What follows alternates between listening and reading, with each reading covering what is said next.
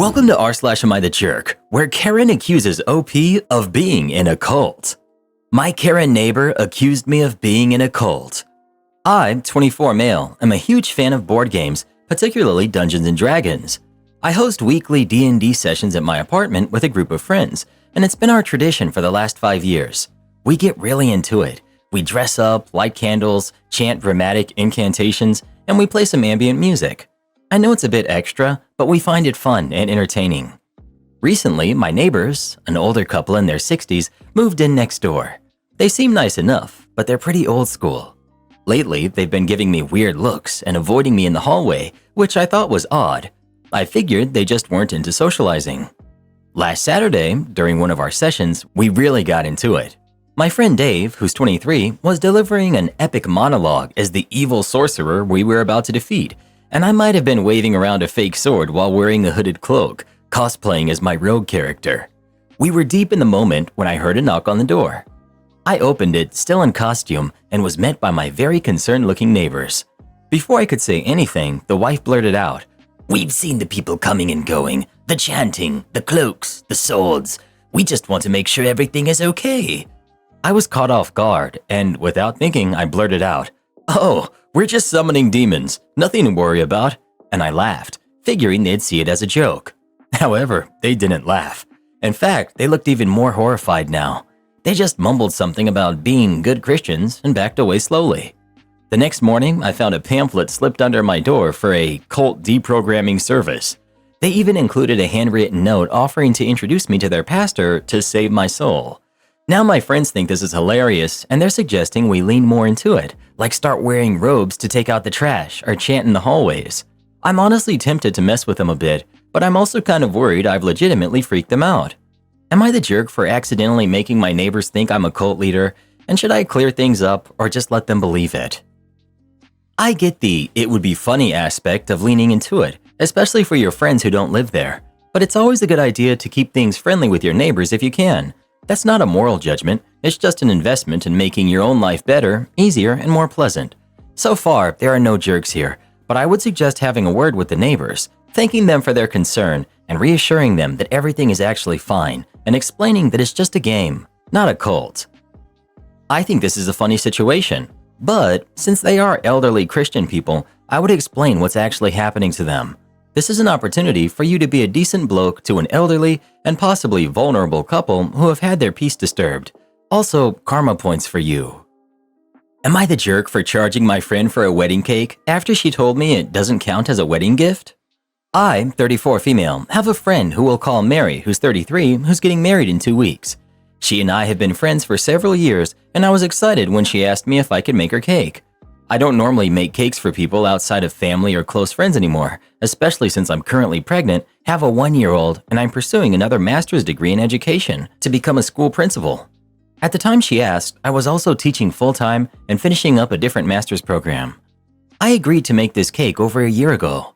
I told Mary that when she offered to pay, I would do it for free as my wedding gift to her.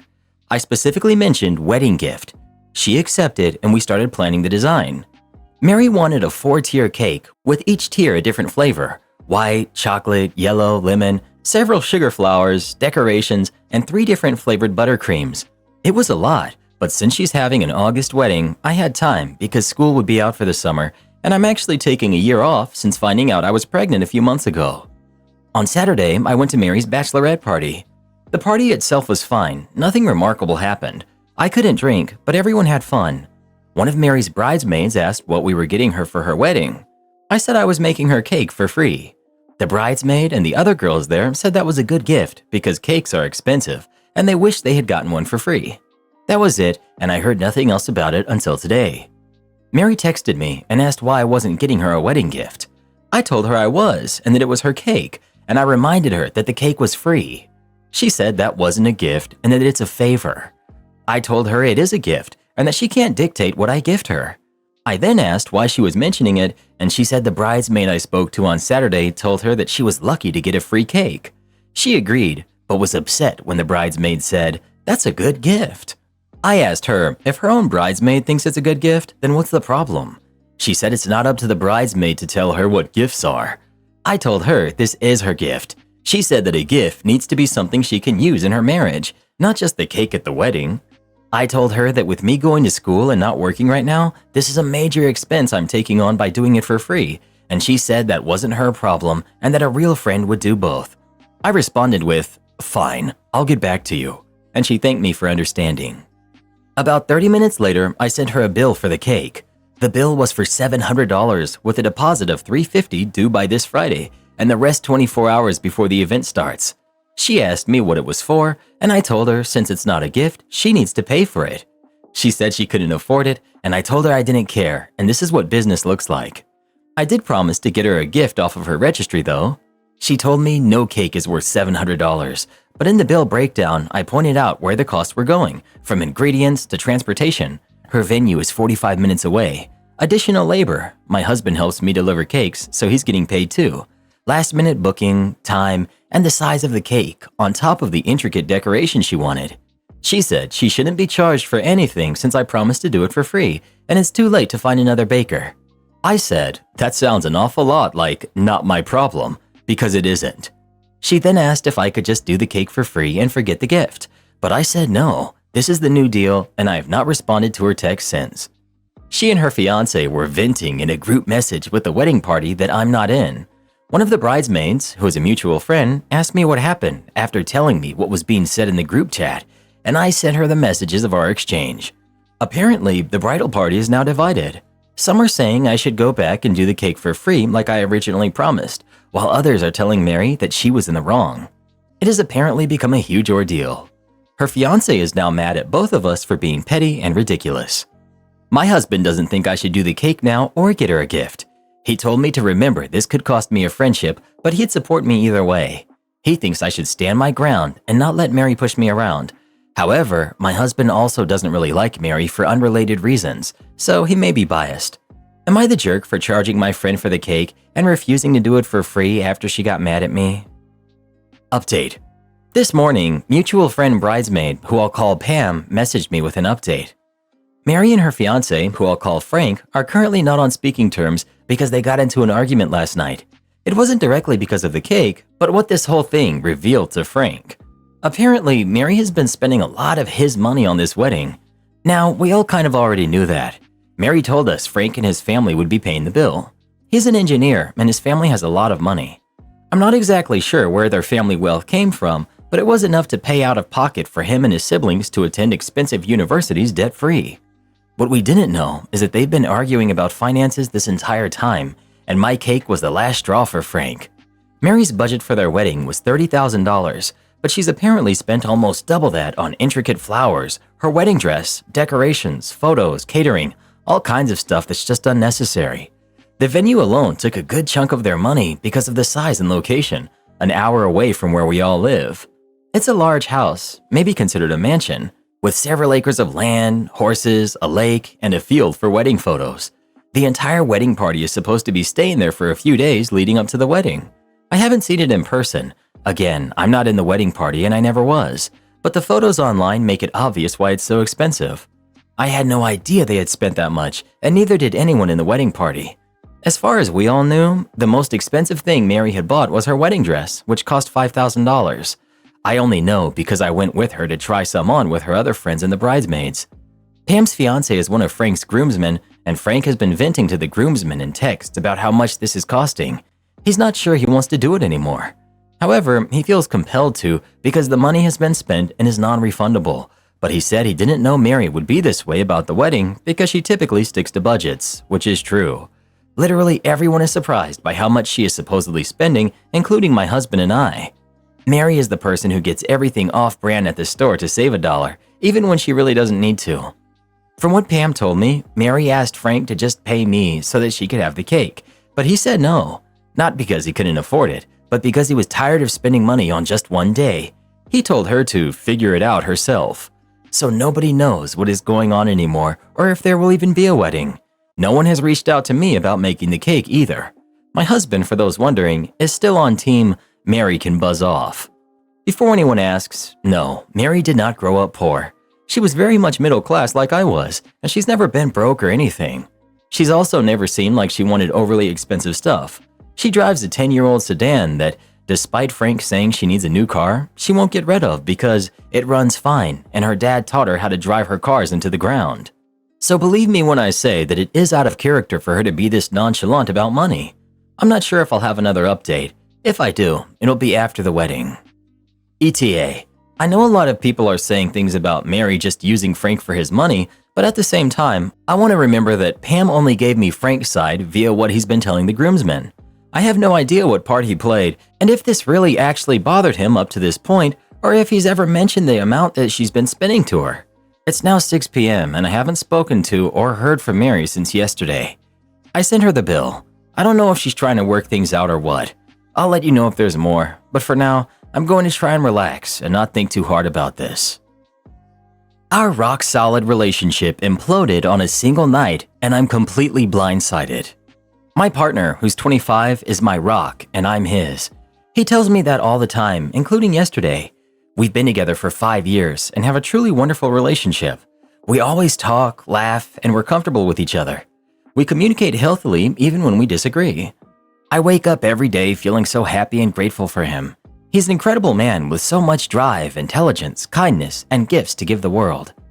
About a year and a half ago, it came up for the first time that we saw ourselves getting married one day. It was such a beautiful moment, and it rocked my world to have been vulnerable, said those words, and have him say them too. Since then, it's been something incredibly happy that I get to hold in my heart and look forward to. The subject has come up sporadically since then, and I haven't wanted to push it too far since we are young, and it's very much an eventually type of thing. Both of our parents are divorced, and his come from money. He received a lot of strong advice growing up not to marry young and to protect his assets, viewing it more from a financial perspective than I ever have. Nevertheless, the thought makes me happy, and we often daydream about the future we'll have together, the little house in New Hampshire we hope to buy, and the dogs and chickens we'll have. These are conversations he participates in and brings up on his own all the time. I want to be able to talk casually about the marriage aspect too, going to bed with a sleepy, "can't wait to marry you," or "love of my life."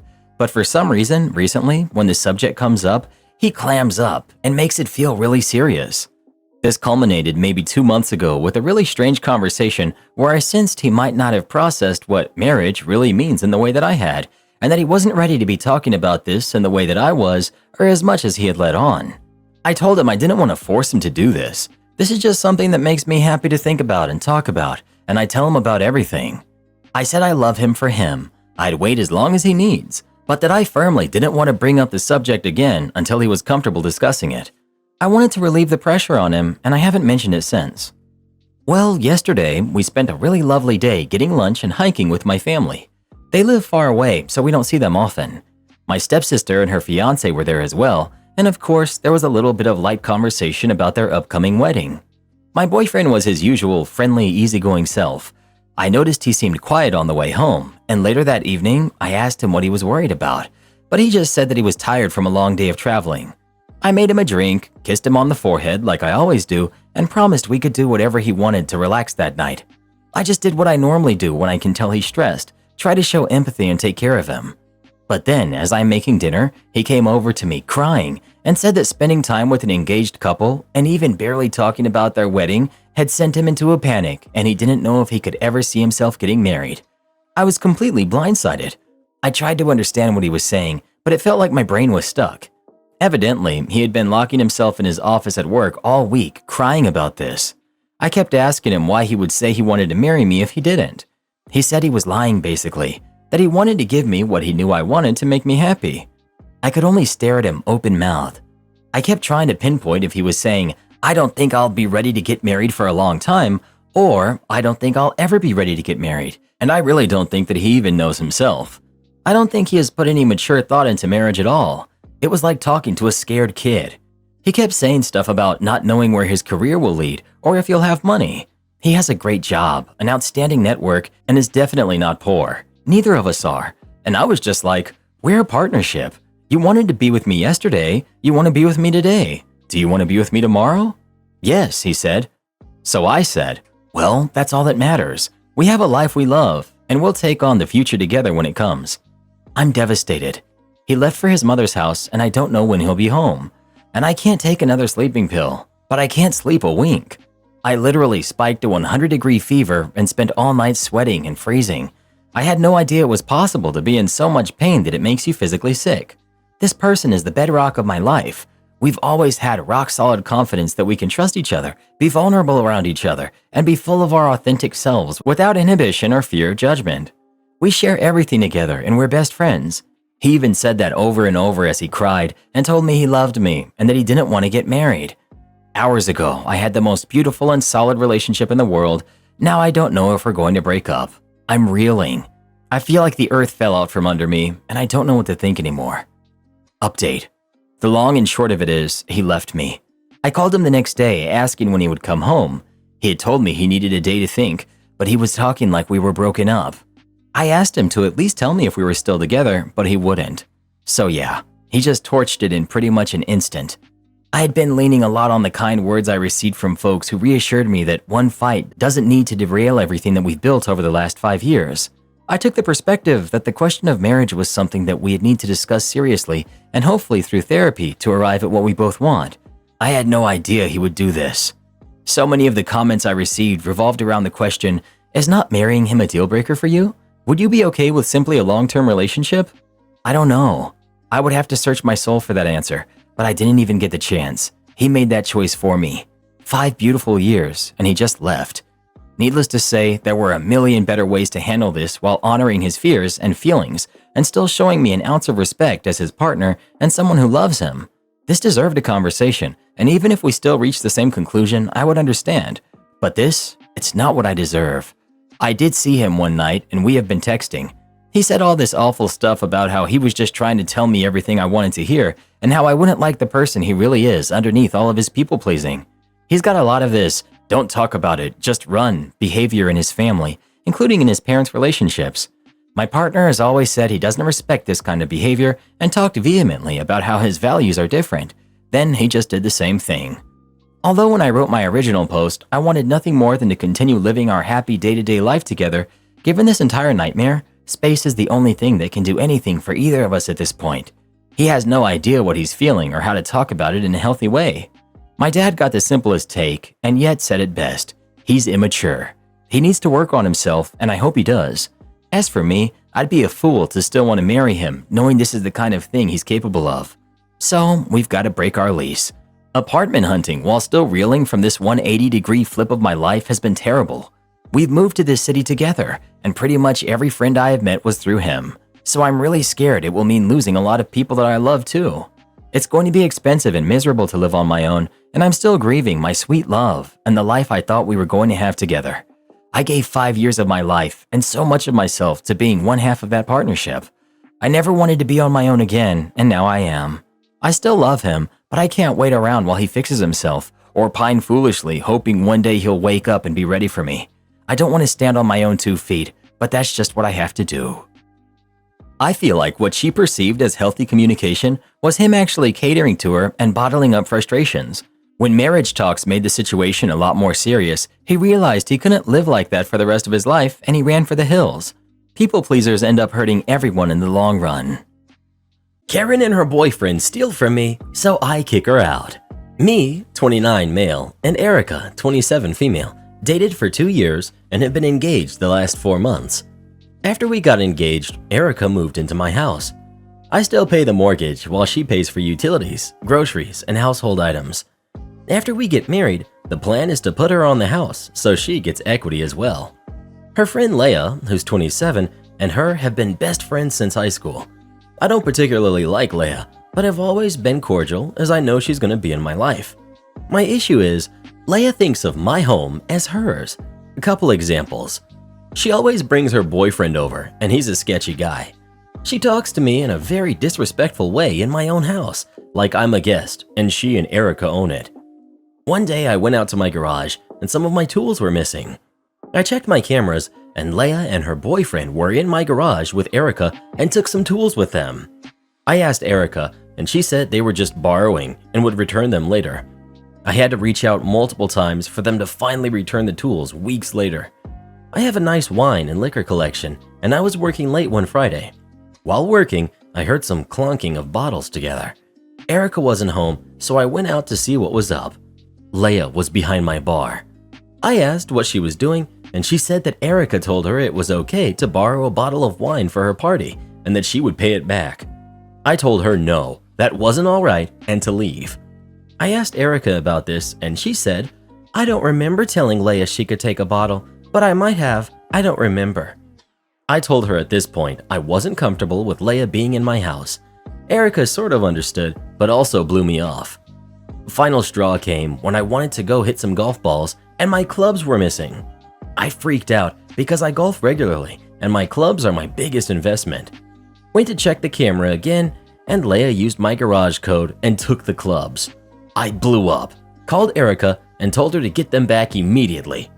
Erica said Leia had asked for the garage code to grab some clothes from her closet and not my clubs. I threatened to call the police, but Erica stopped me. Leia kept telling us that her boyfriend needed them for a work thing. I got them back almost 4 days after they were taken and they were dirty. At this point, I set Erica down and told her that if I see Leia in my house again, then I'm calling the cops. No discussion. Erica got upset, saying that it's her best friend and that wasn't fair to do to her in our house. I said it's a pattern, and since Erica's stuff isn't affected, she doesn't care. I said she can go over to Leia's if she wants to see her. She said she can't do this because Leia doesn't like her apartment and Leia's boyfriend is always there, which makes Erica uncomfortable. I'm now getting the silent treatment and getting called a jerk, but I don't think I'm doing anything wrong. Am I the jerk? Not the jerk. Do not put this lady on the deed to your home. Heck, don't marry her. You don't have a Leia problem, you have a fiancé problem. Time to move on, buddy. I agree, OP. Open your eyes. And you can truly see that Leia does not give a single hoot. She got outed multiple times on camera, got caught taking a bottle of wine, and did not give a single hoot. Leia does not respect the OP, plain and simple. And Erica is fully endorsing this behavior in their house, and she doesn't own any part of it. Not the jerk, but are you sure you want to marry this woman?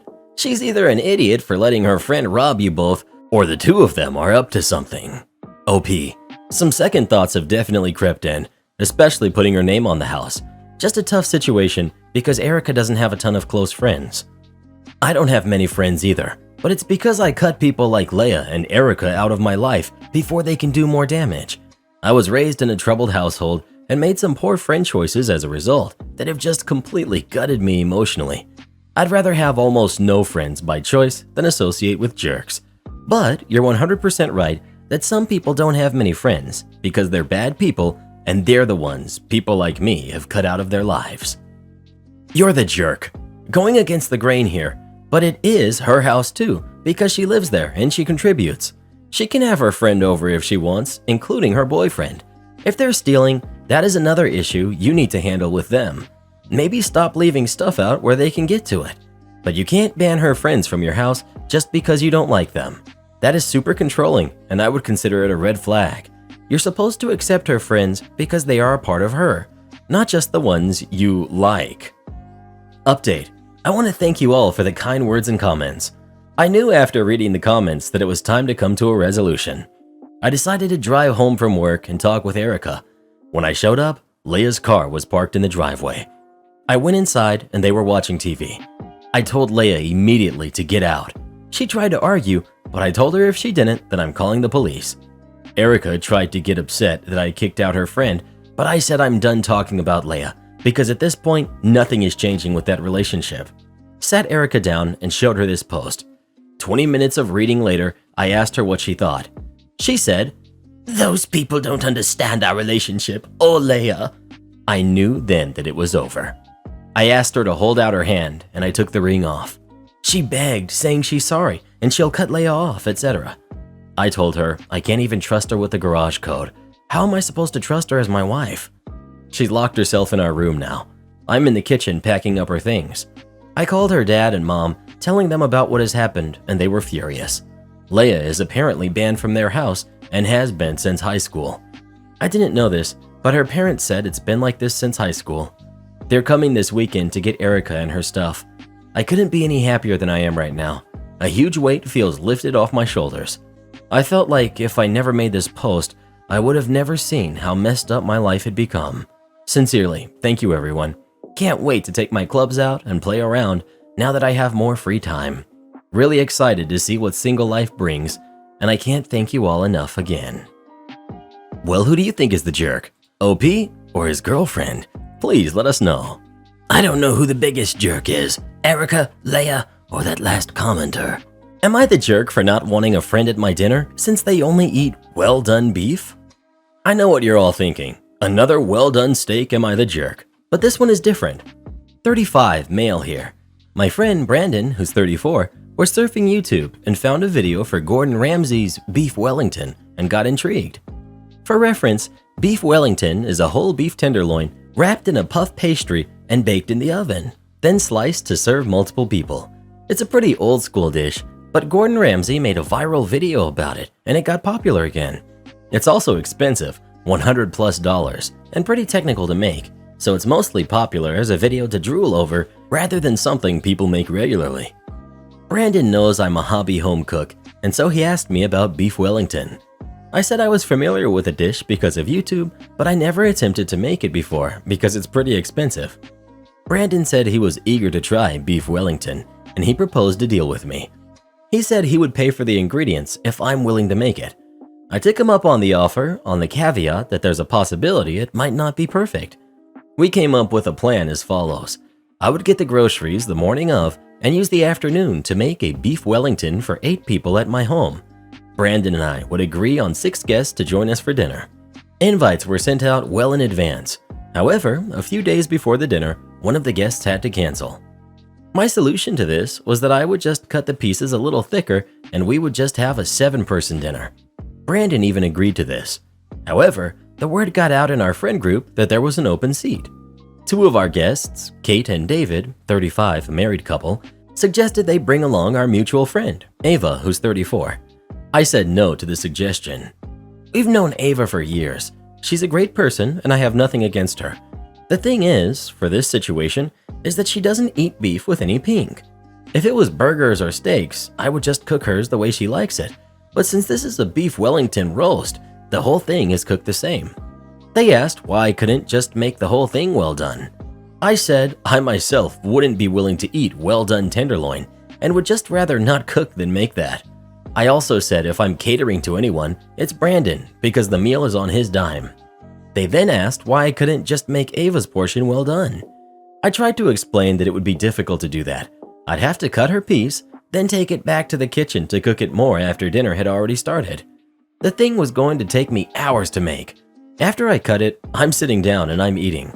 Kate and David are now accusing me of being unaccommodating and excluding Ava, and saying I'm the jerk. What do you all think? Not the jerk. They're being inconsiderate to your time and effort. If they think it's so easy to accommodate Ava, they should do it at their house and see what it's like. As a hobby baker/cook, I definitely understand where you're coming from. Not the jerk. Uninvite Kate and David from your life.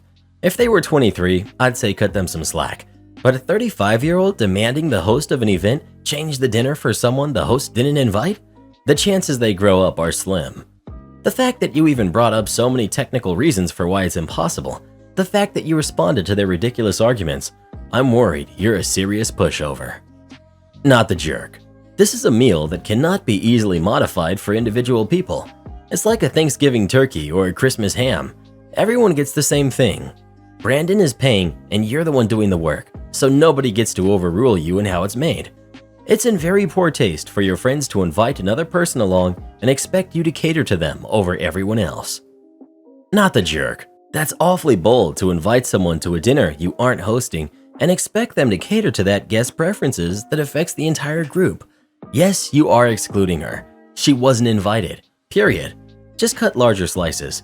If you need to play nice, then just say you had multiple people who wanted to come and can't accommodate all, so you chose no one, and everyone will enjoy larger portions and enjoy the meal the host made.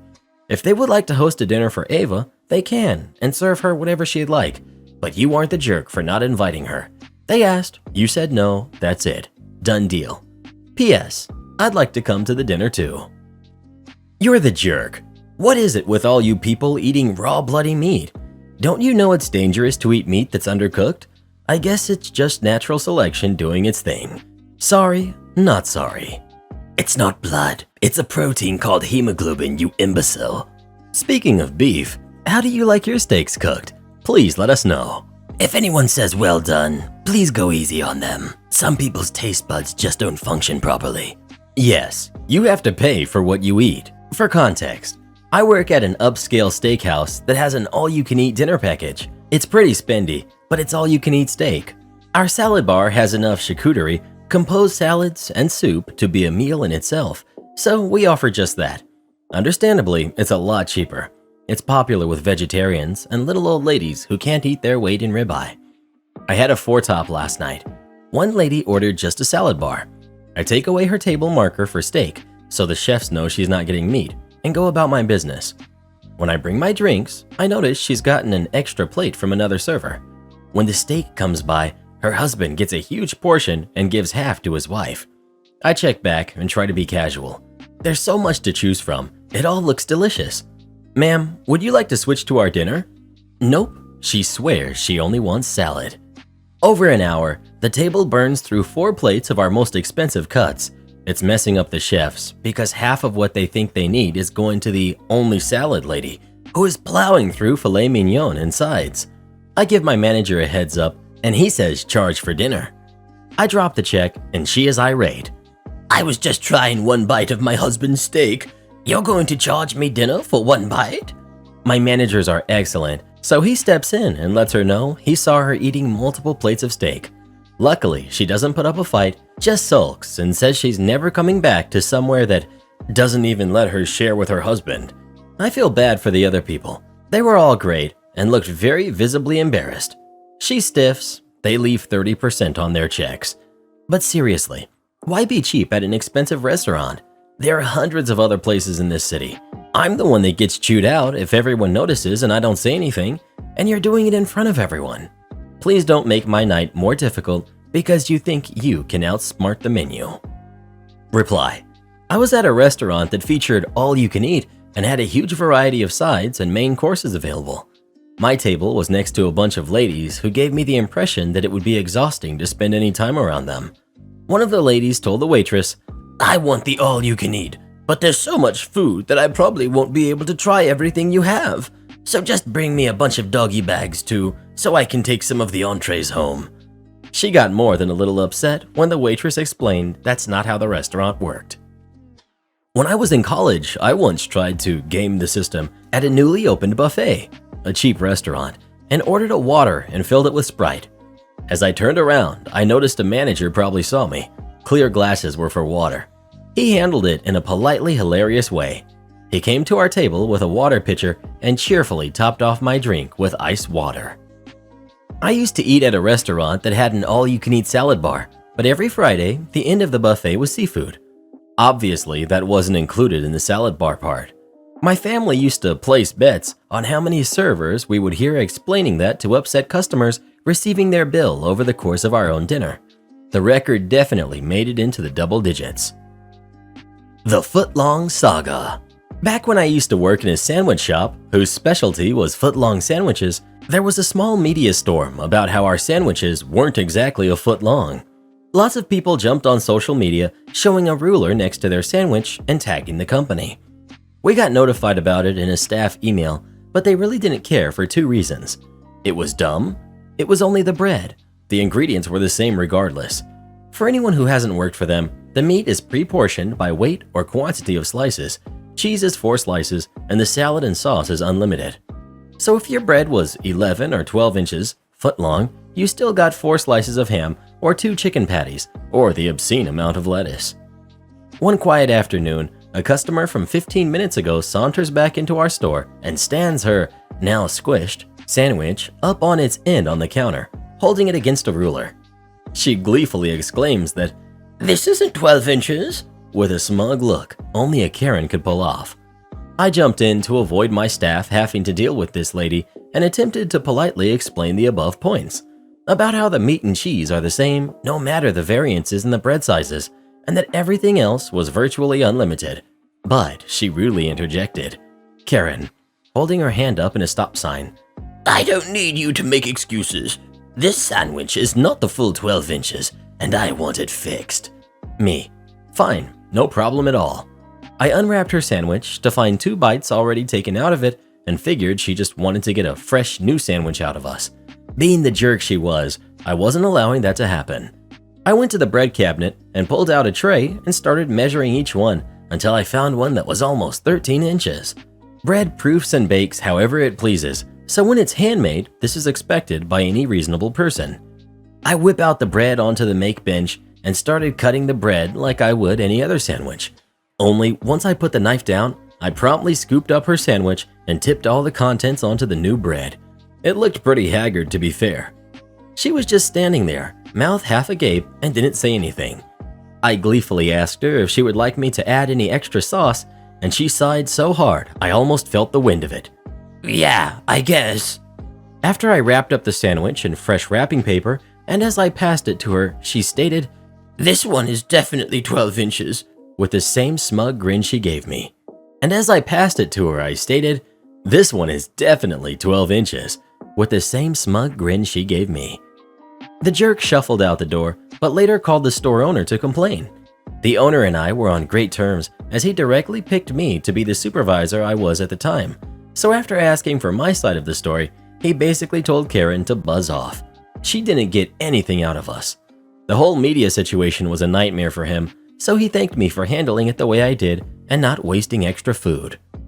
Am I the jerk for ruining vacation for me and my husband because of his pay raise? Me, 31 female, and my husband, 33 male, have been together for 9 years. We both were young and broke when we first met. My career took off, and I've been making great money for years. He, however, struggled with his career path the entire time. He's had close to 20 different jobs and was unemployed multiple times. This was never a problem for me, but the fact I make 3 to 4 times more was definitely messing up with his ego. He likes to act like a man, especially in public. To make things between us more smooth, I've been paying the majority of our bills and investing and saving big chunks of my salary with almost no disposable income left. This way, he got to keep most of his money he got to take us out, pay for all of our activities, etc. This dynamic worked well for us for years. Now, recently, he found a career that he loves. He's been with the same company for 2 years, which is the longest he has ever held a job. They gave him a huge promotion last month with a huge pay raise. Ever since he got this promotion, he started acting differently. He would get drunk every night, hang out with his friends or family, and just talk about how great he is. At first, I was supportive and was letting him be the center of attention, but after a couple of weeks, it became irritating. He started presenting my accomplishments as his own. He would say, "My condo," but his name is not even on the deed, nor did he contribute towards down payment or mortgage, or "my business," when referring to a business that we recently started, but I did 100% of all the work, and he didn't contribute at all, even when I needed his help. We went on vacation to Mexico, and I was really hoping that things would change back to normal, but it only got worse. He started handing out $100 bills as tips left and right. He would demand the biggest lobster tail, ask the waiter to find him a massage therapist and bring it to the restaurant, say, "I just paid for that guy's month worth of rent." I didn't like that. I'm still making more money than him, but I never throw it in people's faces. He was trying to buy me $3,000 earrings and a $5,000 art piece. He hasn't even gotten his first paycheck at the new job yet, and he has close to $50,000 in credit card debt. And the cash that he was giving to everyone, he took it from the cash emergency fund that I kept at home. And he started treating me differently, like I'm a trophy. He would show me off to everyone, try to buy me expensive things, but he wouldn't talk to me or spend any time with me. He was also drunk the entire time. I tried talking to him multiple times. He was always either drunk or hungover, and the next day he wouldn't even remember talking to me. On the 3rd day of the trip, I snapped. I was about to fly home on my own. He promised to not have another drink while on vacation, and he spent the rest of the time with me, but I was still angry and we argued a lot. Neither of us enjoyed the rest of the trip. My friends say I overreacted. Am I the jerk for ruining this vacation? Not the jerk. It's actually disturbing that you think you might be the jerk here. Why are your standards so low? OP. My friend and her husband were in Mexico with us, so she was there and witnessed it in person, and she thinks it wasn't that bad. I don't think she's a bad friend. She's just more chill than me. And also, she herself doesn't work, and her husband supports her, buys her expensive gifts all the time, and she loves it. So this seems normal to her. I could have married someone like that easily, but I'm too ambitious to stay home. and I want to be treated with respect and not like a trophy. I almost feel like my husband was seeing their dynamic and was trying to imitate it in a way because he doesn't normally act this way. Not the jerk. You still have the same problem you always had, a husband with emotional troubles. He really needs to work on that. Perhaps therapy would help, though he sounds like the sort of person who might think therapy isn't manly. And now that he makes more money than before, you two need to have a serious discussion about how your finances will change. For instance, now that the circumstances have changed, it's no longer appropriate for you to pay all of the bills. OP. Spot on. He wouldn't go to therapy. I have suggested it. Honestly, I don't worry too much about bills. Like, if we broke up, I would still have to pay the bills, and there will be approximately the same. He has offered to contribute more, to be fair. I'd say not the jerk, but your husband's ego is worrisome. I understand the stigma causes many men to believe their role is to be the breadwinner, but that does not excuse this behavior, nor the frivolous spending. You two definitely need to talk this out, possibly seek counseling to navigate this. There seems to be a lot of issues to unpack, but if he does not relax his ego a bit, it'll only get worse from here. Good luck, OP. Sorry the trip was ruined. Am I the jerk for canceling on a dog sitter and leaving a bad review, calling her unsafe? I, 28 female, have a large dog. She's almost 70 pounds and a mix of herding breeds with something bigger. Usually, if I have to go somewhere and can't bring her, there's a dog boarding facility that we like to bring her to. I had to leave for a week or so and wasn't able to get a spot there because it was such late notice. I looked around for dog sitters and there was one that seemed relatively good. She had mostly good reviews, and when I talked to her, she seemed to know what she was doing. She had another dog that my dog got along with very well, and she seemed like a good choice. Until on the second day I was gone, Wednesday, she sent me a picture of my dog who she was allowing her 6-year-old niece to lie on. Like my dog was sleeping and her head was on my dog's side. I texted her asking what she was doing, and she said that her niece loves the dog and she's very good with her, and my dog loves her niece. I asked her please not to let her niece do that, and she said that she had the right to make the decisions she thought were the right ones. I told her that I was canceling the rest of the stay and drove home to pick up my dog. I was able to find someone else to take her who I know will not be unsafe. I left a bad review on her page. It was a 1-star review explaining what happened and saying that she was unsafe and handled the situation in an unprofessional manner. When I pulled up in her driveway, she and her niece were sitting on the porch with my dog not on a leash. She ran towards me when she saw my car, and the sitter made no attempt to stop my dog from running towards the road. I grabbed her and put her on a leash and went up to their porch to pay her for the 2 days. When I gave her the money, she was very rude. She said it was rude to cancel a stay during the stay itself, and that I was trying to ruin her business by making a big deal and leaving a bad review. She said it was common for people to let their kids around dogs, and I shouldn't have a dog I wouldn't want around kids. I left, so I didn't say anything I regretted and edited my review.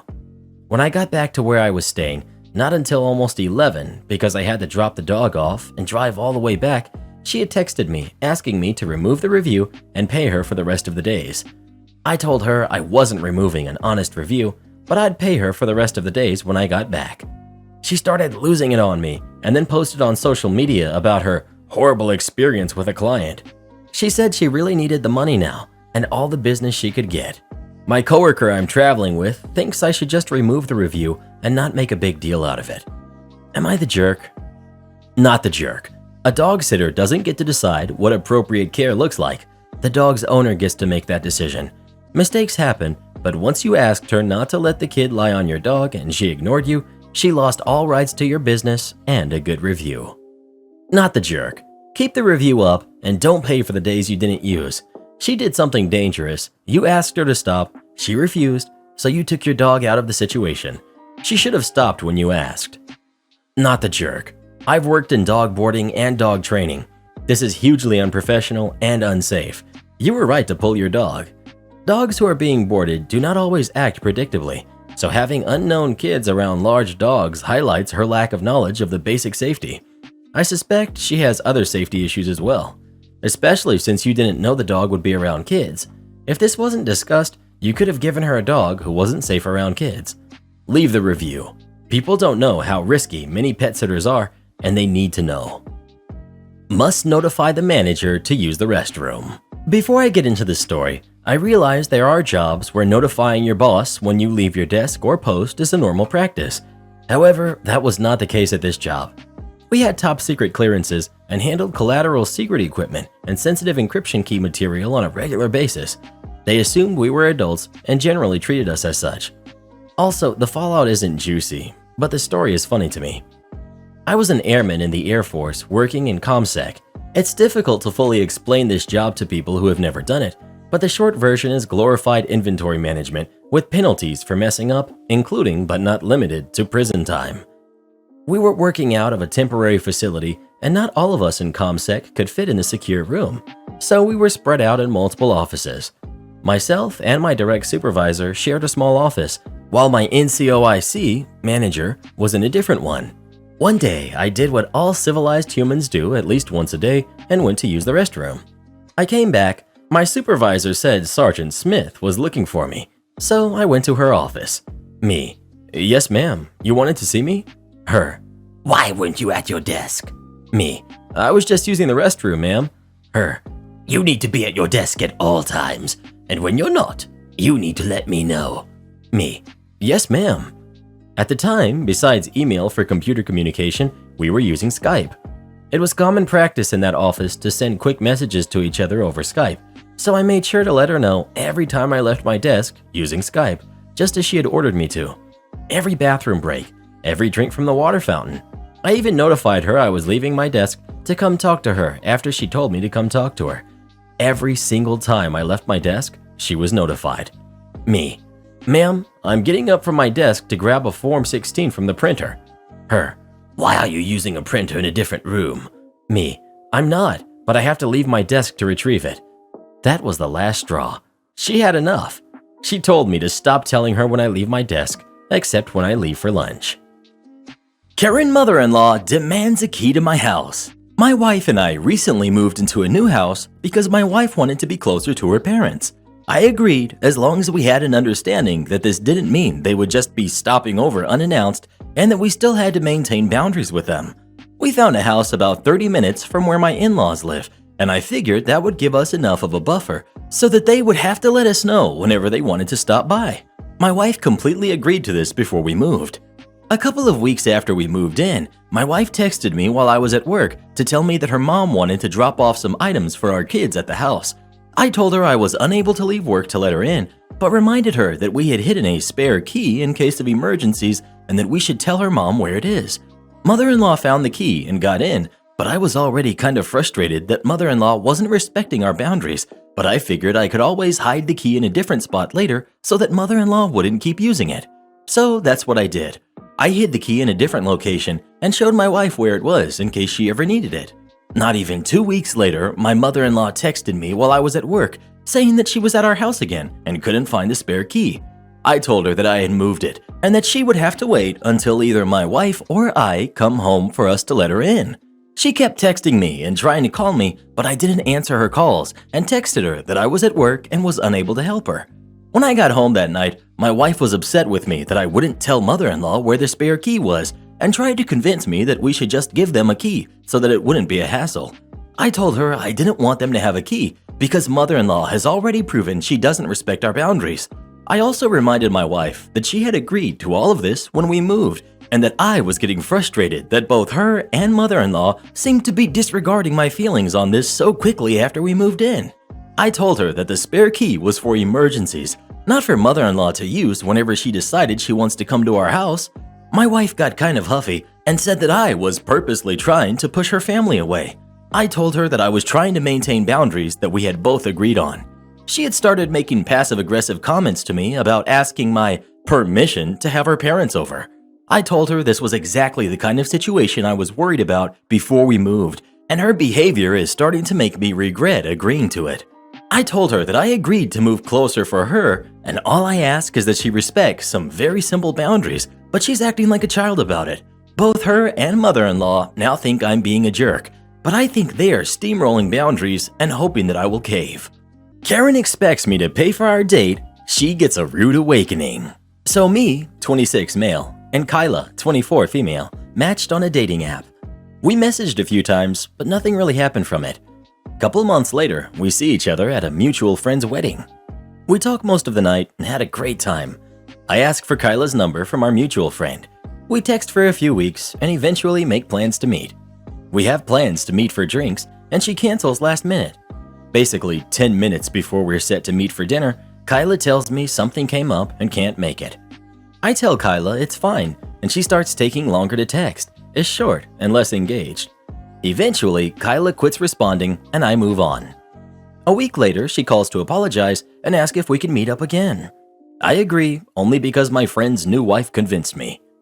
Date comes and it starts off rocky. Kyla showed up late saying traffic was bad. She brought up her past relationships constantly and it made me uncomfortable. She did apologize for canceling the first date, saying she was nervous. She also had multiple drinks and a shot. I only had 2 drinks. She was also on her phone. Not the whole date, but enough for me to notice. Things weren't going well and the conversation was stiff. When the bill comes, they ask how we're doing it, and I say split it. Kyla looks at me and says, "I didn't actually bring my wallet." At this point, I'm just done and I say, "I'm sorry, but I'm not paying and I don't think this is gonna work." I paid my bill and left while Kyla sat there. My friend's wife calls me that night, yelling at me, calling me a jerk. I guess Kyla's sister had to bring her some money. I've been called a jerk by some of the friend group. Am I the jerk? Not the jerk. What kind of idiot doesn't bring any money at all to a date? It was really presumptuous of her to expect you to pay in the first place. Not bringing her wallet is just downright manipulation. Good for you for sticking to your guns. I'm 33, and from my experience in dating during my generation, whoever invites the other out is the one who is expected to pay. Expected is in quotes because it is not a requirement. Not only is OP not a jerk, she invited him out this time and should have paid herself if the check was not split. Not the jerk. Edit. The word expected was in quotes because I couldn't think of another word to use, but splitting is still the standard. If anyone pays for the whole thing, it's the inviter. This isn't required, but it is polite. That being said, it isn't impolite to split either. I think the asker being the one to pay is the polite thing, unless you're both broke college students, in which case it's fair to go Dutch, but you should tell them you're going Dutch. That's how it should go. Personally, I always assume that I'm paying for everything if I invite someone out. For example, my bestie and I love the theater, so if I suggest it, I pay for drinks and programs and stuff. If, on the other hand, I am invited somewhere, then I always assume I'm paying for myself, sometimes even when I've been told otherwise. There were a few times as a student that I was invited somewhere. I said I couldn't afford it, and the friend said they would cover it, only to pay for myself anyway because they couldn't actually afford it. Not the jerk. She toyed with you, blew you off last minute, stopped responding, and then she invited you out the second time, which is pretty common that either the check is split or the person who invited the other pays. On top of that, she was an unengaged and honestly unpleasant person to hang out with, so the least she could do is pay for her own crap. Also, odds are 100 to 1 that she deliberately left her wallet at home to try and guilt you into paying for her. Count your blessings that you dodged the Kyla bullet, and also, you should tell the friend's wife to butt out. You're the jerk. It honestly sounds like she's the one who dodged the bullet. Can't believe how many people are saying you were in the right here. If I ever went out with a guy and he expected me to pay, that would be the last time I ever went anywhere with him. It's called being a gentleman. It's simple. I'm a pretty hot chick. We're in high demand. At any given moment, I can find 100 guys on Tinder who will take me out and buy me dinner. You're a dude, which means unless you're a 9 or a 10 or rich, you're definitely not in high demand. At any given moment, you're lucky to find a girl on Tinder who will even let you take her out. So why should I ever have to pay for my own food or ticket or whatever when there's literally hundreds of dudes who will pay for it because I'm hot? Maybe you girls agreeing with OP are just not very attractive or something. Myself and all of my friends, who are also hot, never pay for anything on dates because that's one of the perks of being beautiful. Well, don't you sound pleasant? Sounds like she's really gonna make some lucky guy a happy husband one day. Or she'll be the death of him. Only time will tell. Well, who do you think is the jerk? OP or Kyla? Please let us know. I wish Kyla had had to wash dishes or something. That would have been perfect. Am I the jerk for exposing the true paternity of my friend's son? This sounds so bad, I know, and I am mortified, but I had no idea what I was doing. I, female 40, was invited to stop by and see one of my dearest friends from childhood at her mother's home yesterday evening. She lives overseas and hadn't been in the States for years, so she wanted me to stop by, even though they had other family visiting her mother as well. When I got there, my friend introduced me to a couple of her cousins and their husbands. At that point, all the kids were downstairs in the playroom, but she called her son to come up so I could meet him. Her son came and shook my hand, and I remarked how handsome he was. He has deep dimples and gorgeous hazel eyes with long lashes. Right behind him was a girl about the same age with the same eyes and dimples. I said to my friend, "Oh, I didn't know you had a daughter too. You two look like twins." The room was suddenly quiet.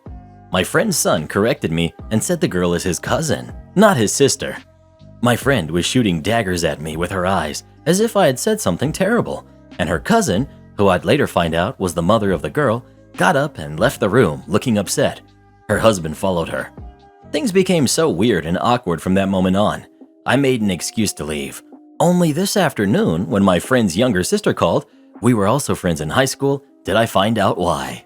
So apparently, my friend had an affair with her cousin's husband when she lived with them briefly, and her son is the product of that affair. From what I was just told, she won't admit it, but everyone had suspected it because the older her son gets, the more he looks like the man.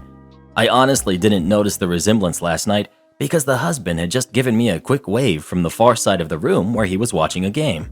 The reason the cousin, his wife, got upset and left the room is she suspected something for years, but everyone has worked hard at convincing her she's paranoid and seeing a resemblance that's not there. So I'm the jerk in this scenario now and ruined everyone's Christmas, or at least that's how it seems, because my friend won't return my calls or texts. ETA. The reason I made the leap to thinking the girl was my friend's daughter is she came upstairs with the son, while all the other kids stayed downstairs, and she was standing behind the son as if awaiting her turn to be introduced to me. Update. I found the cousin and her husband on Facebook this morning and got a good look at him and all the kids. He also has 2 sons with his wife. He has very unique and striking features, and the kids all look exactly like him, as does my friend's son. Any stranger off the street would immediately know they were his kids. What a mess. His poor wife, being told she was crazy all these years, and now probably feeling foolish as well as embarrassed and inexcusably betrayed. Not the jerk. Your friend, the cousin's husband, and everyone else are the jerks for gaslighting the cousin and convincing her that her suspicions were wrong. You didn't even know there had been an affair. You just made an innocent comment that happened to match what everyone else already knew and were trying to pretend didn't exist. This is on your friend and her cousin's husband and the rest of the family for trying to convince the cousin that she was crazy for her suspicions that they all already knew were correct. The only innocent people here were you, the cousin, and the kids. Not the jerk. If you don't want your affair to come to light, perhaps don't have one with a family member who is going to be around all the time. She has nobody to blame but herself. Not the jerk. But when they tell this story, they won't mention you by name. You are a big player in someone else's life-changing drama. Do try and remain in the background. Front and center isn't where you want to be in this story. OP. I plan to be nowhere in this story going forward. I only wanted to apologize for anything out of line I might have said. I didn't expect such a bombshell. I had been telling myself maybe they were upset that I was suggesting their daughter looked like a boy. That's all I could come up with. Anyway, I probably won't see any of them intentionally again. Coworker expects me to trade shifts because they're a parent. I, female 34, have been at my current job for almost a year now, but I've worked in the hotel industry for almost 10 years now. As a result, I have learned not to ever plan to have a holiday off. During this time, I have never had Christmas, Thanksgiving, or New Year's off. That holidays will almost always go to coworkers that have kids first. Well, onto my conundrum. My coworker, male 55, approached me about trading shifts for Christmas. I lucked out immensely this year and got the 23rd through the 25th off, mainly because another coworker has gone on vacation and won't be back until that time. My coworker approached me last night asking me if I had plans, which I do, planning to the parental units. They both had 2 rounds of their shots and I had 1. So I want to see them for one holiday at least. So I told him as such, and he then asked me if I was willing to trade shifts. I'm really not. He then said he should get it off because he has kids, although they are grown and he has seniority, which massively rubbed me the wrong way.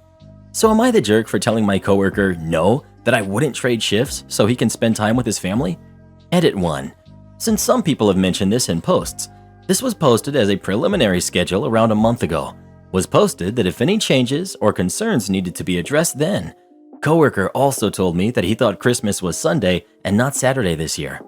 A few people have said that I requested the day, which I didn't. I actually like working most holidays as I get holiday pay. This is like the second job that has it and all of my time working hotels. Edit 2. I hate doing edits, but things have changed a little. So talked to him tonight as I was relieving him from his shift. He apologized for the seniority crack. He said he was joking and realized at home that it was in bad taste. Not the jerk. Also, in the future, I wouldn't give an explanation. No, I can't trade shifts. It won't be possible. Rinse and repeat. He and his family can plan a makeup celebration whenever he's free, like everyone else who has to work on the holidays. Not the jerk. Agreed, it's none of his business if you have plans or not. Opening with that question is a ploy for him to determine if your need is greater than his. OP's response was what friendly coworkers do. Give additional info to a seemingly common and casual question, but with the anticipation of being asked to switch. A simple yes or why would be totally acceptable. Either make them tell you what they are up to or call them on their BS out of the gate. Not the jerk. I love how people without kids are marginalized around the holidays. Like, you can't possibly have a life or the right to simply sit home and enjoy the day off. The entitled jerk can buzz off. Enjoy the holidays with your parents. Life is too short. At an old job, a boss asked me what my plans were for the holidays. I knew he was fishing for coverage because everyone with kids wanted off and I was already approved. So I said that I was spending them with my husband and kids. I was newish to this job and kept to myself, so no one knew a lot about me. He went, "Oh," and then moved on. After the holidays, he asked me how my plans were. I said great and showed him a photo of me, my husband, and our 2 cats. He asked where the kids were, and I pointed to the cats. OMG, the look on his face. Needless to say, I did not last long there, which was fine because I hated it anyway. Absolutely not the jerk. I have kids, and I absolutely hate it when people play the "but I have kids" angle. So what? We all have someone or something we would like to do. Jane's cat is just as important to her as my kids are to me, so get over yourself. Also, as a hotel GM who never takes holidays off, stand up for yourself. You deserve a few days off if you want them. You're the jerk. Every time I read one of these, I always say the same thing. Folks like myself who have kids and families, our time spent with them is infinitely more important than whatever it is you were planning to do on your holiday off if you don't even have kids. My kids are more important than you getting to sit on the couch all day watching TV shows. Unfortunately, some people are just too stupid to realize that. I don't think you should be calling anyone stupid. Well, who do you think is the jerk? OP or her coworker? Please let us know. If it weren't for the entitled parents, we wouldn't have half of these stories now, would we? But I really hope that last commenter takes a long walk off a short pier. Am I the jerk for refusing to go to my son and daughter-in-law's house for Christmas? My son got married a few years ago, and they had their first kid 9 months ago. I usually have people over to my house for Christmas, and my son said since they now have a baby, they will not be traveling anywhere on Christmas Day. That's fine, and I told him to have a nice Christmas. He invited me over, and I politely declined. I don't want to go to anyone's house on Christmas, which is why I fully respect them not wanting to come here. And she is inviting her family, and I don't want to have a big holiday with people I don't know well. Also, I want to invite certain people to my house who they do not know. My son snapped at me that that was selfish, and it's his wife's turn to host. I said we don't need to take turns. We can both do it every year since I'm not demanding they come to my house, and they can't force me to go to theirs. We ended the conversation okay, but he called me again and said certain family members won't go if I don't want to go, so I have to come. Honestly, I don't believe that. I believe they told him that, but I think it was just an excuse. He wants his cousins there, but I feel that my sister feels like I do. That why should we have to give up our holiday plans just because he wants to try something new? I told him I just really don't want to come. I want to be home with my husband and eat what I want. I don't like people, and he knows that. He got very angry and said no normal person would do this to their kid. I even offered a compromise. I will lie to my sister and say we really aren't doing anything for Christmas and not to expect a big meal. If she still doesn't want to go to his house, I think that proves she is lying. My son thinks I'm a jerk because I'm not willing to sacrifice this for him. I think he's being a controlling jerk, and while he and his wife have the right to do whatever they would like, they do not get to force that on me. Honestly, I don't see myself changing my plans, but he made me promise I would read the responses and get an unbiased opinion. Also, someone said to add and edit that my mother-in-law, who doesn't know my son well, comes over on Christmas, and I don't want to abandon her. Not the jerk. Reddit will take up arms to protect a daughter-in-law's wish to stay home for Christmas, and I think that's just fine. You deserve no less consideration, and you are being polite to boot. Your son is not being reasonable. Right?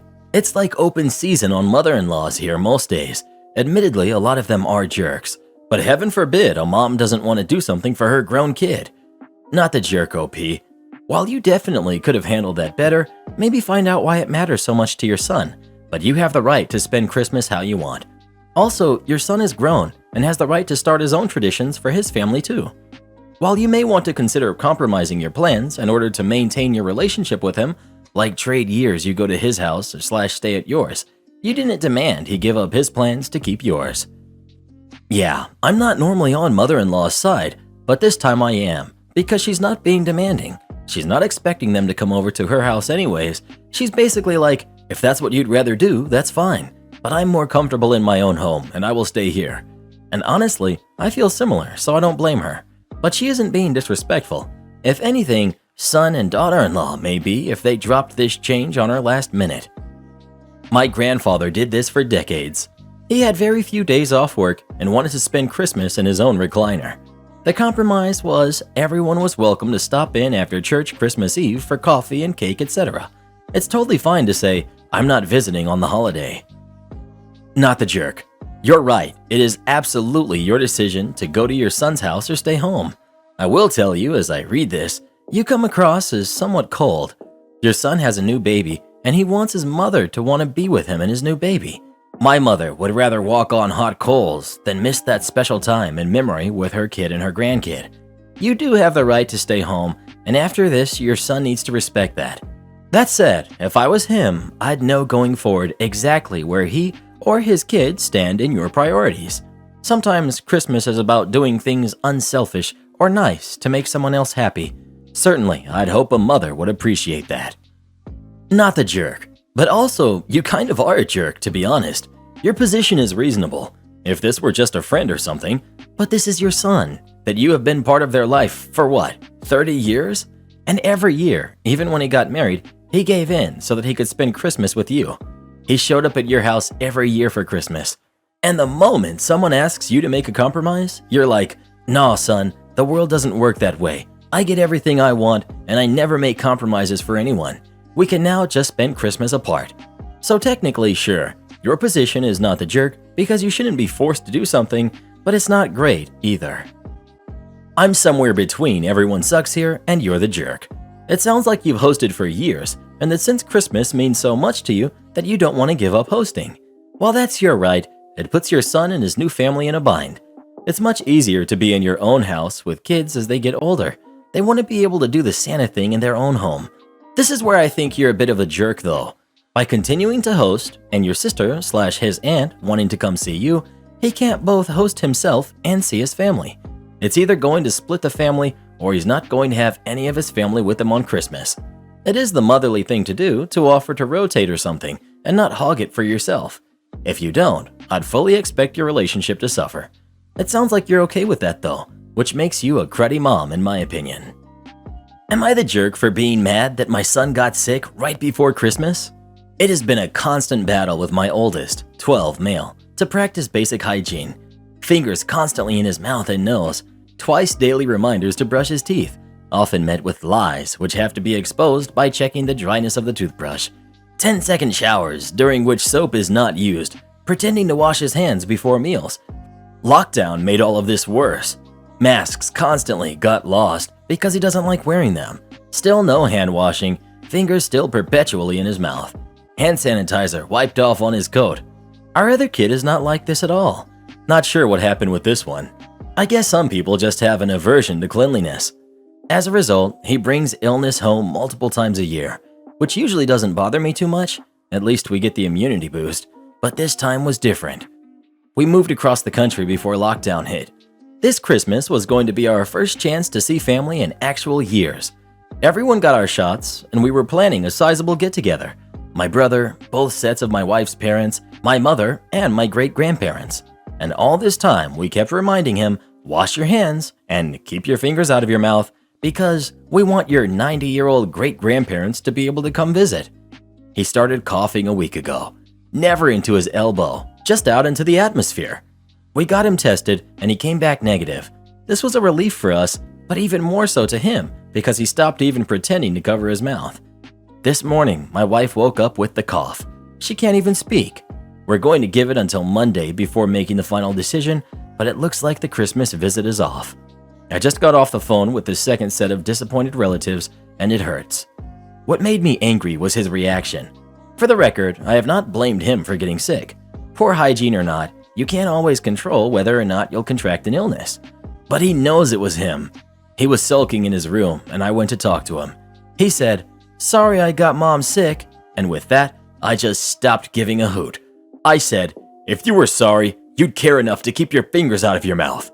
Like I said, his younger brother has no problem with hand washing or hygiene in general. We've had him checked, and he does not appear to have any medical or psychological issues causing this. He's just gross, and I'm tired of it. Edit.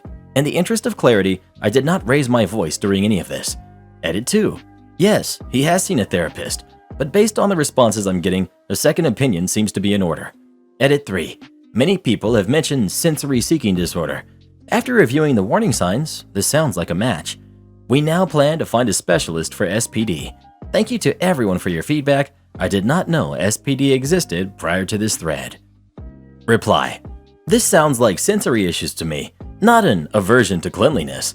Your sons aren't the same person, so stop comparing them. That's unhealthy and will just breed resentment. Have you asked him why he doesn't want to do these things? Have you tried troubleshooting? I can't stand the smell of hand sanitizer, so I wash my hands. I dislike the texture of liquid soap on my hands, so I use bar soap for hand washing. Dove soap dries out my skin in the shower, so I use this other stuff. I hate the noise and vibration of an electric toothbrush, so I use a manual one. Some people hate mint flavor, so they get bubblegum or fruit-flavored toothpaste, etc.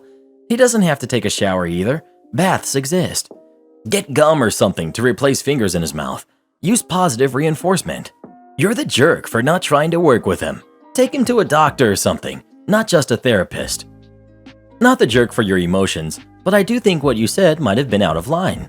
Even if he doesn't have any mental or psych issues that might cause this, and I'd get his second opinion on a sensory processing disorder. At the very least, your boy has developed habits, and habits are hard to break, especially as a kid when you haven't been taught how to break habits. At this point, he can't help but put his fingers in his mouth because he does it unconsciously. Work with him on slowly breaking habits and positively rewarding small changes. You're the jerk. First of all, some of those habits are a sign of executive functioning disorders and need positive reinforcement to work on good habits. Second, kids get sick, especially those attending school, even with masks. He feels bad. He even said as such.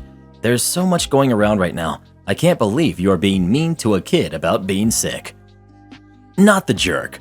When I was little, I also put my fingers in my mouth all the time. Picked my nose too.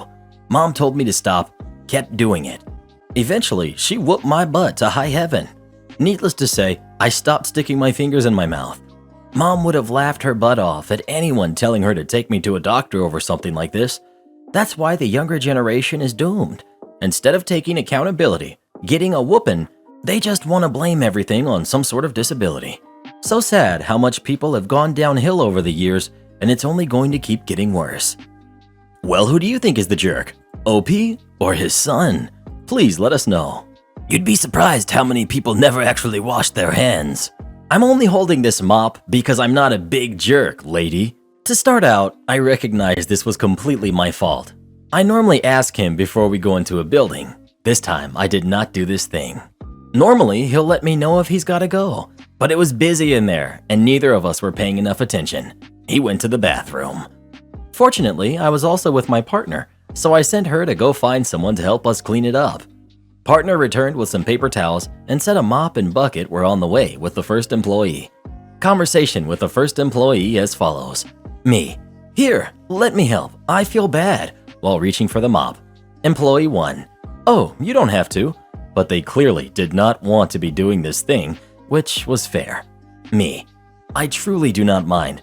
I worked in food service for years, plus absolutely my fault. Mop acquired.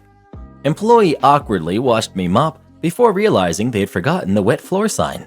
They left to go retrieve it. At this point, I've passed the dog to my partner so I could handle the mop. Both my partner and dog are walking to the end of the aisle to get our cart. I'm then approached by the second employee.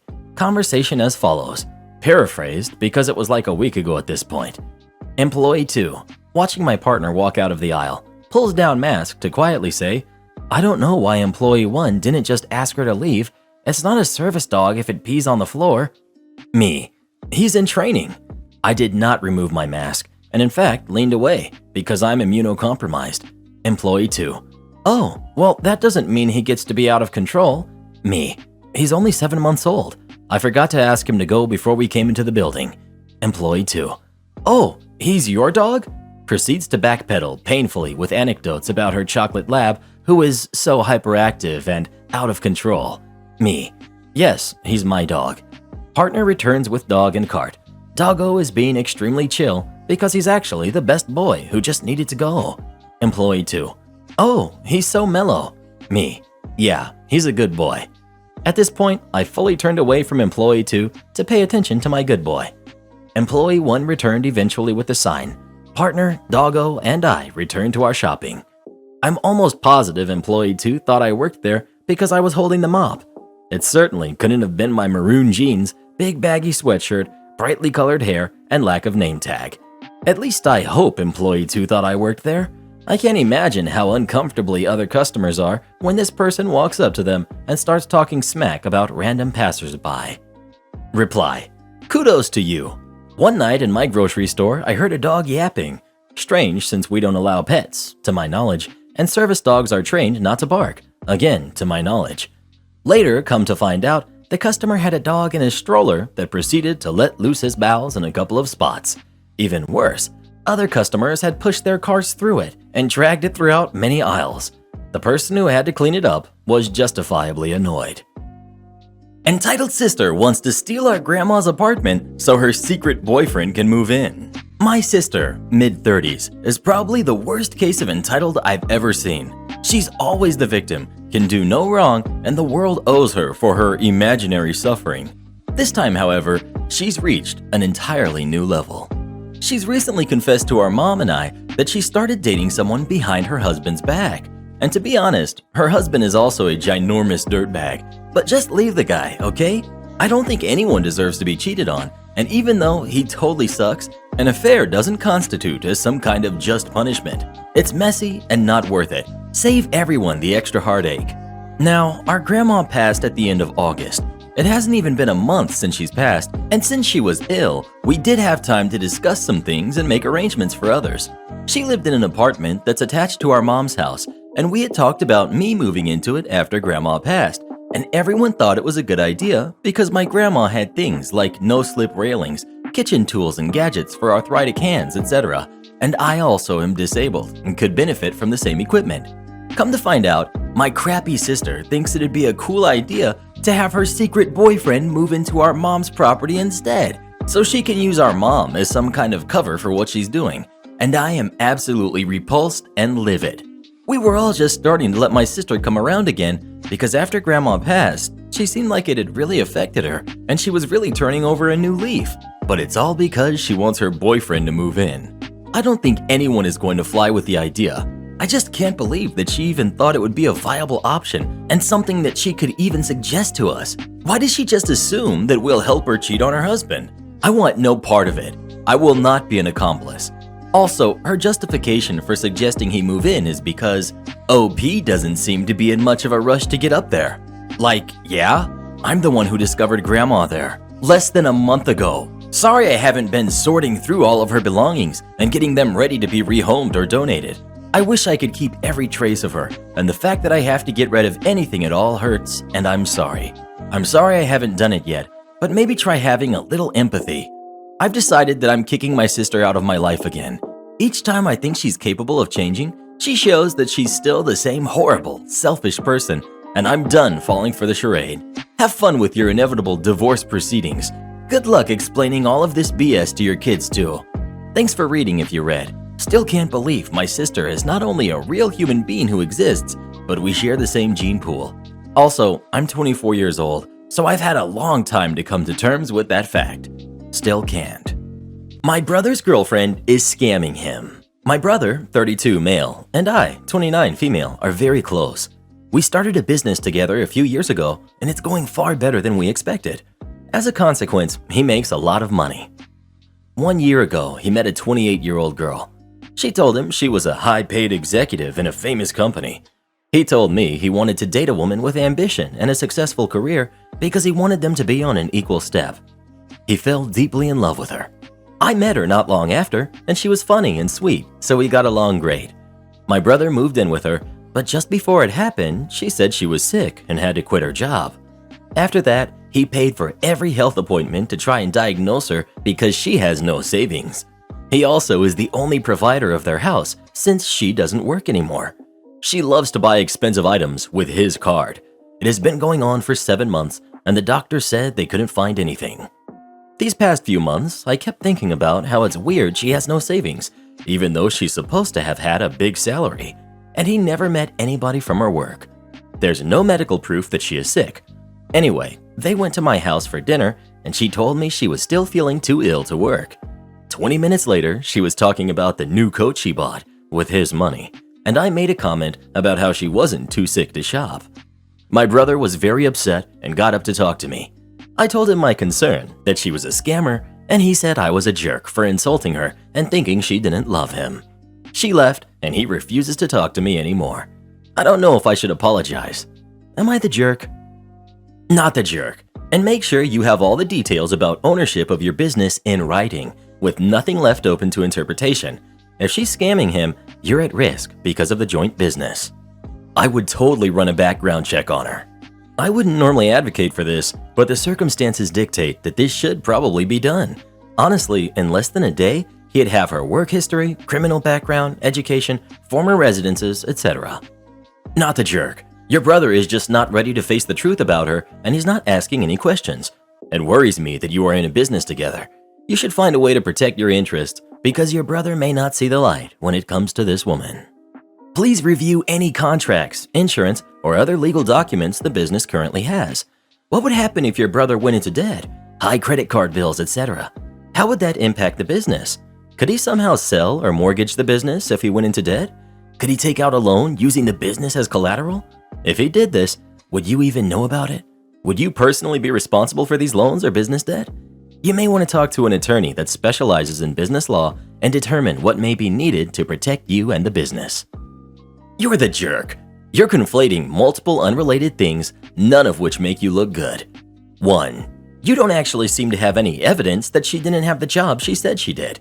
Your only proof is that she doesn't have any savings and that she got sick. Lots of people make huge salaries and have no savings to show for it. It doesn't make them liars, just bad with money. And people are allowed to stop working because they become disabled and can no longer do their jobs. It's a real thing. It happens to many, many, many people, unfortunately. 2. Her doctors may not have found out what's making her sick yet, but that doesn't make her less ill. Life is not a TV show where people get easily diagnosed in 60 minutes, and doctors vow not to sleep until they have an answer. Many, many serious illnesses can take years to diagnose. I was sick for 2 full years and had countless tests come back fine because my lifelong, debilitating, incurable neuroimmune system doesn't have clear markers or a simple diagnostic test. There are millions of people like me who are incredibly ill and not easily diagnosed. After years of involvement in the disability and chronic illness community, I can tell you that in fact, taking a long time to be diagnosed is more common than not. 3. The only remotely valid complaint you seem to have here that you have any actual evidence for beyond your sisterly instincts is that she spends a lot of your brother's money, which is none of your business. Your brother is a grown man who has chosen to support the woman he loves through a difficult time. If he feels taken advantage of, he'll say so. You're infantilizing him, and it's gross. And by the way, you would be the jerk alone for your "she's not too sick to shop" comment. Buying something online or even going to a store for a short while does not require anywhere near the same expenditure of energy or strength as carrying even a part-time job. Sick and disabled people are allowed to have lives and do normal things, like shop. We don't exist in some sort of dollhouse sitting still 24/7. We're human beings with needs just like everyone else. Just because a person can do one thing doesn't mean that they can do every completely unrelated thing that you think they should. Not the jerk. Your brother sounds like the typical pushover. Guys like him were made to be taken advantage of by women. It's just too bad he's your business partner. I'd do anything you can to get 100% ownership of that business and kick him to the curb. She's going to financially ruin him, and you don't want any part of it. Well, what do you think? Is OB a jerk or not? Please let us know. Aware would be a more fitting term. Karen harasses me and takes my wallet when I tell her I have ASD. Backstory. I have ASD, so I tend to act weird under stress, but anyone who knows me understands it's normal. It was late September when this happened, so the story isn't quite fresh out of the oven. We've got entitled mom, we've got the kid, we've got me, and nice guy. Now for the story. I'm walking to my bus stop because I just finished school for the day when I spot entitled mom waiting by the stop and her kid, who was about 9 or 10, looking at me. I think nothing of it and I stand by the bus stop waiting for the bus. A few minutes go by and I go on my phone because the bus is taking forever. Normally, whenever I'm waiting for a while, I shake one of my hands just to keep myself from being still. So while I'm waiting, I'm playing Candy Crush with my right hand and shaking my left hand. I hear the kid walk towards me, so I lift my head up so he knows I'm paying attention. Here's the exchange. Kid: "Hi." Me: "Hello, did you need something?" "Why are you doing that?" For a second, I didn't register what he said, but then I got what he was referring to. Me: "Oh, I usually do this when I'm waiting for something and it's taking a while. Sort of something to keep my mind off waiting, you know?" The kid: "Oh." I see the kid go back to entitled mom, and I go back to doing what I was doing. I catch a bit of the conversation from entitled mom and her kid, but I try not to eavesdrop. But they were talking loudly, so it was impossible. Entitled mom: "Did you ask him why he's doing that with his hand?" Kid: "Yeah, he says it's just something he likes to do when he's waiting." Entitled mom: "He doesn't have to do that. I'll go talk to him." She walks up to me and she starts to say something, but I turn away from her because I've seen enough stories to know where this is going. She didn't like this one bit. "Excuse me." Me: "What?" Entitled mom: "My son told me you shake your hand when you wait."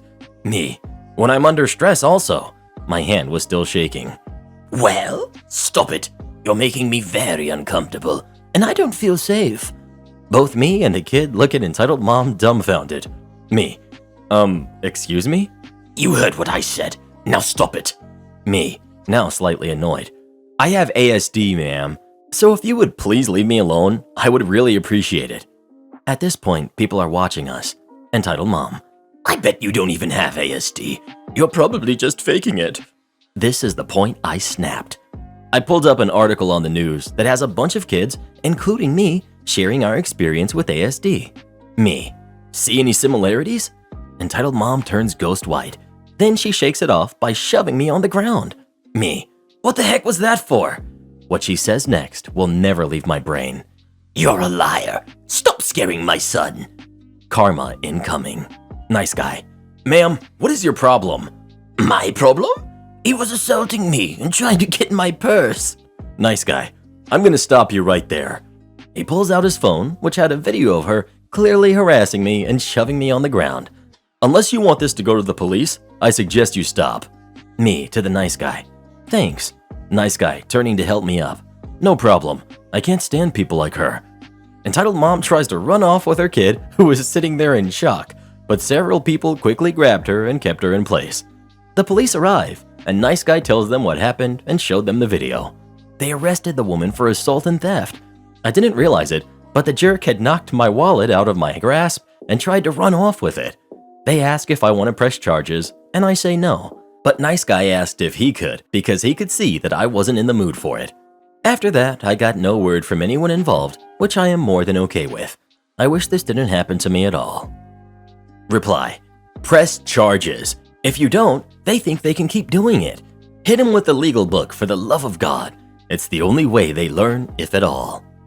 No one ever presses charges. And they all seem to wear it as a badge of pride or mercy, and not enabling their attacker for whatever reason. Are we really all so conditioned not to cause a fuss? I am the most anxious person ever. I once worked 3 extra hours because my boss forgot to relieve me, and I was uncomfortable calling her. She was very apologetic about it and paid me time and a half for the time, even though it was not technically overtime. She was just frazzled and totally blanked that she had not come to relieve me yet. I am a pushover, in other words. But you'd better believe I'd be pressing charges. It would be difficult for me, but it's for the good of more than just myself and keeps the entitlement somewhat curbed, or at least creates a paper trail. Am I the jerk for refusing to babysit for my sister? I'm 18, female, still in high school, pertinent to the story. Paralyzed, also pertinent. My mom is 45, my sister is 28 and has 3 boys, ages 10, 6, and 3. 4 years ago, I was in an accident and came out paralyzed from the waist down. It has been heck having to learn a new way of life, but I haven't let that stop me. I'm going to be going to a college out of state next year and graduating in the top 10% of my school if things continue as they are. The one major thing that is a complete bummer out of all of this, other than the obvious, is that my mom thinks that I'm now a free babysitter for whenever one of my older brothers or sisters needs one. She never consults me on these and expects me to drop plans at the drop of a hat. This past Monday, I told my parents about a Christmas movie extravaganza sleepover my friend has been planning. It's gonna be 3 of us, and we were planning on making brownies, cookies, watching really cheesy Christmas-themed romantic movies, and just girl stuff. It was on Saturday, yesterday, and my parents said they had no problem with it. Yesterday arrived, and I'm just about to roll out when my mom comes and says my sister is on her way with her 3 boys. Apparently, she asked mom if I could babysit the other day, and she said yes. Didn't even bother telling me about it.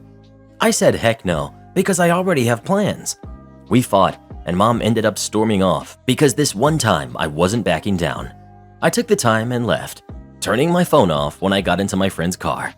Today when I got home, I got called an immature jerk basically. My sister was left without anyone to watch the kids during her husband's work Christmas party. I went back on my word that I didn't make. Mom told me that I should be grateful she gives me something to look forward to, babysitting, because I have no real social life being paralyzed. I just went to my room and cried. But now I'm wondering, am I the jerk like they said I am because I refused to babysit and then left my sister in the lurch? Edit to add an update. So I'm not going into a whole lot of detail on here right now, but plans are being put into motion for me to move in with my friend and her family. I made this choice after mom came in and berated me again for standing up for myself. She said that because I said I would originally, a few years back, I had no life and no confidence, so I agreed to babysitting a few times. Then it was like I had no choice, that I asked for this. Then she said I'm to do what she says while living under her roof. Tomorrow she has work, and hopefully by tomorrow evening, I will not be living under her roof. I'm sure this won't be the last time I hear from her though. For those who have mentioned this and will ask if I don't answer, yes, I have the originals to my important documents, and she does not have access to my money. She has encouraged my siblings, though my sister is the only one this rude. My dad, well, he doesn't like rocking the boat, and to be honest, in a way, I don't blame him. She yells at him more than me. Not the jerk. Your family members all suck. If your mom is that concerned about your sister having a babysitter, she can watch the kids herself. OP. She refuses to. The 10-year-old is a major brat and not anywhere close to a good kid. So she refuses to, but makes you watch the brat? Your mom is a major jerk. Also, communicate directly with your siblings. It sounds like your mom is miscommunicating and sowing discord between you by making promises in your name. Your siblings may honestly think that you enjoy the babysitting, if that's what your mother told them. Mom doesn't feel up to babysitting herself, but the paralyzed daughter can handle it instead? Wow.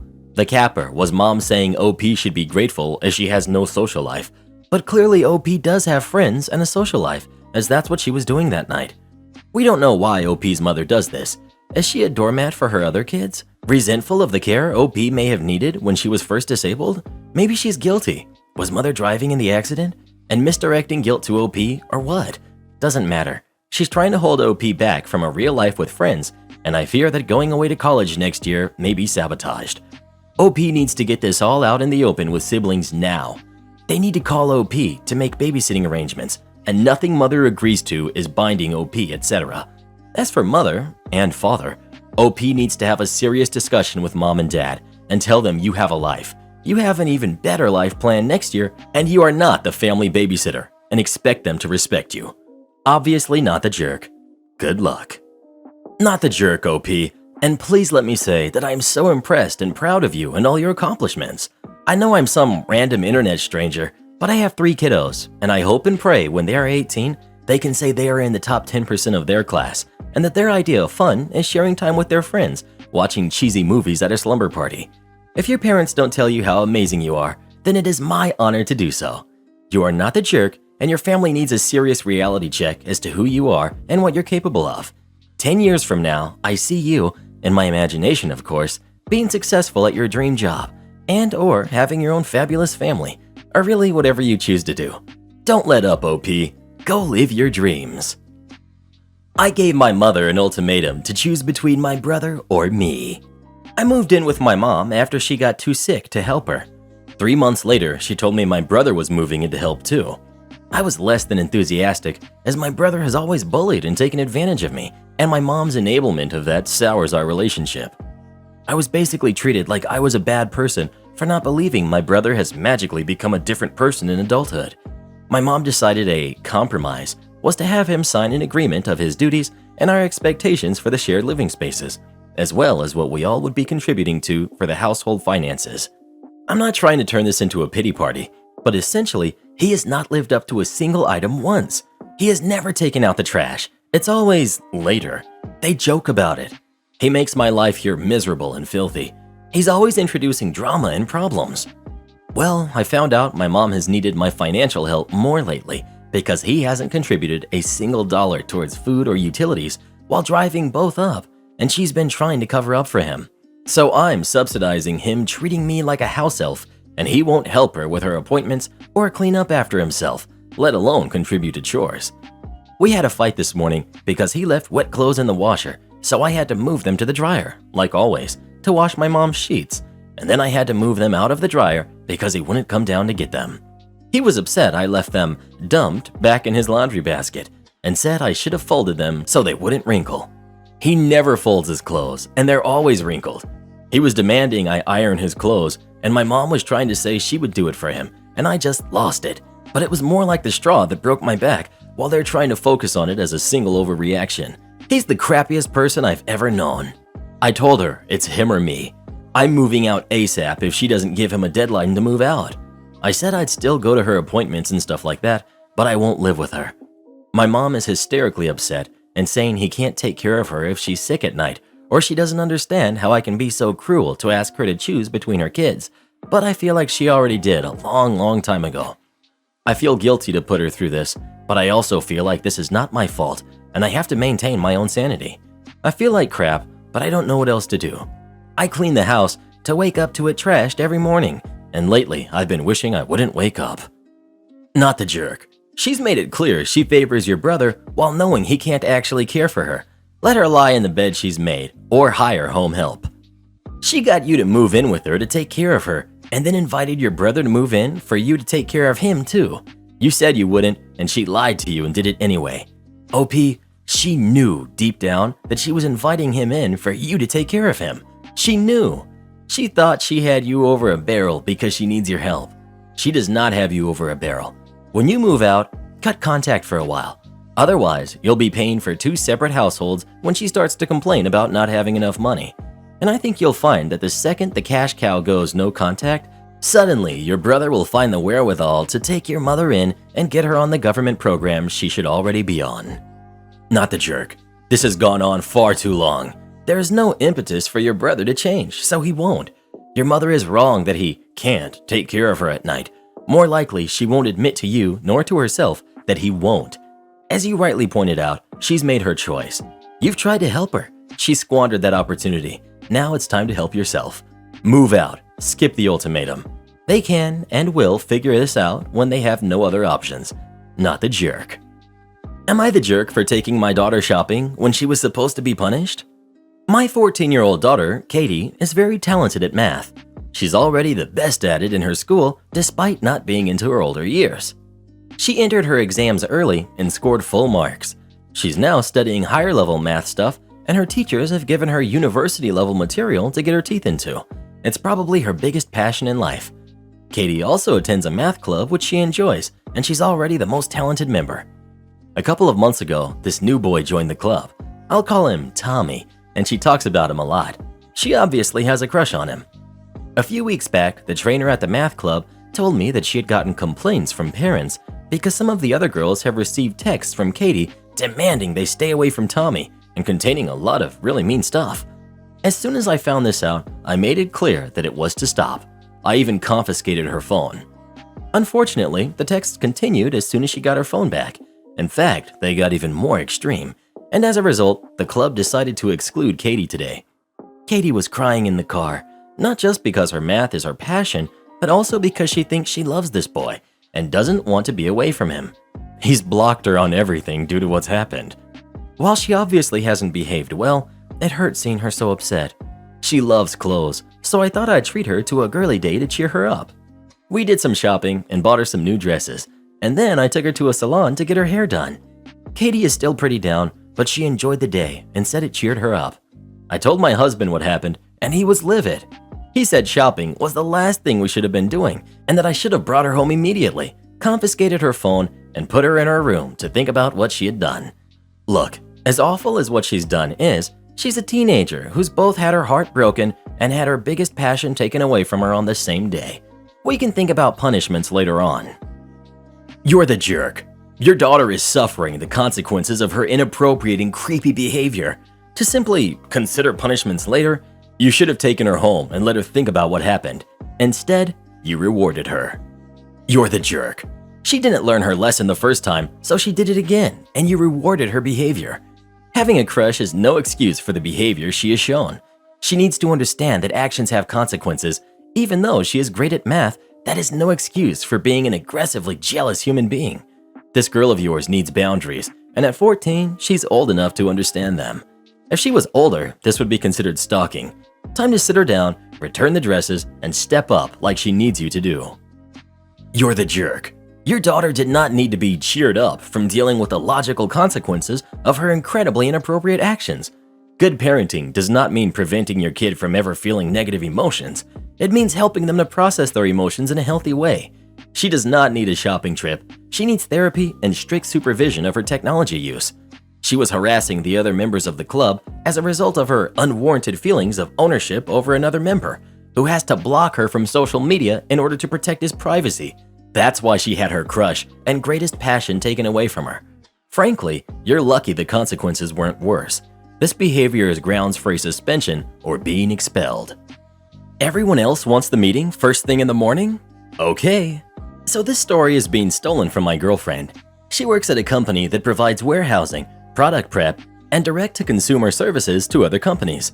She works in their office dealing directly with several key accounts, but also has a few lines that she manages.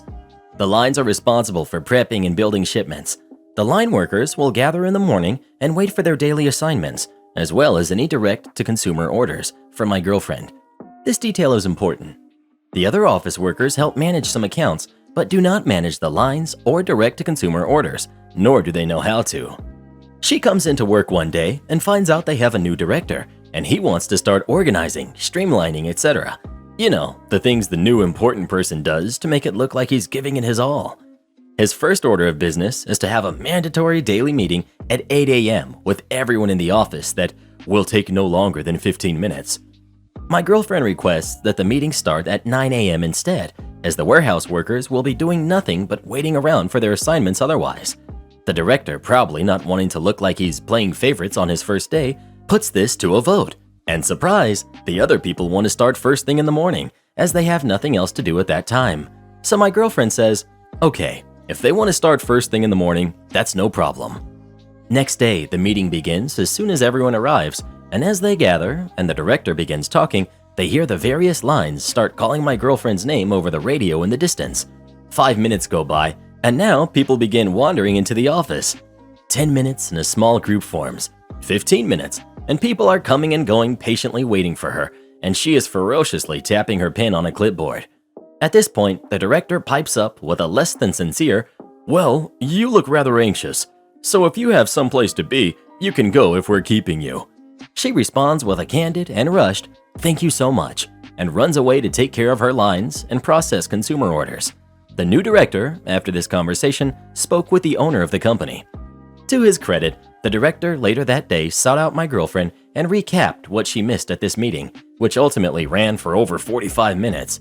He also explained that the owner of the company informed him that she has the most responsibility of anyone in the office, generally can be relied on for anything, and is hands down his best employee. The meeting is now at 9 a.m. Reply: I've had 7 meetings just to set up one meeting. First, we had to set the date of the meeting, so we had a meeting for that. Then we had to set the time, so we had a meeting for that. We had a third meeting just to decide who should be at the meeting. We had another meeting about the date and time because some dates worked better for some people. And now that there were some other people who were cut out in the third meeting, we could move it to a day that people liked better. We had a meeting to determine if there would be a pre-meeting meeting and whether or not that meeting would have lunch. We had an agenda and a battle plan meeting to determine what would be discussed and who would be allowed to speak at the meeting. We had the pre-meeting meeting 2 hours before the meeting so people could get lunch afterwards to iron out the details of what would be said and how we would say it at the meeting. Then we finally had the meeting. Despite the project director's multiple meetings, he had never actually covered the subject matter, and he looked horrible in front of our funding partners because he was bad at his job. Am I the jerk for telling brother-in-law and sister-in-law that their lifestyle is what made them bankrupt? My brother-in-law and sister-in-law, hubby's brother and wife, have always had a problem of keeping up with the Joneses, so to speak. Nobody can ever have anything better or newer than them. While it's never really bothered any of us, it's just something that is there and has become a family joke. They do this to everyone and have even done it to hubby and myself. Up to a certain point, this has never been a problem, but well, times have changed and now that has caught up with them. He told me that brother-in-law called and asked for money because they were pretty behind on house and car payments and they were about to start losing things to repossession. I asked how this was possible when they were still doing all the things that they have been doing. He said that they never recovered from last year when they lost their jobs and never took lower paying positions, and they never did anything to accommodate to their new salaries. We have the money to help them out, but it would have meant that we would have had to put off some things that we had planned for 2021. Hubby said that something didn't feel right and called his brother to ask them to send over all their bills, expenses, and pay stubs so that we could look at it and see what we could do to help, which they did reluctantly. I ran the numbers 4 different ways, and no matter how I ran it, there was no way for me to be able to find how they could pull out of this, and in all honesty, they are very much bankrupt. The long story short of it is that they are filing bankruptcy next month and will be moving in with us, brother-in-law, sister-in-law, and 3 kids. Our house will be maxed out. Here is where I might be the jerk. In order to maintain their appearance, hubby and I are the only ones who know. Then tonight, we had dinner with the family, and we heard brother-in-law and sister-in-law talking about the neighbors and how they are going on vacation in a couple of weeks, and next year they are going to do something. Hubby and I listened in on this for a few minutes, and they kept going, and I got upset and went storming into the living room asking what the heck they were thinking. First it was, how dare I leak this information without their approval? Then it was basically, they said that they had a lifestyle that they have become accustomed to, and once this bankruptcy was complete, then they would have extra money to move on with their life, and it's not fair to them or their kids to have to completely change. I reminded them that it was their lifestyle that is exactly what put them into bankruptcy, and they need to learn to better manage their money. So, am I the jerk for telling my brother-in-law and sister-in-law that their lifestyle is what put them into bankruptcy? Edit due to character limit. To tie up any questions, when brother-in-law and sister-in-law and family move in, they're going to be living with us rent-free and will just have to cover their personal expenses. This is to help them get money saved up so that they will be able to find a place of their own. Hubby and I are planning on getting new cars next year. We were originally going to use our cars for trade-ins, but now we are going to just sign our cars over to them and put extra money down for a down payment on our cars. Hopefully in a year, maybe less, they will be able to move into their own place. They will be moving the kids' college funds into other people's names so that it will not be touched in the bankruptcy. Edit 2. Hello everyone. So first, I want to thank you all for your comments and advice. I want to assure you that I have read all and have taken all into consideration. This was extremely eye-opening. When hubby and I made the decision to do this, it was made in a hurry, and we admit that we didn't completely think the whole thing through. Thanks to all of you, we saw all of the red flags, and in all honesty, we both were feeling the same way, just not sure how to talk to each other. So basically what it comes down to is that brother-in-law, sister-in-law, and family are not moving in and are not getting our cars. After last night's dinner conversation, both of us saw how much they don't think this is a serious matter. And if that's the case, then they are never going to take us seriously living with us. They need to figure this out on their own.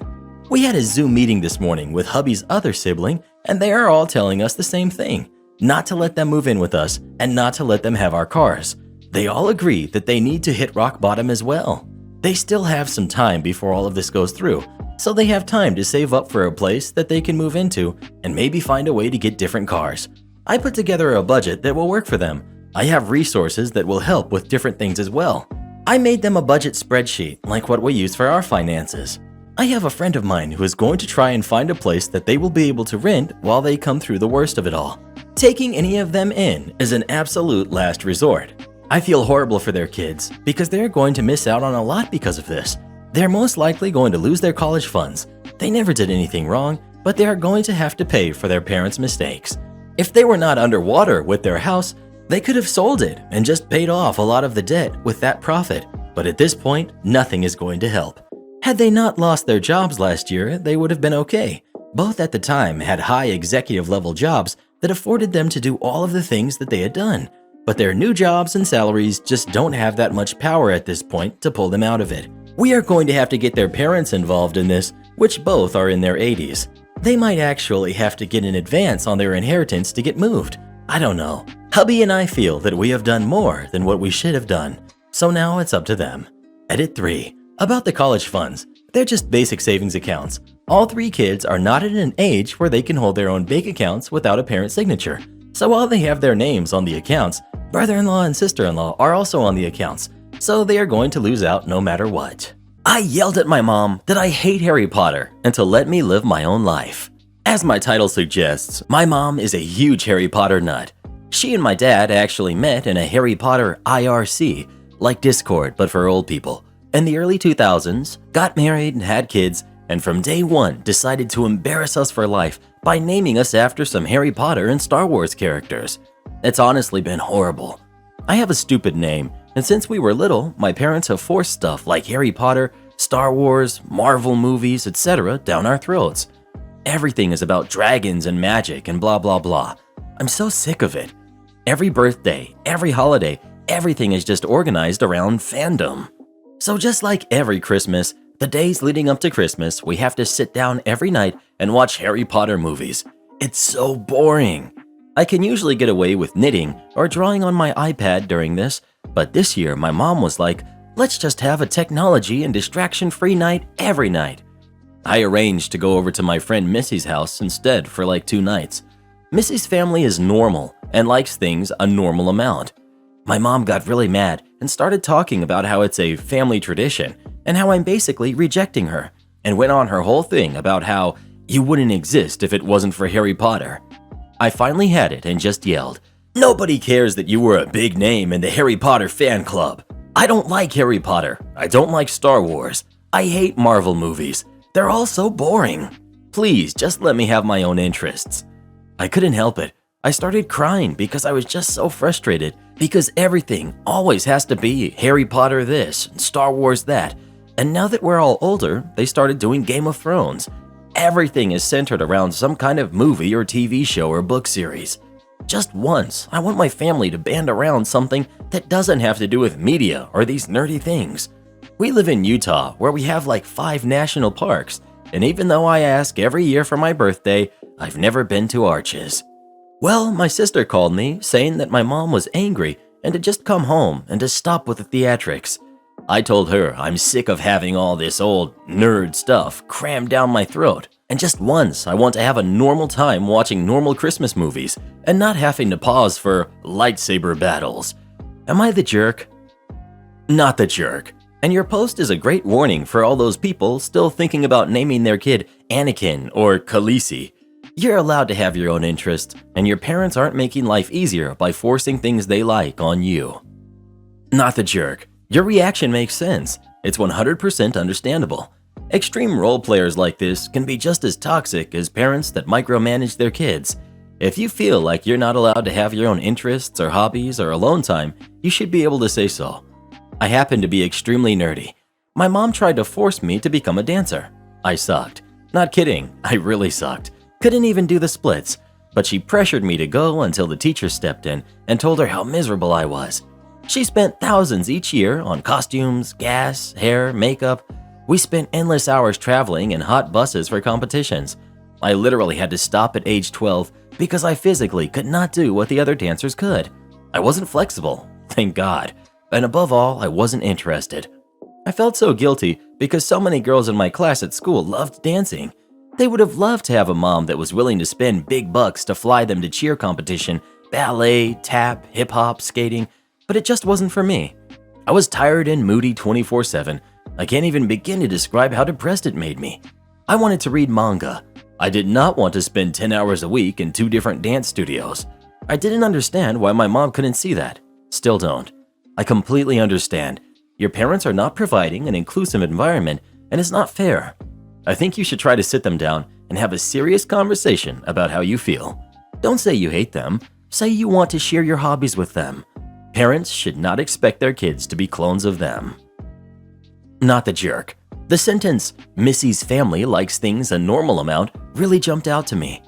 It's a shame that in their obsession and absorption in their fandom, they've really ruined some cool books and movies and stuff for you and your siblings. Lots of people enjoy these things without making them their whole life.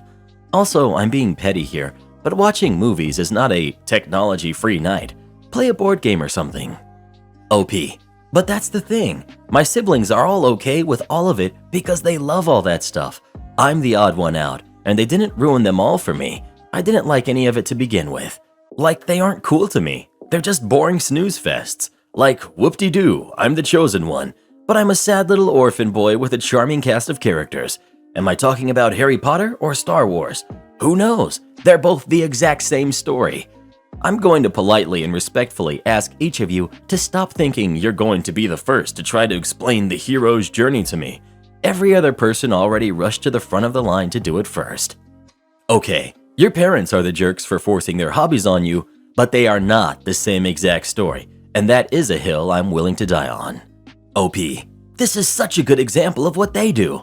They'll be all, time for the Chamber of Secrets, and I'm like, no, I don't want to watch Harry Potter punch the snake again.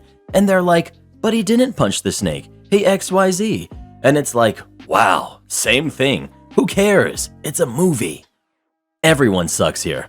Your parents should definitely understand that you are old enough to have interests separate from their own, but you are absolutely a jerk about it. I can't believe it's taken me this long to find this comment. OP is a huge jerk. They give me super edgy, unique, and different vibes.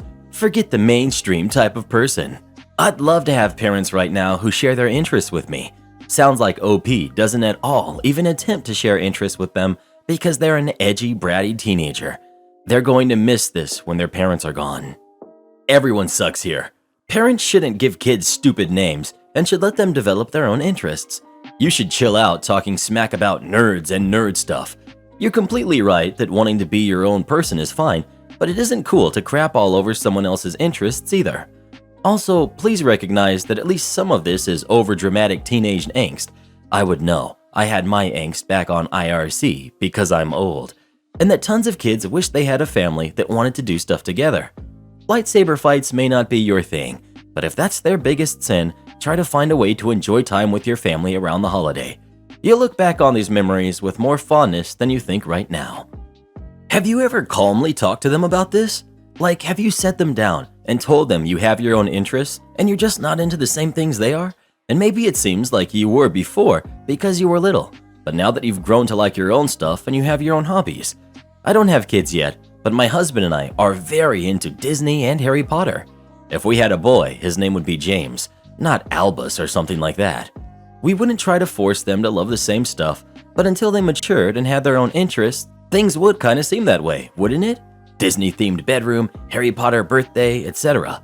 If the kids sat us down and said, listen, I get that you like all that stuff, but it just doesn't interest me, at least not the same level as you. I like this other stuff. I like outdoors and hiking. Tough, but we'd deal with it. And I want to join a sports team.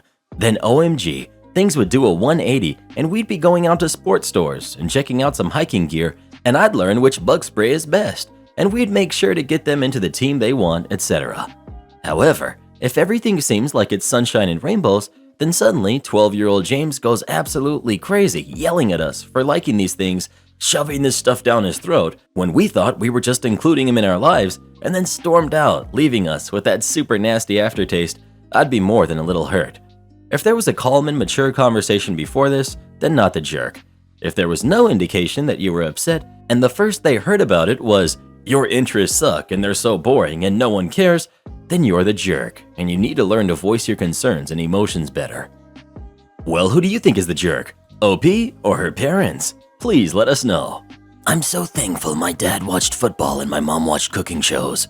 Am I the jerk for pressuring my wife to go to my company Christmas party and calling her selfish for refusing?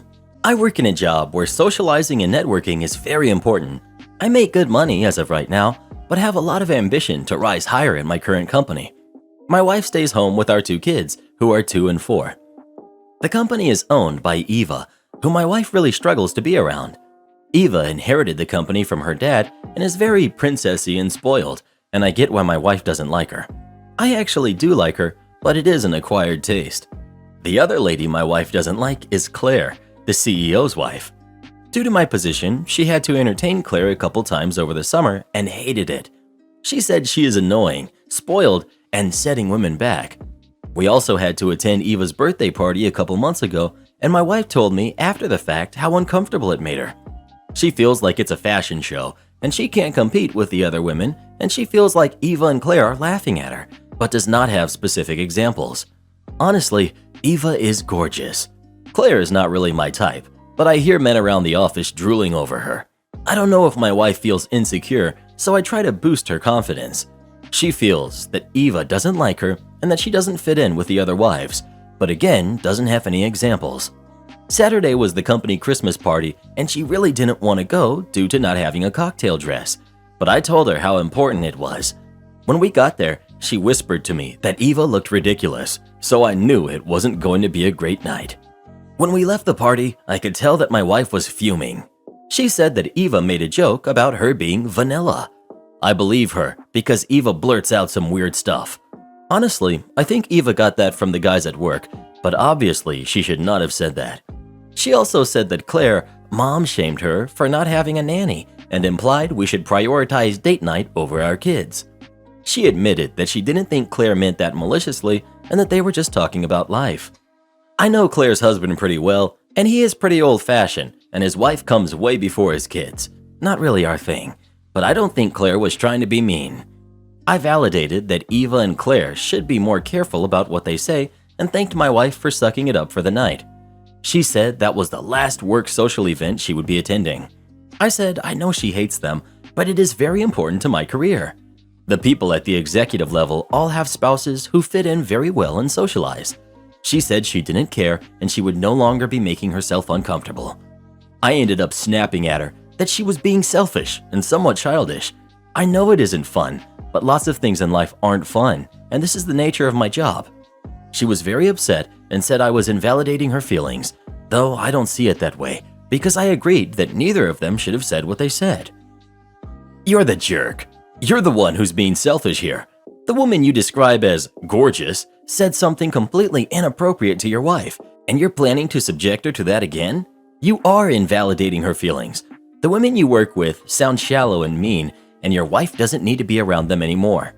Out of curiosity, how would you have reacted had a male boss or boss's spouse made the same comment to your wife? OP, most certainly you're the jerk. If your career depends that much on your wife suffering, then find a new company. But sounds like you're insecure about not having a trophy at the events. Not only that, but also the fact that OP himself said his partner didn't want to go because she did not have a cocktail dress. Well, maybe if you take more care of her and her needs for these events, cosmetic appointments, nails, hair, dresses, shoes, she would be happier to participate. OP says this is how business works and that you need a spouse that blends in. Well, he's not helping at all. He is set for failure at this point. P.S. All this in addition to generally being a jerk in the situation for disrespecting her and ignoring her feelings. You're the jerk on so many levels. Your wife is your wife. She isn't the first lady. If you enjoy your toxic workplace, go nuts. but it's not her job, and she doesn't have to entertain your coworkers or go to parties with them. You also claim your wife can't give examples of how crappy these women are to her, but she just gave you 2 from one night. Also, am I reading right that Eva made that comment because you've been telling guys at work that your wife is vanilla? If so, I hope she files for divorce immediately. Not the jerk. Sounds like it's time to trade her in for someone who supports you and believes in your vision. I'm retired now and have made my millions, but during my career, I had to find new partners several times. It's just part of becoming a truly successful man. You don't finish the game with the same people you started with. Good luck. My parents tried to cancel the wedding with my fiance while we were celebrating Christmas. Strap in because this is a wild ride. I'm 28, male. My fiance and my family have always been a bit rocky from when we first started dating because I came from an upper class and she didn't. That doesn't matter to me, of course. I'm engaged and over the moon in love with this woman. Anywho, we're planning on having the wedding next year. Just finished our first semester in film school and got approved for an internship for this summer. We moved out of state for school and have been there for about 2 years. During that time, we have had some money troubles trying to make it on our own. So we were heading back down to see our family for the holidays, and we had made a point to set up a dinner so our dads could meet with us to talk about the wedding and later on come up with a budget to get us out of some debt we accrued trying to get our ducks in a row before we get married. It sounds pretty straightforward. So we go into town and go to dinner. My dad, my fiance's dad, my mother's fiance, and me and my fiance are all there. Her dad and my fiance and I were expecting a conversation about a wedding budget. First thing out of my parents' mouths is that we should cancel the wedding altogether. Keep in mind, this is a full year from now after we are done with school and in our new jobs. They want the wedding called off to focus on us being more responsible with our money, and they haven't even looked over our budget yet, so they don't even know the bills we have to pay. Her dad, who had already paid for the venue, was completely taken aback by all of this and is hearing it from people he has never met before. My fiance and I immediately got upset because we had planned to come down to see the venue, thinking we could all go together after getting the money sorted out. Then my dad said in addition to canceling the wedding, we should give up on school. He never approved of it from the get-go and moved back in with him. My mom chimed in, saying that if we were having money troubles and needed their help, we weren't really living on our own at all, and to cut back on costs, we should sell our pets. Now my fiance has some issues when it comes to controlling her feelings.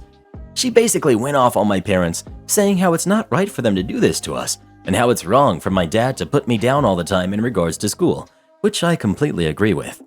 My dad immediately went on a rant saying how disrespectful we are being, even though he started it all by saying we should cancel the wedding. He already agreed to pay for parts of the wedding before all of this. The only thing we asked him to do was cover the catering for 70 people we invited after he said he wanted to pitch in. At dinner, he said he wasn't going to throw $20,000 out the window. We only asked my dad for $3,000 after he said he wanted to contribute. He's a successful surgeon, so for him, $3,000 isn't all that much. Her dad was contributing $5,000 and we didn't even ask him to do anything. At this point, dinner was a flop. Both my parents just straight up left. I thought things would be cool, but it gets worse. The next day, after meeting with my mom and exchanging presents, acting like dinner never happened, which was odd, my dad called. He canceled Christmas at our house, said he wanted to grab coffee, just me and him. I thought he wanted to exchange presents and talk things out. I thought to myself, alright, he was upset, and he's had time to cool off. Now he wants to go over the details. So I asked him if I could bring my fiance's dad so they could have a do-over. He said no. I asked him if I could bring a general budget of our finances so we could go over it and I could get some advice man to man. He said no. So he pulls up in his Porsche to come pick me up from my fiance's dad's house. Doesn't even get out to say hello. I get in the car and instead of driving out to get coffee, we drive to my mom's house. Okay, so now it was both my parents. No big deal. I go in and it's my entire family. They set up an intervention to get me to leave my fiance in another state. They said I can stay with them. They can drain all the bank accounts I have with her and I could start over. They accused me of stealing cash from their house. They said she was horrible. They said I could find someone better back home. They wanted me to walk away from everything we were trying to accomplish. I could quit school there and go into a more successful occupation. I could go back to my old job, which actually pays less than what I'm making now, and start classes for an online bachelor's degree instead of going to trade school. I said no. They said they're cutting me off as their son and are not coming to the wedding. I said fine, I'm heading back home. Her dad offered to help us with the whole wedding and our money struggles. Update: we made it back home. A few things to mention. This isn't the first time they've done things like this. More stories to come. Our parents came to us and offered to help pay. We didn't just ask for money. They offered it after the engagement and wanted to help us with our money. The debt is partly our fault. Granted, we got our financial info stolen, got into a lawsuit with the bank for a breach of contract, had expensive emergency medical expenses, and tried to get loans to help with it all. Never ever get a loan unless you know with complete certainty you can pay it back. A while back, my fiance did leave her job at the post office because of unsafe working conditions. Anyone who works there or has worked there can probably relate to that in some way. Some of you have done some digging and have seen the situation I was in. It's improved slightly since then, and they gave me a $2 raise at work. Thank you all for your kind words and support. It means more than you will ever know. Reply: if it wasn't for Dad already having paid for the venue, I would say you should just elope. Asking parents for help setting up a budget isn't asking them to pay for it, although I doubt your parents recognize the distinction. For you and your fiance's sanity, don't accept any funds from your family because they'll use it as an excuse to force their choices on you. Best of luck and congratulations on your engagement. Am I the jerk for banning my husband from the main bathroom in the morning? So my husband and I have been married for 5 years now. We're both in our mid-30s. He got a new job a month ago and is working from home full-time now. I work as a hairdresser. Before my husband got his new job, he got up 2 hours before me, so I never noticed how incredibly long he takes in the bathroom in the morning. Not to get ready, but to go to the bathroom and play games on his phone. Now that he works from home, he doesn't have to get up as early and usually gets up at the same time as me. We've got a master bathroom joining our bedroom and a smaller one with just a toilet downstairs. I always use the master bathroom to get ready in the morning since the other one doesn't have outlets for my hair tools and no mirror. I usually take around 30 to 45 minutes in the morning to get ready, so I get up an hour before I have to leave so I have enough time to do my hair, which is kind of important working at a salon. Well, ever since he started working from home, we've had some fights about bathroom usage. We both get up at 8. He immediately gets his phone and goes to the master bathroom, sits on the toilet, and plays games for at least 30 minutes, usually 45. When he's finally done, I have to rush to get ready so I'm not late for work. I've asked him several times if he could either use the bathroom downstairs or if he could go to the bathroom after I'm done getting ready, since he doesn't start work till 9:30, or just not play games on the toilet for 30 minutes straight. He told me he doesn't want to use the bathroom downstairs since it's cold down there, and he's got just as much right to use the master bathroom that I do, and asked me to use the downstairs bathroom instead. I would, but can't since there's no outlets and no mirror. He doesn't need outlets nor a mirror to just go to the bathroom and play games on his phone. I even suggested setting up a makeup and hair table in the bedroom, but he doesn't want that because hairspray would get on the bed and the carpet. Somehow, we weren't able to find a solution to this super simple problem, so I started setting my alarm 10 minutes earlier than him and just locked myself in the bathroom until I'm done getting ready. He's been using the bathroom downstairs since, and now only takes like 5 minutes to go to the bathroom because he's got no phone reception in the downstairs bathroom, and it's not as warm and cozy as the master. No floor heating in the downstairs bathroom. I honestly think it's a stupid argument, but he thinks I'm being a giant jerk, and that he has just as much right to use the good bathroom as me. He's been very passive-aggressive for the past few days and complains a lot about me locking myself in. It's a super stupid argument, but I kinda don't feel like I'm the jerk here.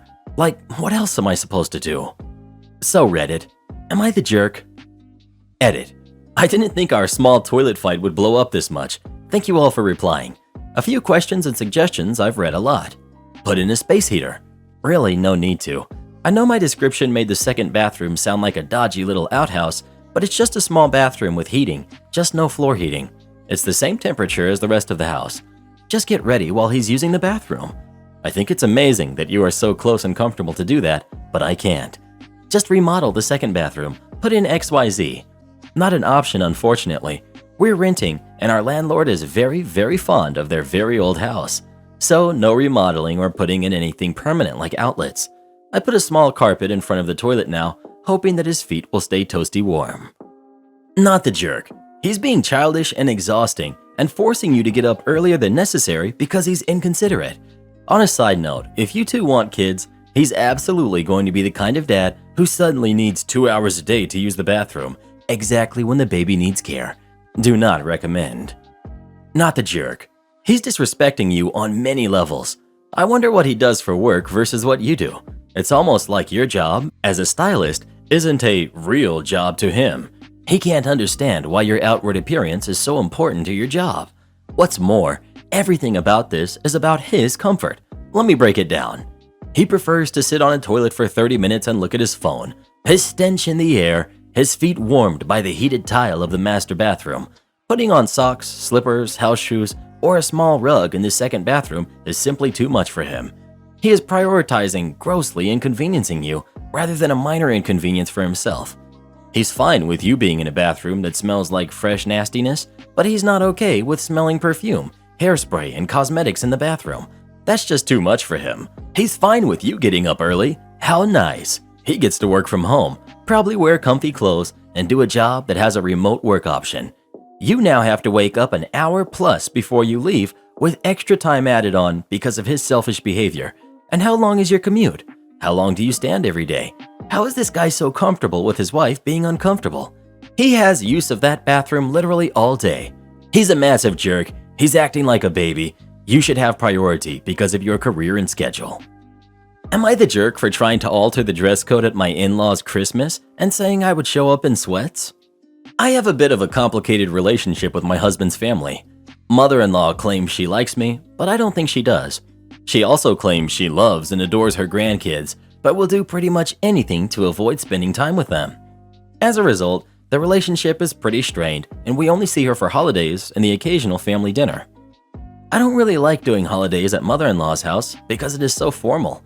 Everyone dresses super nice, hair and makeup is perfect. Mother-in-law pretty much lives for this stuff.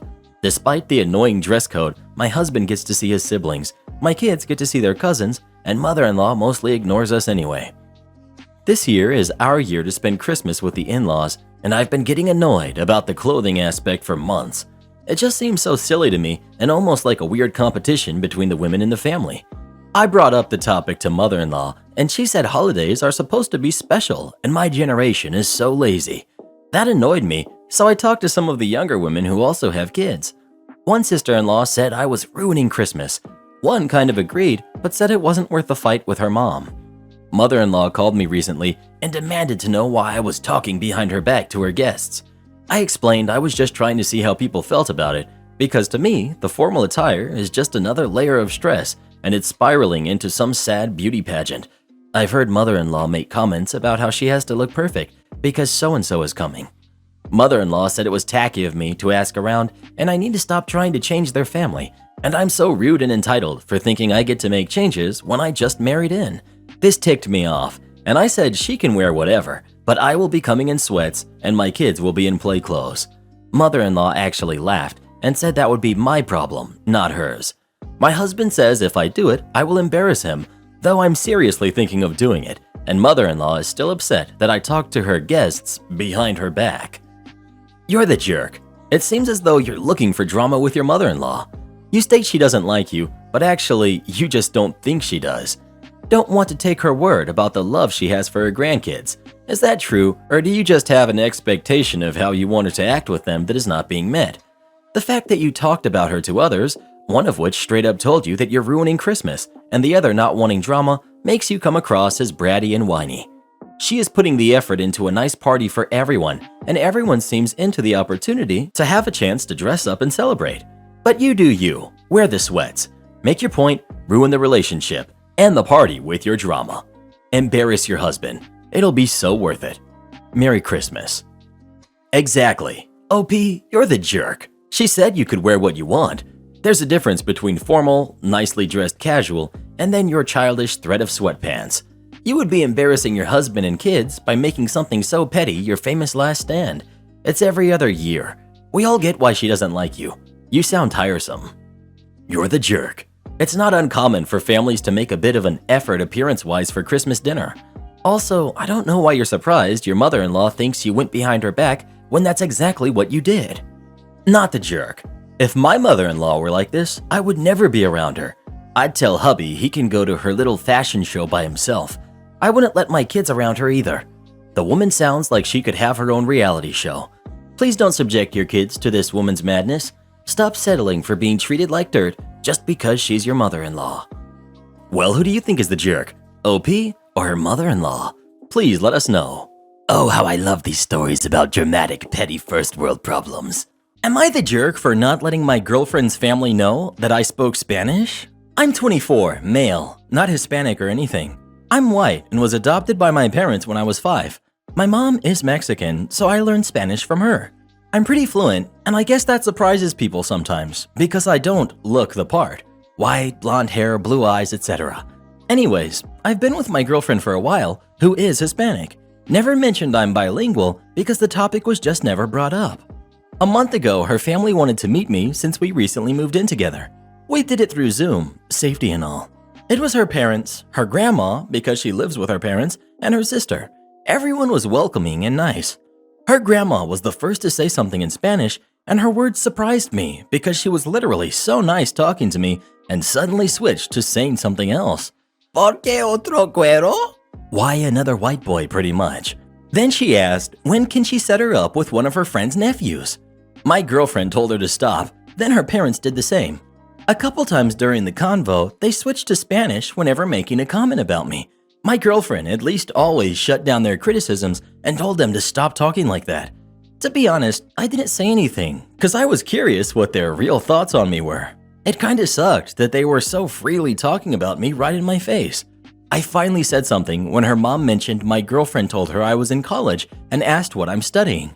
Her dad commented to her grandma in Spanish, "Ah, no wonder he moved in with her if he's wasting all his money in school." See, the fact that we moved in together seems to be their hang-up with me. They're not happy we moved in and think because she works full-time and I work part-time that we did it so I can mooch off of her, which isn't even true because we split the bills for everything. So I answered in Spanish. We moved in together because we wanted to take the next step in our relationship and we love each other. Then I answered her mom's question. Also added that I have several scholarships that pay for everything, so what I earn goes to living expenses. They all looked panicked and right away apologized a million times for what they said. My girlfriend was shocked too, but she didn't have an issue with what I did and thought the look on their faces was hilarious. She only felt bad that I did know what they were saying all along and apologized. Her sister is telling us that what I did was petty and mean because I embarrassed them, that I should have said I knew Spanish because that was a conversation I wasn't meant to understand or be part of. Therefore, it wasn't my business to listen in. It's like I was eavesdropping to her. I get eavesdropping is bad, and they wouldn't have said anything if they knew I understood. So I guess I can see where she's coming from. Was I the jerk for not saying anything? My ex-mother-in-law demands to have a key to my house. So me and my ex have been separated for 2 years. We separated on good terms, and we get on well despite our differences. We do have a 3-year-old daughter, and he works a lot, so doesn't get to have our daughter often. For this reason, I gave him a spare key to my house so that he could pop in and see us whenever he wanted. I completely trusted him with this key. For context, I've never had a good relationship with my ex's mother. She's always hated me and accused me of ruining her son's life by getting pregnant so young. I was 18. She hates me so much that when I was pregnant with our daughter, she threatened to take me to court to gain full custody of my daughter. When I found this out, I was of course furious and did confront her. They were empty threats, as I honestly think she knew she'd be fighting a lost battle. She despises me, and honestly, I'm not her biggest fan either. I haven't much interacted with her since I left my ex, except from the fortnightly visits where I take my daughter to her house. Well, my ex has been coming over to the house as usual, but has not been using his key. At first, I thought nothing of this, but it became more frequent, and so I said, if you're not going to use your key, I'll have it back. He then informed me that his mom had asked for the key so that she had access to the house and to see her granddaughter whenever she wanted. He told me he agreed. I lost my temper completely. After everything I'd gone through in the past, I had absolutely no idea why he thought it would be a good idea to give his deranged mother my key. I told him I wanted it back immediately and that I no longer wanted him to have a key. He's furious at me, saying his mother is in pieces as all she wants is to know that she can see her granddaughter whenever she so pleases. I told him that was in no way realistic, and if she wished to spend time with my daughter, she could message or call me, and I'd bring her over with me there also. This wasn't good enough, and now him and his family are not speaking to me. So, am I the jerk? Edit. My ex only had a key as he would often come around dinner time, and having to leave the stove or stop doing chores, etc. every day became very tedious, and it was simply convenient for him to carry a key. It was a very minor inconvenience, but it made my day slightly easier. My kid was never left home alone. Update. Locksmith has been called. Glad I'm not going insane. Thank you all. Not the jerk. Start documenting these things. Exact dates, exactly what they do and say. This sounds like a course leading to a restraining order on the mother-in-law. Be prepared for that date. Stand your ground firmly on this issue. If he wants to invite her over while caring for his daughter, that's his choice. Giving her access to your home is a gross violation of trust, and you are right to revoke that access. Personally, don't ask for the key back. Just change the locks. It will give you peace of mind that you are safe again. OP. I had started documenting back when she threatened custody, but stopped when we separated. I definitely think I should go back to it and continue it. Thank you. Can't emphasize enough about changing the locks. I'd also look into getting cameras as well. Time with his mother at this point needs to be only during his time with her and never on your property. Considering you didn't mention anything about a custody agreement, I'm guessing you only have an informal one. Might be time to consult an attorney about formalizing a legal one. If grandma is feeling you are withholding her granddaughter through having normal boundaries, she likely is already looking into getting one for her son. Not the jerk. Most grandparents cannot see their grandkids whenever they want. They have to contact the parents and make arrangements to meet up. Your ex-mother-in-law wants that key for some other reason, and I doubt it's a good one. Get your locks changed. Even if you get that key back, they might have made a copy of it. It's not all that expensive, even if you get a locksmith to do it. Or you can rekey the locks yourself if you're good at DIY. And I'd look for signs that someone has been in your house while you were out. She clearly wasn't using the key while you were home, but that doesn't mean she didn't snoop around while you were out. Well, what do you think? Should ex-mother-in-law get to keep her key to the house or not? Please let us know. I think a restraining order might be a better option. I'm worried my best friend will try to hook up with my husband. I, 36 female, live with my husband and our kid. My best friend, Stacy, who's 37, has been staying with us the last few weeks while her home undergoes renovation. I met my best friend in college, and we are pretty opposite when it comes to a lot of things. She's far more carefree, particularly with men. She loves dating committed men. Wives, fiancés, or girlfriend, she doesn't care and will pursue for the thrill. There have been a couple of occasions where she's been confronted publicly by spouses, and she just laughs it off after the fact. Although she can be a bit flirtatious, she's never actually done anything totally out of line with my husband, but she has with the boyfriend of a mutual friend. Now the issue. I'm going to Las Vegas in a couple days, and I'll be gone for 5 days. I told her that I would prefer if she stayed somewhere else while I'm gone. She asked why, and I told her it's because of her history of going after men in relationships, and I wasn't comfortable with her there while I'm gone for so long. She got really defensive, hurt, and started to cry. She insisted that she values our friendship and would never violate that, but I held firm and said that this is just one of those things where I'd rather be safe than sorry. She'll be staying at another friend's house. I feel bad, but I also don't think I'm going to change my mind. My husband doesn't care either way and said she should understand why I feel that way, but my sister and a couple of our mutual friends said that I should trust her, and even if I don't, I should trust my husband. Am I the jerk? Update. I spoke with Stacy after work tonight and it was tough. She saw this thread and was upset that I brought it to Reddit and allowed strangers to judge her. She also acknowledged that what she does is wrong and said she's working on it, hasn't been with anyone in a while, and she has issues no one understands. You got that right. She said that more than anything, she's hurt because I really thought she'd hook up with my husband despite not trying to do so in over 15 years that we've all known each other. I brought up things she's done in the past that has added to my discomfort, and she insisted that it was innocent and she never meant anything by it. She said she's going to leave permanently because she doesn't feel welcome knowing she isn't trusted, and she doesn't want to stay where she's not wanted. She went silent for what seemed like forever, then said, I think you did the right thing. If the situation was reversed, I would ask you to leave too. Then says again that she has issues and she's not sure why she does it. She started to cry, and I told her that whatever she's going through can be worked on, and she can talk to someone who can help her sort out her feelings and give her some insight, and she said she would work on herself. We hugged, and I told her I'll be here for her while she works through it all. Not the jerk. For people saying, don't you trust your husband? 1. You know she enjoys ruining committed relationships. 2. He knows she's your friend. Why would you intentionally put him in a position where he has to ask her to leave while you are gone and tell you why he asked her? What if she made false accusations against him, either in response to him putting her out or another way to mess up your relationship? If she has changed, maybe this will be enough motivation for her to figure out why commitment to other people is such a turn-on for her. If she hasn't, not the jerk for proactively protecting your family. But I too wonder why you let her stay with you in the first place, given her total lack of shame previously. Good on you for putting your husband, your family, and the future of your friendship ahead of her short-term preferences. Not the jerk, but why are you friends with someone who you believe will hook up with your husband?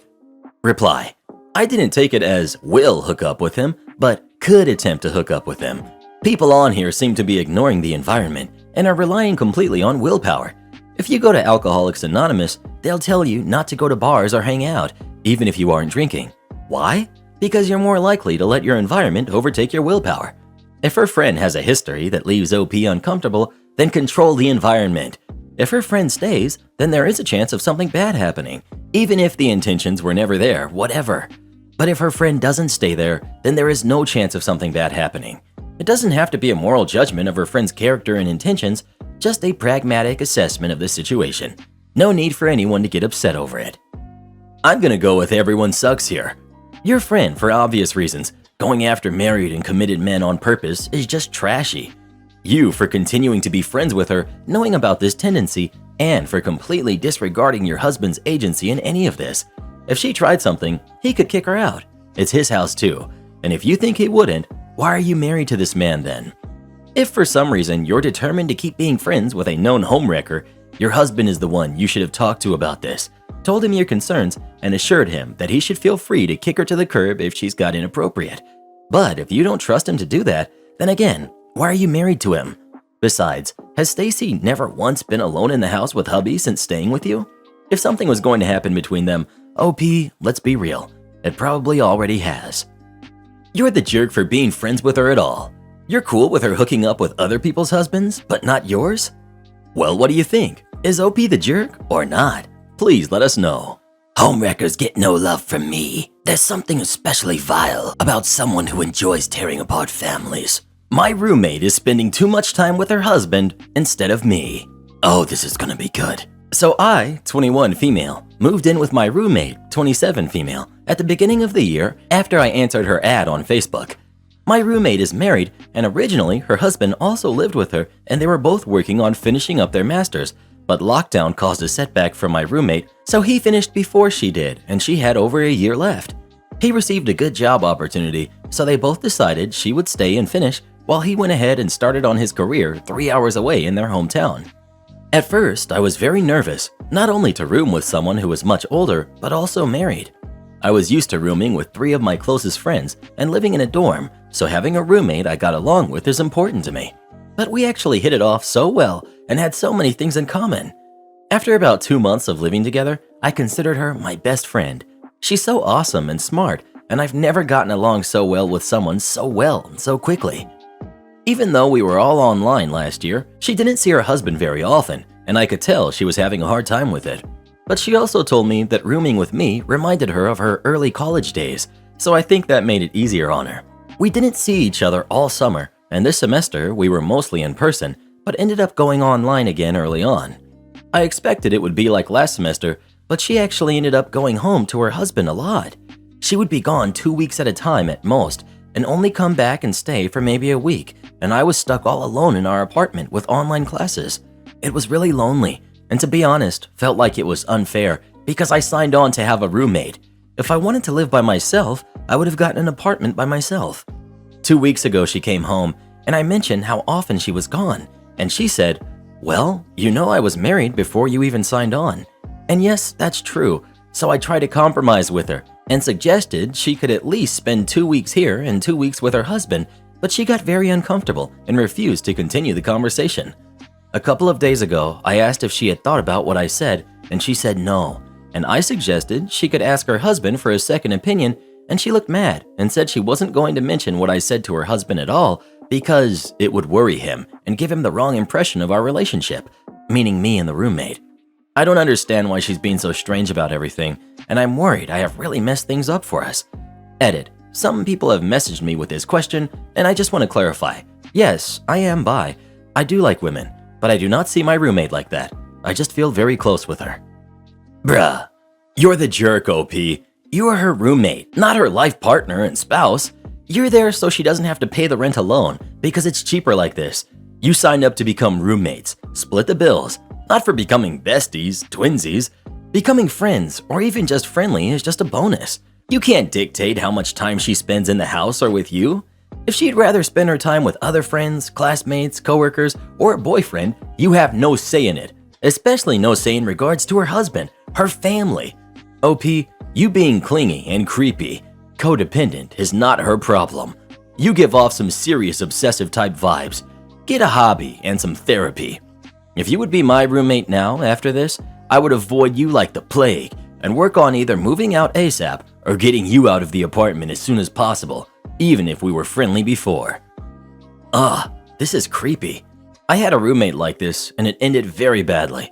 I had just broken up with a long-term partner and didn't want to move when everything was in upheaval, so I found a roommate on Craigslist. She was cool and we got along really well at first, until I ended up getting back together with my boyfriend about 6 months later. She immediately became super jealous and possessive, and it creeped me out. I would come home to her crying and screaming about how I'm never home anymore, and she was so worried about me, even though we were both full-time employed, responsible people who didn't even know each other before Craigslist. She got so demanding and emotional that I finally told her she needed to chill out and consider us just roommates, because I couldn't handle the emotional stress of whatever she thought our relationship was. Her response was to find someone else to live with without telling me, and leaving me 2 weeks to move out or assume the whole rent on my own. To this day, she tells our mutual acquaintances that I betrayed and abandoned her. I'm actually baffled by this post. To be blunt, OP, you signed on to share a space with someone. That's it. A roommate is not a friend. They owe you nothing but rent and utilities. Your roommate is a married woman, and her husband is her #1 priority. Her husband and marriage will trump you 100% of the time, every time. You are just a roommate, and you are not entitled to her time, personal life, company, friendship, nothing. And she reacted the way she did because your request was extremely inappropriate and outlandish. Leave this woman alone, mind your business, and hang out with your friends. Oh, sweetie, you are still young. Roommates mean something very different when you are older. It's basically someone who pays half the rent and that's it. When you're younger, you consider them a buddy and it's a friend to hang out with, which it sounds like you do. For her, you're simply someone who splits half the rent and is a friend too, of course, but not the same degree you value her. When you're married and that age, you usually just want to hang out with your hubby all the time.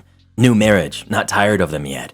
Next time you get a roommate, make sure they're your age, as they will most likely think the same as you as to what a roommate is.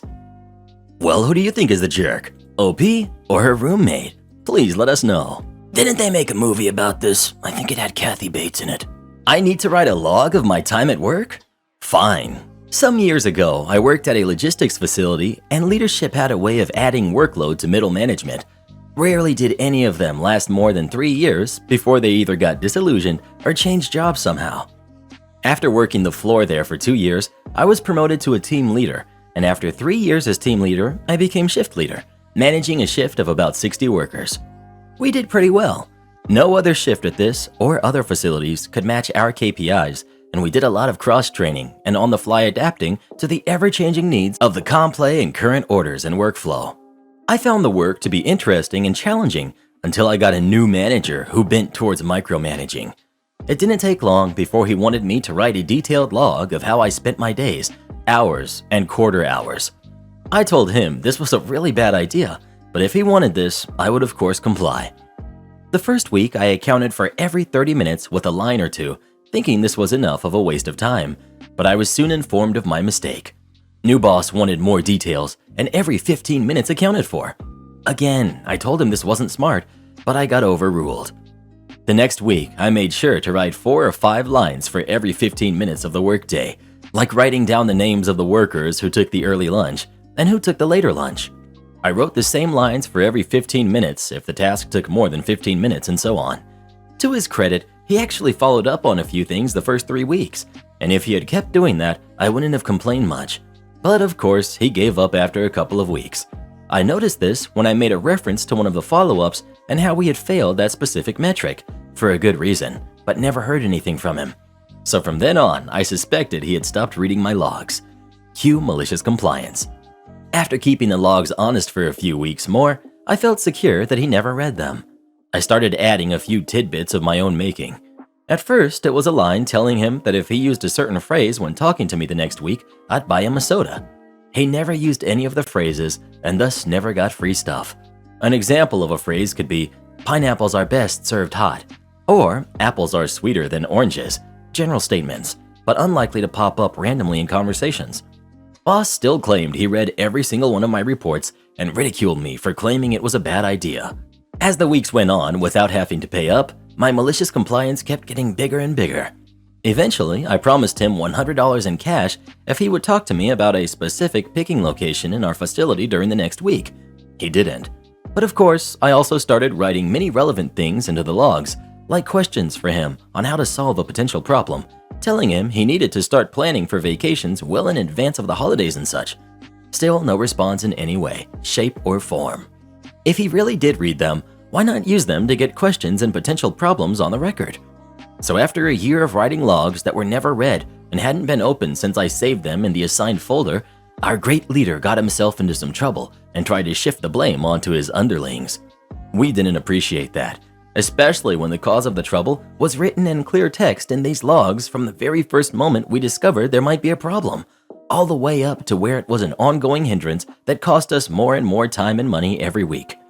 Eventually, a big meeting was called with all of us foremen, team leads, shift leads, and middle managers, with several big brass observing our boss trying to fix the situation. Whenever he went for one of my people, I stood up for them and told them I took the responsibility for the entire shift. There was no need for him to call out my people because I was there and it was my responsibility. A gleam in his eye told me he was about to make me the scapegoat, and I sat there calmly while he tore me a new one. He didn't hold back and really gave me his all to such an extent that several of the big brass started stirring uncomfortably. They could probably sense he was overplaying his hand. After the tirade petered out, or he had run out of steam, I asked him if he was done, and if he was done, if I could reply. He agreed and leaned back in his chair, confident that he had destroyed my character. I took out my laptop, connected it to the big screen so that everyone could see, and opened the folder where my logs were saved. I pointed out that they hadn't been open in a while and that track changes had been activated and no changes had been logged by his user. My user was the only one that had made the logs, edited them, and saved them. I then went on describing the log entries where the problem was discovered, how we tracked its development and maturation into the big problem it was today. One of the best moments was when I could show everyone that we had in fact suggested several solutions to the problem many times. I had also logged that we had had several meetings discussing the problem, its causes, and probable solutions, sometimes even directly asking my manager what he thought about them. There were logs that showed we had told him about the problem many times in many ways, but no logs of any solutions or response from him. I was so focused on the presentation, I didn't really look at my boss. But when I was done, I glanced up at him, and I can safely say I've never seen a face more angry than his. He was furious. But of course, his boss and his boss's boss were there, right next to him, so he couldn't do much. His boss asked him if he had anything to say for himself, but he didn't really. He claimed I had edited them later and filled in details not known at the time of writing, but he was obviously reaching for anything to save himself. One of the big brass asked him about a phrase he had seen. What's so special about picking location? I told them all about my little joke and how my boss had missed getting tens of free sodas and probably $400 if he had merely said the magic words each week. Amidst general laughter, I was told to leave the meeting along with anybody my pay grade or lower. 3 hours later, some security guy emptied his office of his personal belongings, and 2 weeks later, a new boss arrived from another facility. It took him 3 days to ask about pineapples and other apples, and he had made sure that there was nothing wrong with the aforementioned picking location. He also told me to keep the logs more general and only a few lines for each day, but to also mention things of operative importance directly to him. Newest boss and me had a great relationship where he left me and my shift mostly alone, and we kept topping out KPIs for the rest of my time in that company. Micromanager boss was fired eventually, found a new job at a lower level at another company, but only lasted about a year. 5 years later, I saw him selling used cars in a neighboring town. Life hasn't treated him well. Am I the jerk for asking my son and daughter-in-law for a copy of the key to the new house they bought? 2 weeks ago, my son, Ethan, 27, and his wife, Jess, 30, bought a small one-story house in the town we live in. After settling down, they invited us for a small party for the occasion. We sat for dinner and talked about the house a bit. Me, my husband, and Jess continued conversing after Ethan excused himself to take an important call. Jess showed me the original key to the house, and I asked if she made copies yet, and she said no. I said she should, and also give one copy to me as well. She looked at me funny and asked why she should. I explained that it is necessary so that it could be used in emergencies. She rudely said, "I don't know what kind of an emergency would require you having a key to our house. Sure won't be a fire incident." She obviously didn't seem to have any idea that a fire incident wasn't what I meant, and I got offended by her sarcasm. I pointed out that it's not just her decision because this is my son's house as well. She smiled at me trying to be polite and stated that only the ones who contributed towards the house got a copy and that I really don't need one anyway. Also assured me that my son will have the same answer for me, basically saying, "Don't bother bringing this up with Ethan, he'll tell you the same thing." But I did, and she spoke on his behalf the entire argument, repeating what she said over and over. Things escalated to her calling me pushy and me telling her that she was being unnecessarily rude and disrespectful. My husband and I left in a rush, and I felt horrible. My husband went on and on about how paranoid and controlling I was to basically be demanding a copy of the key to the new house. But again, I stated that I was just trying to be helpful and taking extra precautions since anything could happen. But he insisted I overstepped and ruined Ethan's and Jess's joy for their new house as well as dinner. I genuinely do not think what I said was out of line, and I'm not sure why Jess reacted so intensely. I think my request was innocent. You're the jerk. You sound like one of those overbearing mother-in-laws on r/just no mother-in-law. You had a point about someone having a key, but that someone didn't have to be you, and you should have talked to them together. You should have dropped it once she said no, but instead you pulled the "it's my son's house too" card and made a power play for your son and which woman he had listened to, which is weird and unnecessary. Then you got offended and had to make a scene. Your son is married and has a new priority now. Leave her alone. You're the jerk. You don't get to demand a key to someone else's house, and trying to override a wife's wishes in her own home by acting as if you have rights in your son's home is going to put you on a fast track to never being invited. Her reacting as intensely as you describe suggests that you have a problem with overstepping generally. Take a hard look at your own behavior. You're the jerk. If they needed an emergency person with an extra key, they would have given it to that person on their own. Also, your daughter-in-law and your son are a team. Assuming he'd go against his teammate in an argument with you is not great. You overstepped boundaries, and instead of backing off when she reinstated them, you kept toeing over that line and refusing to apologize for it and move on. Let them have their space. Yes, I'm going to talk to you like that. I made the mistake yesterday of being slightly disappointed that I hadn't anything crazy or weird to share recently. This was my punishment. I put up the sign by the night window saying I'd be back in a minute and headed to the bathroom. When housekeeping is here, we leave the lobby door unlocked so they can come and go easily. This normally isn't a problem as there is a large "Do Not Enter" sign on the door, another saying "Employees Only Check In at Night Window," and a big arrow pointing at said night window. From time to time, someone will come in, but always step out again upon being corrected without issue. The housekeepers were on lunch in the breakfast room, so I didn't really worry about leaving the lobby unattended. A moment later, from the bathroom, I hear a commotion in the lobby and some unfamiliar voices. I finish up quick and step out. The head housekeeper is waiting for me and tells me that some people came into the lobby and won't leave. Awesome. I step to the front, and on the couches, surrounded by the boss's dog's toys, is a visibly but not heavily pregnant woman holding a shorted cigarette. Standing next to her is a man holding some shopping bags. Neither are wearing masks. Me. I need you folks to get out of the lobby. It's closed.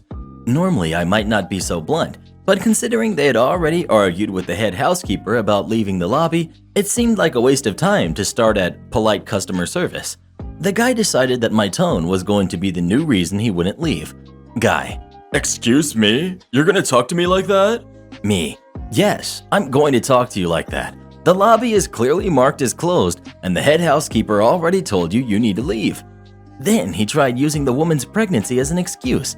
He was surprised to learn that his girlfriend being pregnant didn't somehow make the rules not apply to them. He tried arguing that it was cold outside and they had a reservation, and yet the lobby was still closed.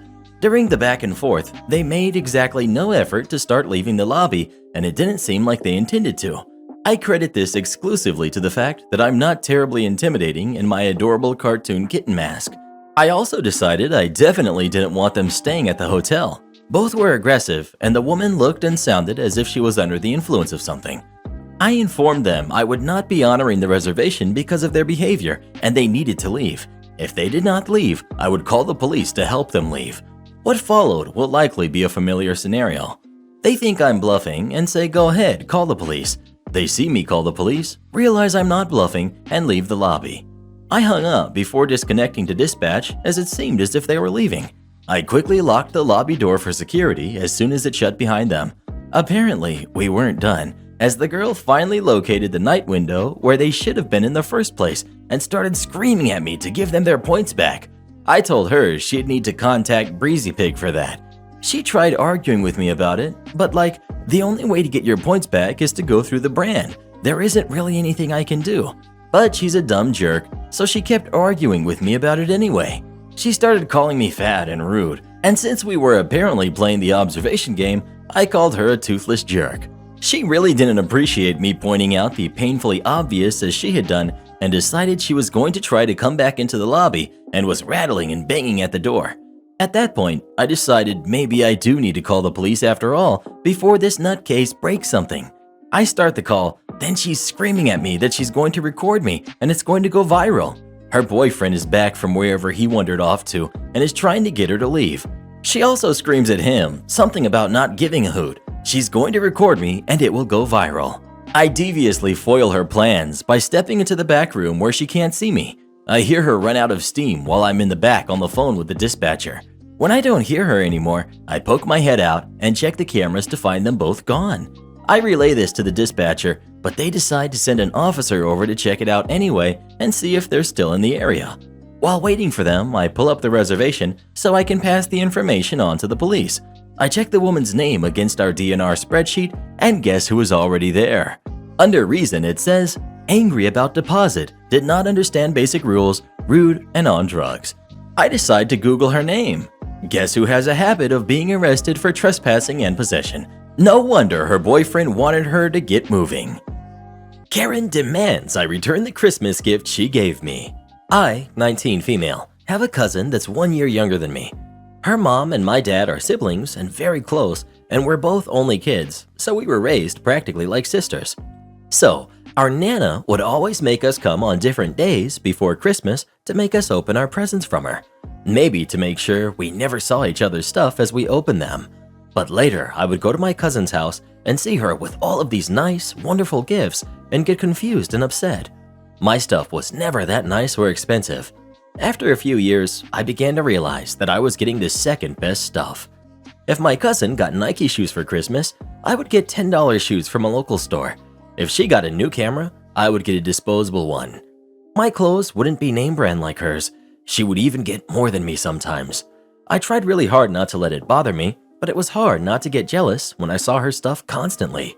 Last year, I got into an argument with my Nana and blew up on her. I accused her of favoritism and demanded we not get Christmas presents this year from her.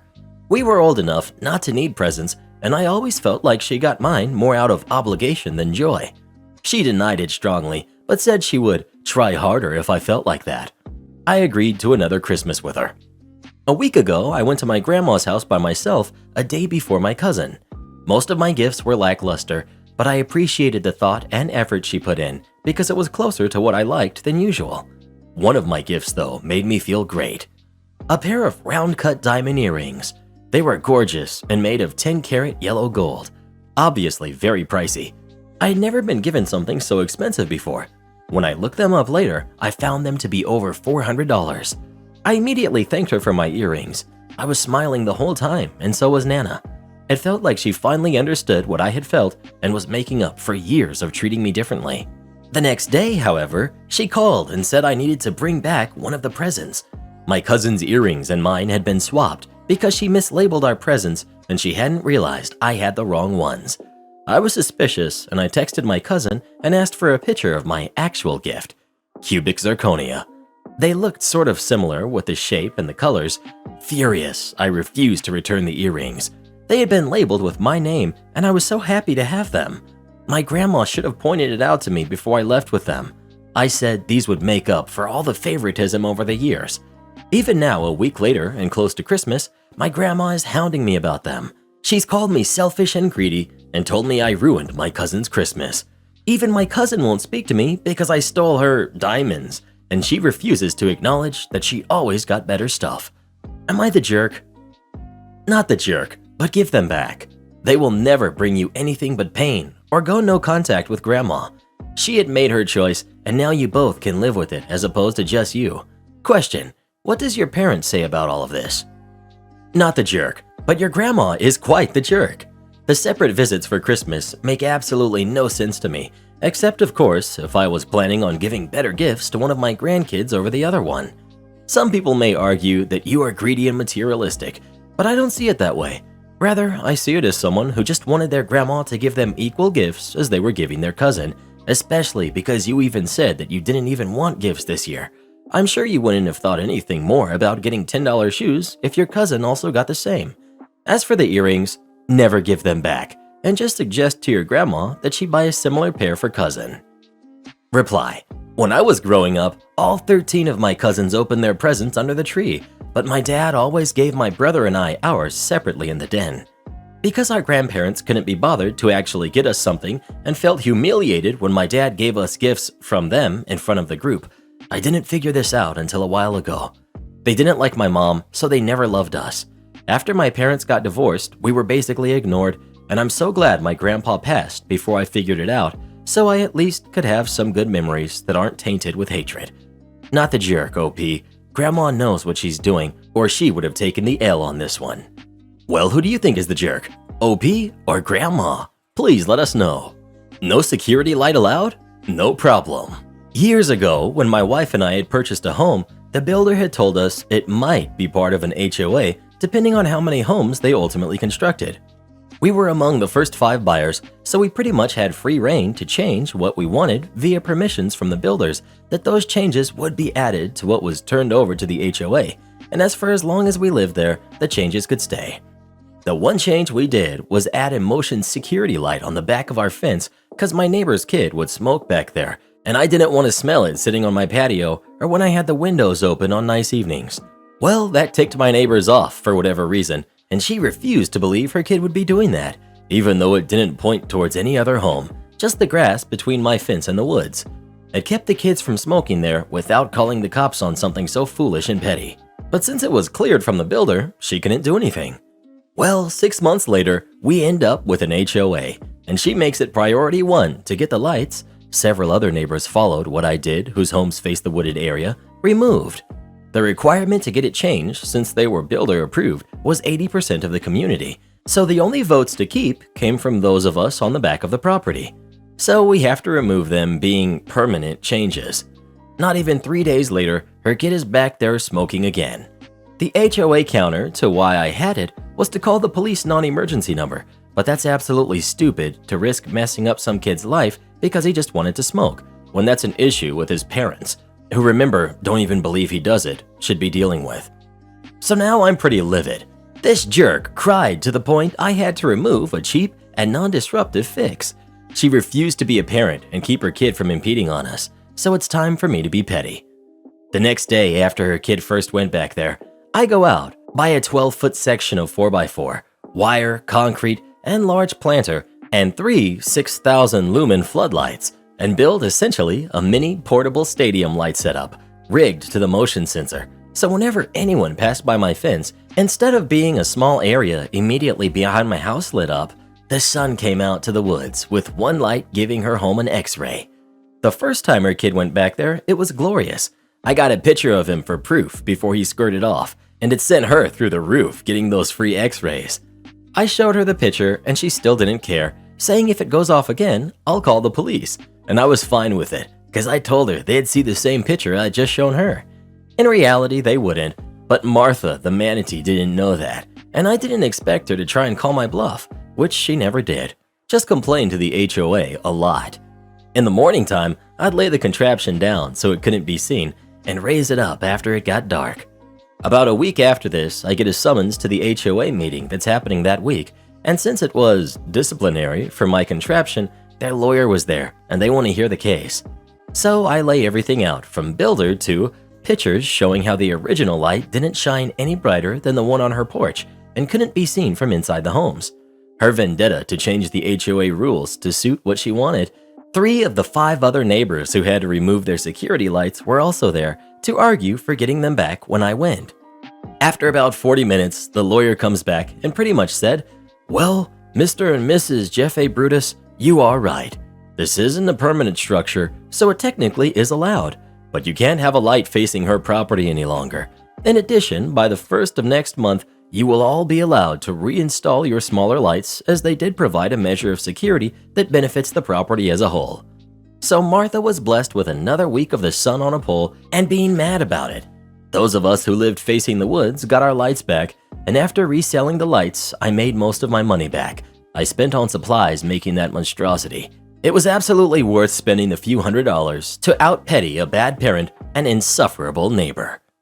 Am I the jerk for telling a coworker her choice of names for her twins is idiotic? I cannot believe that there is a split opinion for this at my office, but here we go. A coworker of mine, 39 female, recently had twin boys after a long battle with infertility. She has made her first appearance into the office with her new babies to introduce them to our team. When asked what she had named the boys, as up until this appearance she was undecided, she told me that she was naming them Sean. When I asked about the other baby, she said, "No, they are both Sean, one with an A and one with an E, so Sean and Scene." This coworker's last name is also Sean. When I pointed this out, she said, "Yes, like Tom Tom or JJ." I immediately, and without thinking, said, "That is the most idiotic thing I've heard, and it's going to be so confusing." A bunch of people laughed, and a bunch immediately looked away. After she left, I got a few text messages saying it's not my place to comment on people's choice of name. Am I the jerk for saying that that is a terrible naming idea? Edit additional information. No, they don't have middle names. She wanted their names to be like Tom Tom or JJ. This is apparently not the first round of negative feedback she's had. We are on good terms. We've worked together across 3 companies over 12 years. She just said, "It'll grow on you." The names are both pronounced Sean, like Sean. I'm gonna get downvoted for this, but not the jerk. I'm an identical twin. Matching names is probably the most cruelest thing you could do to a person. It's not just confusing. It would keep the twins from developing identities outside of their twinness. You know what happens to twins that can't establish independent identities? At best, they need years of family therapy to work through their relationship problems. At worst, they hate each other. Twins have it hard enough working through what it means to be a twin. Why make that harder? Also, speaking practically, forget parents that do that creative spelling BS for common names.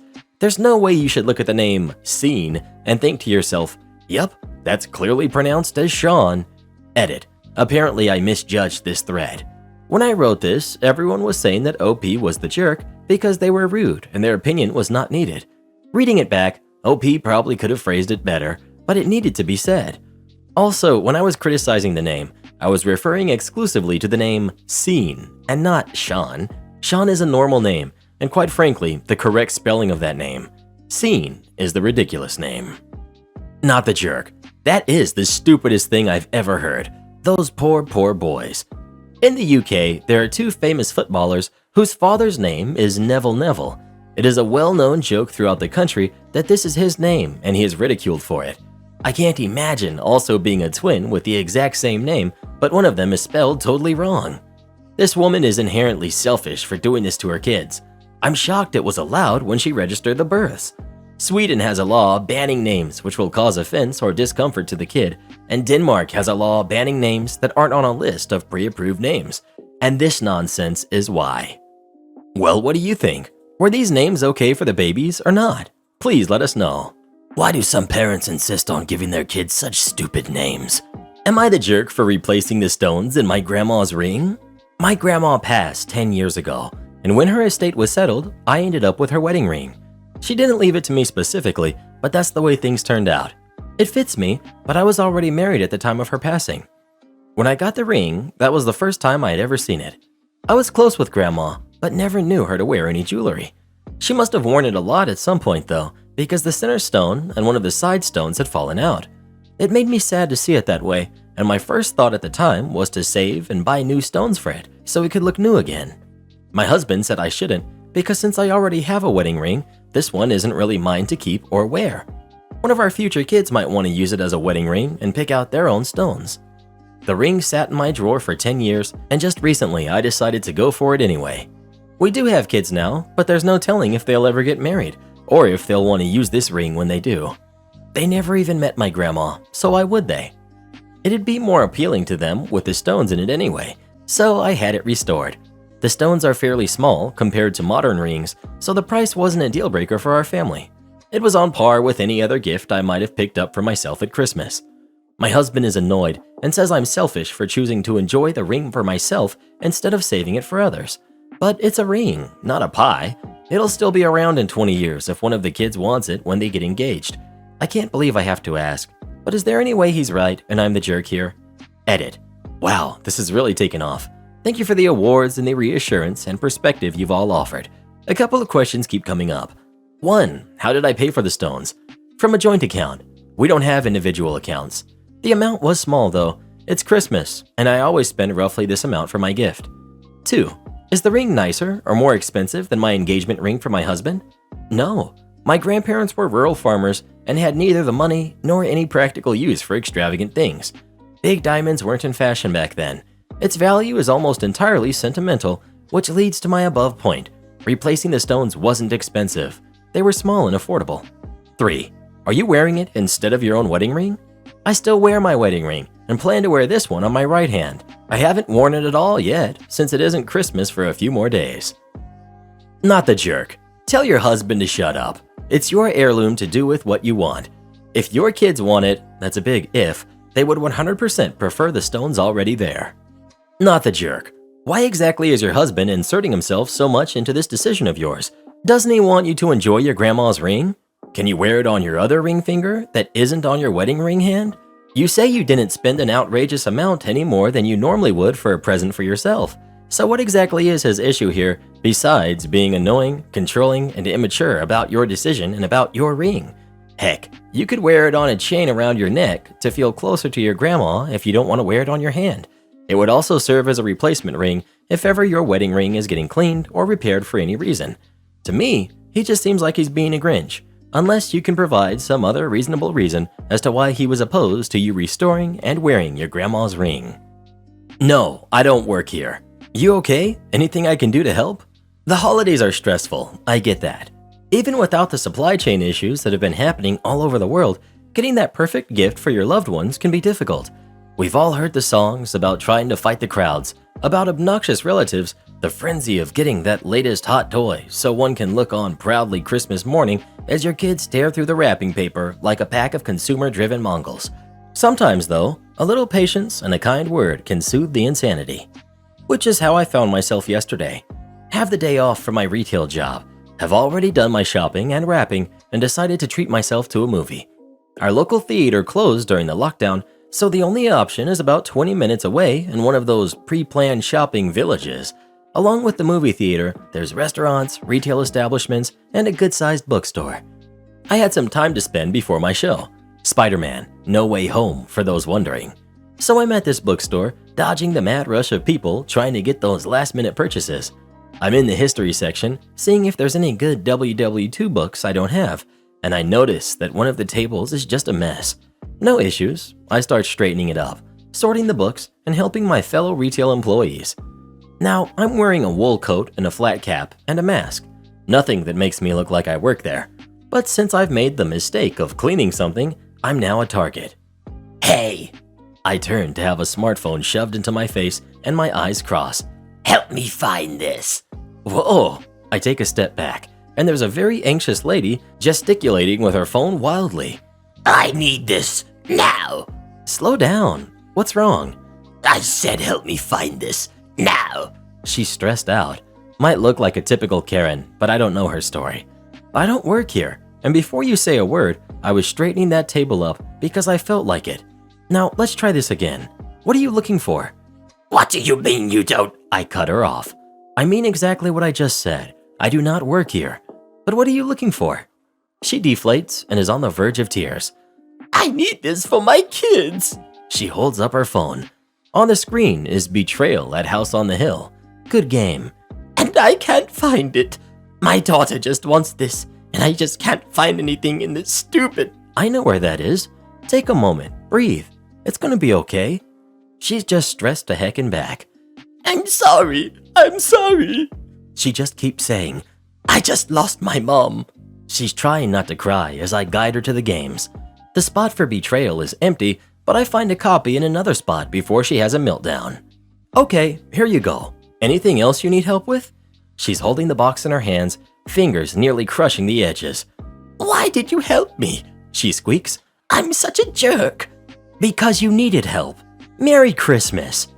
She gave me a grateful smile and went to pay. No, I didn't get a pay it forward. I didn't get a free coffee. I didn't get a thank you from the employees. But that smile, to help a fellow human being in a stressful time, worth it. God bless us, everyone. Grandma Karen doesn't understand what a closed section means, threatens me with corporate, doesn't realize we have a prior history. I used to be a manager at a TGI Chili Bees far back in the year of our Lord 2014. I was in charge of front of house and I hated it. Stories like this are why. Slow weekday evening and we've got a skeleton crew on hand.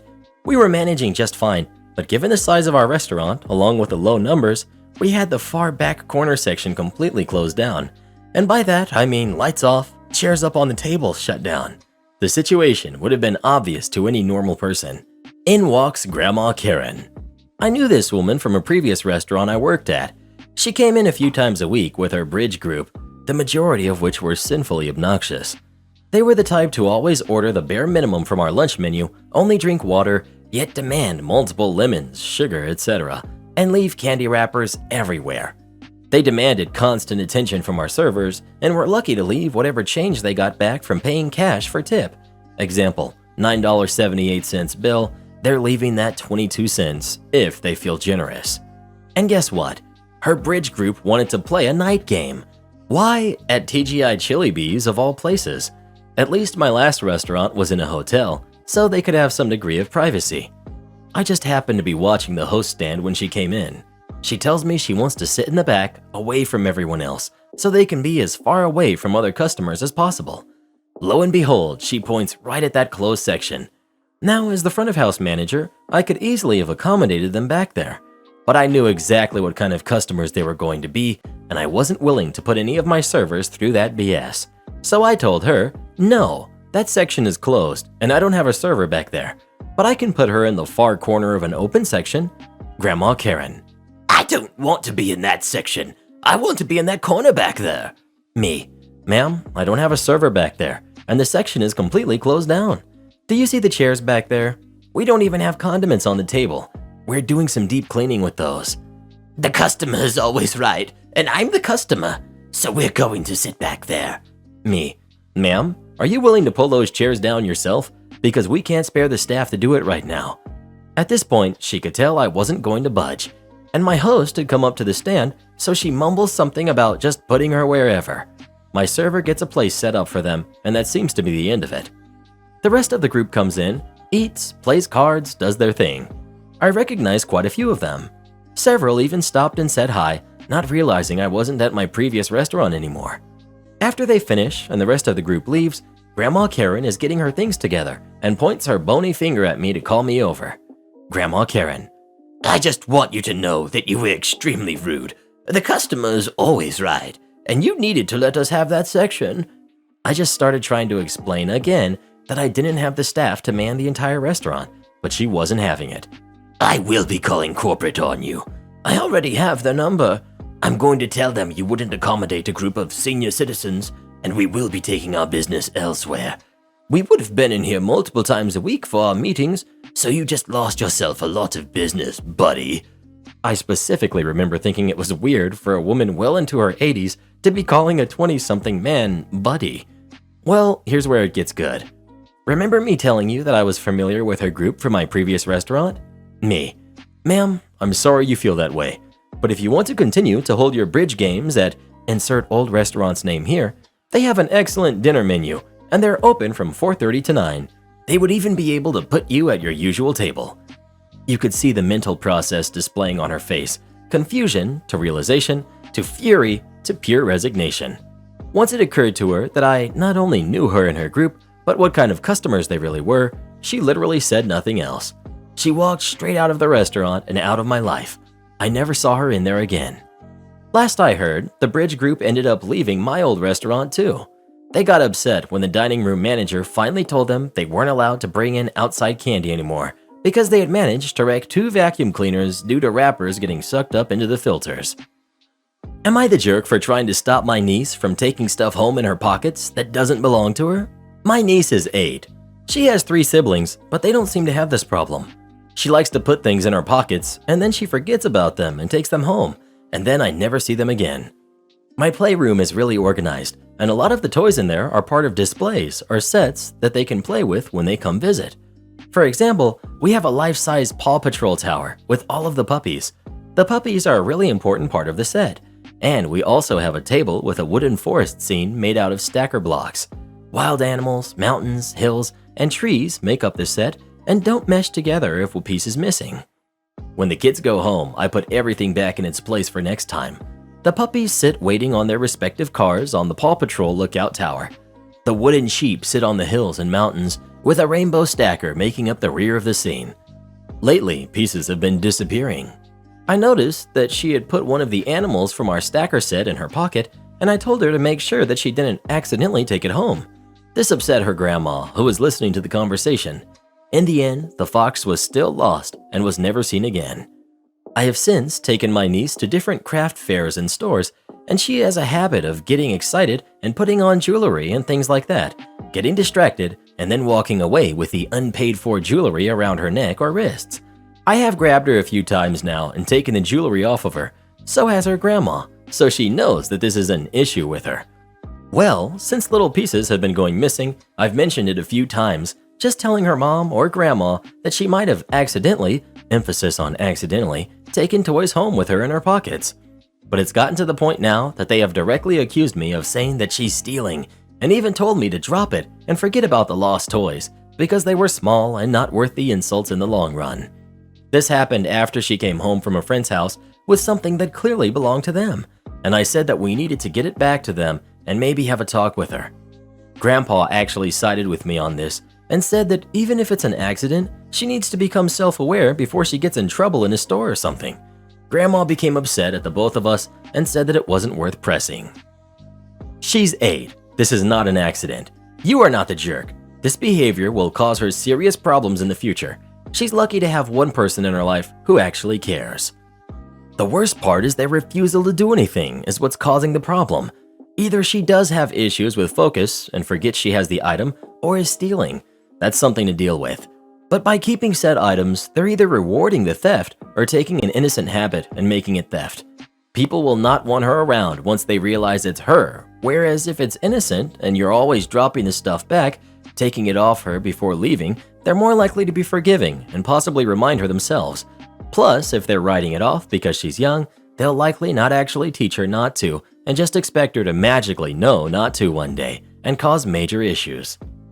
My mother demands I let her stay at me and my girlfriend's house. I'm literally over the moon for the past several hours despite what has happened between me and my mother again. I've made several posts on here about how my mother behaves towards my relationship and my girlfriend, Eva. For those of you who haven't seen them, Eva is of foreign ancestry and has vitiligo, which my mother doesn't like at all, though I find it absolutely beautiful. She has done and said some very hurtful things to break us apart, which, thanks to my incredibly supportive father and many more family members, only led to her having to stay at her sister's, who was pretty much the same as her, until today. Even though my aunt is hateful towards Eva as my mother, unlike my mother, she's not a lazy couch potato, and after some time got fed up with my mother and gave her some time to get out of her apartment. At least that's what I'm told. Because my father wouldn't accept her back home, she tried her luck with me, despite the fact that she already stayed at me and Eva's place months ago, and it ended up in a huge argument, which had left both me and Eva in tears. So earlier today, my mother appeared at the gate. Great. At first, I thought that maybe she would go away if we pretend to not be at home, but it didn't work. The longer she was standing there, the more she was shouting and hitting the bell. I accepted my fate and went to confront her. Mom. There you are. What were you two doing that took you so long? Me. What do you want? I told you to stay away from us. I told you to get the heck out of our lives. Mom. Well, instead of being at your aunt's, I thought of spending the holiday with you and Eva. I could not believe it. Not only did she have the audacity to come and ask to stay, but she addressed Eva by her name, not that girl of yours, or some hurtful insult. Me.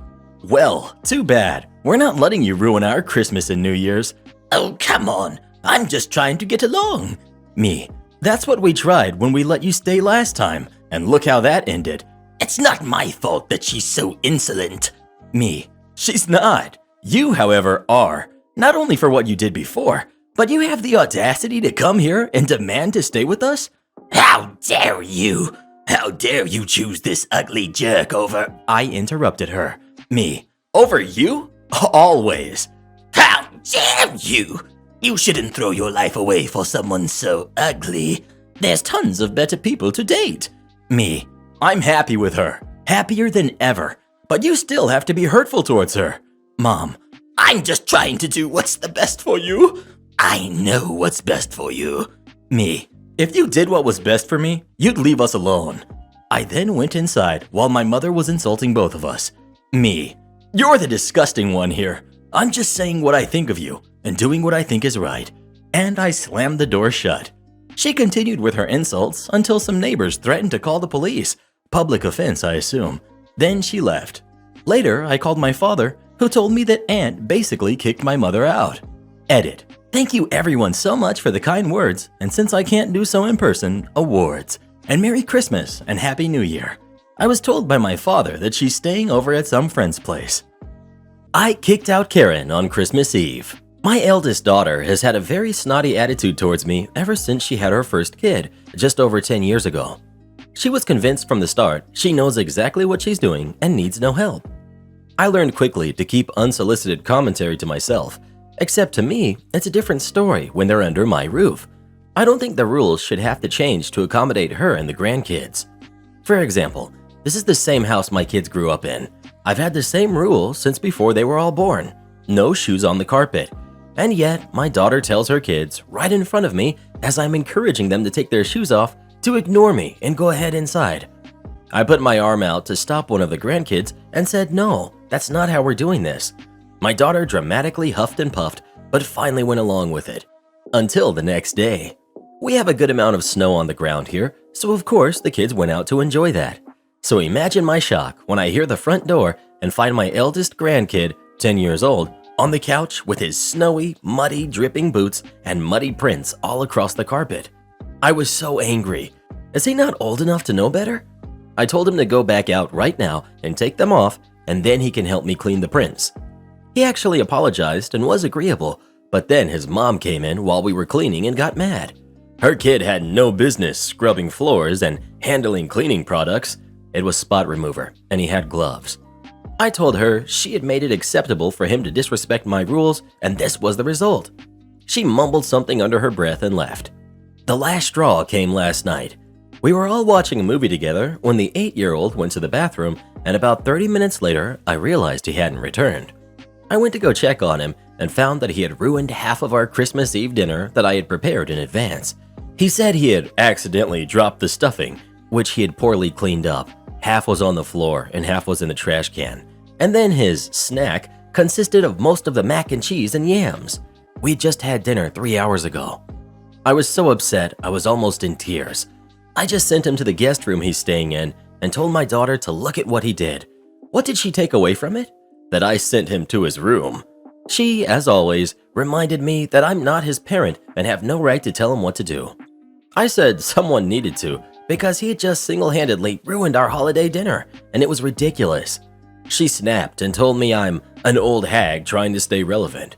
I refused to tolerate any more disrespect and told her to leave, so she and the kids packed up, 8 o'clock at night, and they left. Now here we are, Christmas Eve morning in an empty house. My husband is angry with me for causing them to leave and says it's just a few days. I should have let it go. Is he right? I do wish the kids were still here.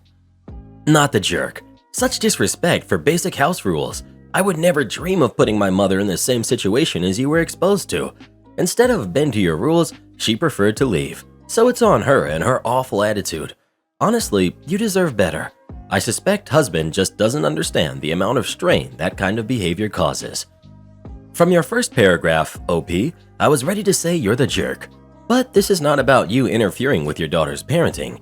The rules you're talking about are actually just basic common sense and respect for others. There has to be more to this story though.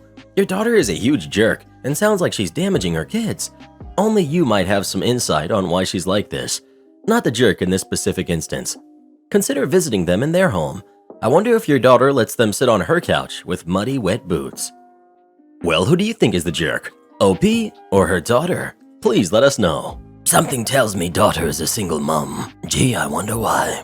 Am I the jerk for overruling my wife on a matter concerning our daughter? I, 42 male, and my wife, 38 female, have a daughter who's 14. She's friends with the son, who is 13, of an acquaintance of mine. Because my daughter and her friend are different genders, my wife insists on always supervising their playdates.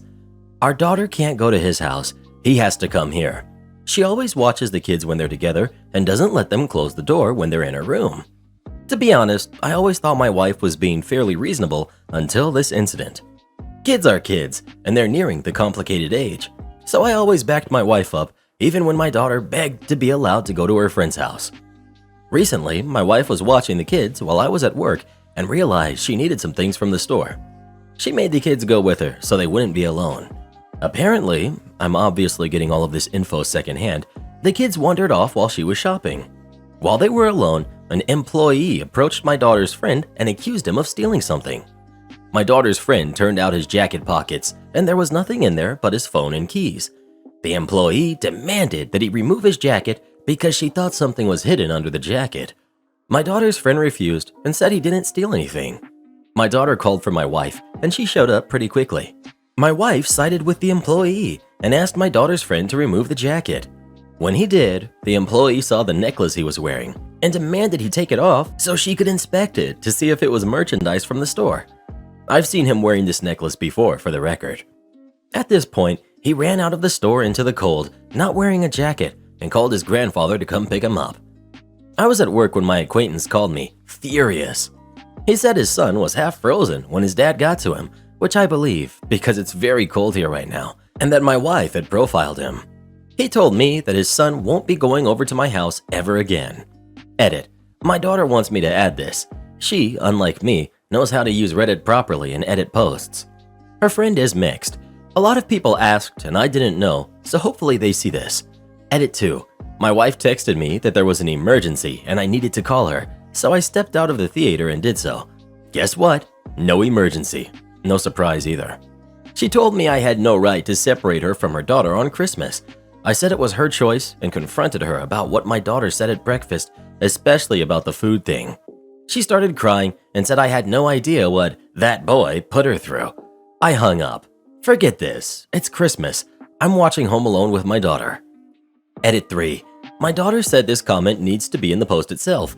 Yeah, the paying attention to the movie didn't last. She's become really intrigued by all these comments and has been on my phone for the last 20 minutes. I'm pasting it in. She showed me how. So my daughter and I are at the movies right now. After breakfast, she said she didn't want to go home, so we're going to the Christmas movie marathon at the local theater. She went to get snacks. I gave her $30 so she could come back with a small tub of popcorn. Darn these concession prices. So I'm going to tell you guys some of what happened at breakfast. It was a lot, so apologies if some stuff seems rushed over. Ask for clarification if you'd like. My wife is blowing up my phone right now, but I don't want to talk to her. This wasn't the first time something like this happened, just the first time it happened in public. Here's some of the things my daughter told me my wife did that they kept quiet about for fear of not being allowed to hang out anymore. I know, I'm a jerk. I understand that. My wife screamed at this kid for giving my daughter a gymnastics lesson. He's on a gymnastics team. They weren't doing anything dangerous. She made them stop and called him names. She screamed at them for playing with makeup. It belonged to my daughter and was a gift from my sister. I don't think it was expensive stuff. Even if it was, who cares? She made him wash his face and go home. He told his grandfather he had a stomachache that day apparently. She told him he eats too much food at our house. This is the worst one for me. I was mad when she told me that. So yeah, learned some stuff about my wife. It's clear to me now that I haven't been an active member of my marriage in a long time. This was hard to learn. The hardest part was knowing that my daughter didn't trust me with any of this because she assumed I would side with her mom. Edit 4. I asked my daughter to stop reading the stuff on this post. Obviously, now that she's seen it, she can go on Reddit on her own phone and find it again. But trust has to start somewhere, right? We gave up on the Christmas marathon. We're both too upset to sit still and watch a movie. I took her to my sister's and then went home to talk to my wife. I needed to get some things straightened out with her before I took my daughter home. It didn't go well. My wife apologized when I got home. She was crying. She said the holidays were so stressful and that she had a bit of a breakdown. She begged me to get our daughter and bring her home. I said I would once we talked. She kept sobbing, so I went and got her some water. I said we could talk or I could leave, but I wasn't going to get our daughter until we talked. Eventually, she stopped crying and talked to me. I told her I want to go to family therapy, and she agreed. I'm sitting in the living room now, calming down before I go back to my sister's to get my daughter. That was extremely emotionally draining. What a way to spend Christmas morning. Not the jerk, but you still have some work to do. Firstly, you're absolutely right that your daughter should be allowed to visit her friend. If his grandfather is there, that sorts out the adult supervision line your wife is worried about. So all told, you're making a reasonable adjustment based on her wishes. Her failure to compromise isn't your fault. However, I think you already know that your wife is not setting a healthy example for your daughter at all. You said your daughter defended her friend. Good, that sort of prejudice needs to be called out. However, the enforced supervision, the you know what teens are like, is another matter. As others have said, this will only lead to resentment and mistakes. Far better that you ensure your daughter understands being safe and, more importantly, feels empowered to set her own boundaries and make her own decisions. Constant supervision on its own is authoritarian and doesn't work. You say you want to talk to your daughter about all this. Good. Make sure she knows that you trust her and she can come to you for advice, but that you're there to support her making the right decisions, not trying to make them for her. I'm not saying let her do whatever she wants. She's still only 13. But make sure she knows you respect her independence to make some choices of her own and that you'll still love and support her. I'm not saying you don't do any of these things at all, but make sure she knows, because from the sounds of it, currently your wife seems to be the leader on these issues and she is not setting a good example.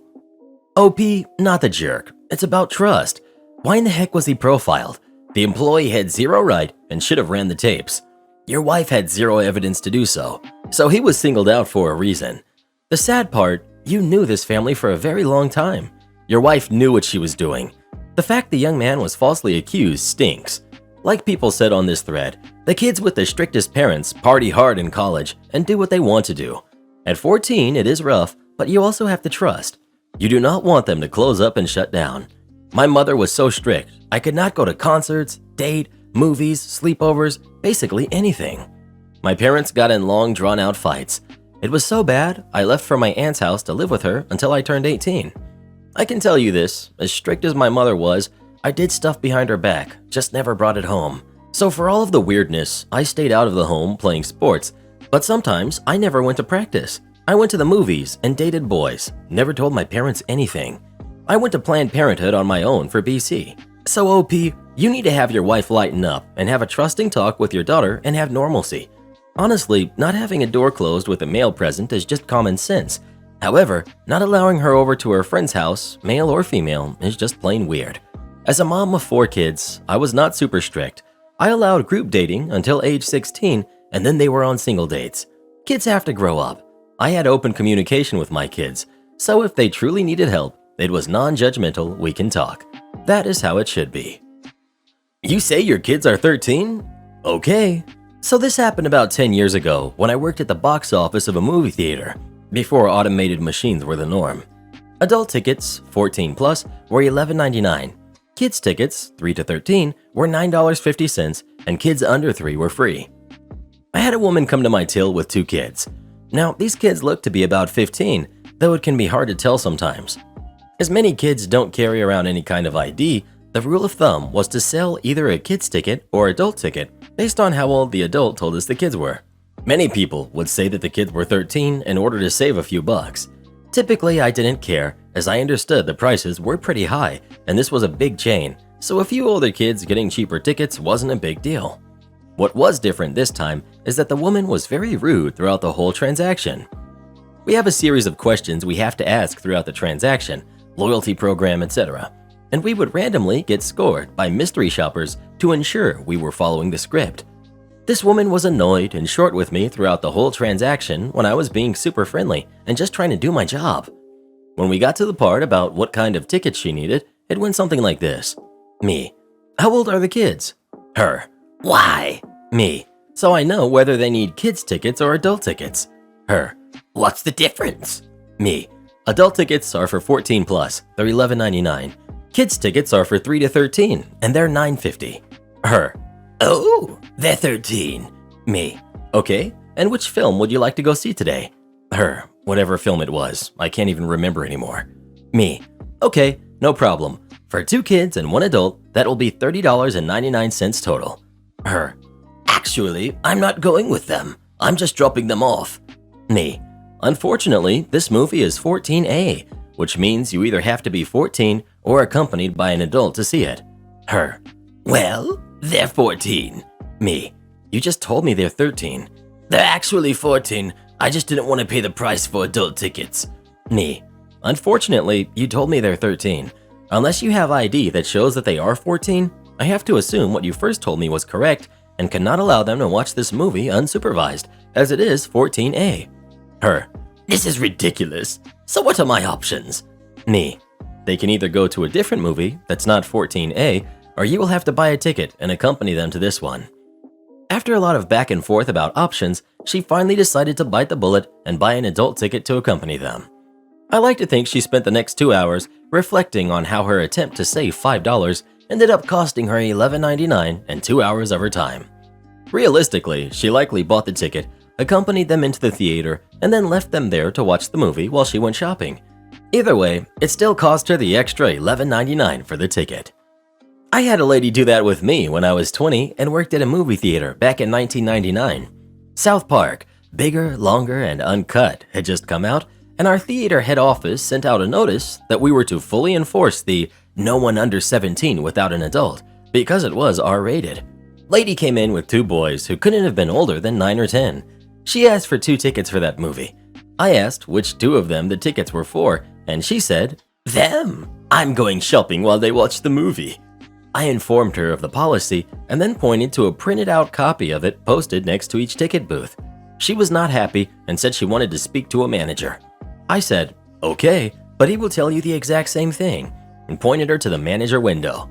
She stomped over, had an animated conversation with him, and then stomped back and paid for 3 tickets while muttering to herself and walked to that theater with the boys. The manager came over and said, I'm going to make sure she stays. Sure enough, about 15 minutes later, he caught her trying to sneak out and kicked them all out. I was kind of on the other side of this type of thing years ago and really annoyed the theater people. We went to a midnight opening of some movie that had been hyped up. It was probably garbage, but my wife and I like to do the midnight movies occasionally. There are these 2 younger guys looking heartbroken as the attendant pulls them out of line and tells them without an adult they can't go in. As they pass me, I look up and say loudly, Danny and Jack, are you all going to see the movie too? They were clearly confused as their names were probably not Danny and Jack, but said they were getting kicked out because they didn't have adult supervision. I told the attendant that they were my nephews and I would supervise them. The attendant, who knew I was lying, was not happy but let them in anyway. Like 40 different people in line gave me the nod. Am I the jerk for expecting my brother to uninvite my soon-to-be ex-husband and my friends from his wedding? I'm 34, female. My brother, who's 31, is getting married in a month. My brother is not friends with my friends, but he knows them by association and gets along with them, and he's invited them to his wedding. My soon-to-be ex is also invited. He was invited anyway before I found out certain stuff. My husband and I have known each other since high school, and we share the same friend group. His friends are my friends and vice versa. Recently, I found out my husband has been cheating on me for 4 months with another woman, and all of our friends have been covering for him. They all knew and enabled him. I immediately filed for divorce. I came clean to my family about it a few days after I found out. They were all shocked and angry. My dad was more focused on my husband cheating, but my mom was more focused on our friends covering for him. My brother was also upset because he was close to my husband. My husband has left home and he's living with his sister for now. Yesterday, the topic of my brother's wedding came up and he was talking about the seating arrangements for me and my parents. He asked me if I would be comfortable to be seated next to my husband and our friends. I looked at him in disbelief and told him he shouldn't even be asking that question.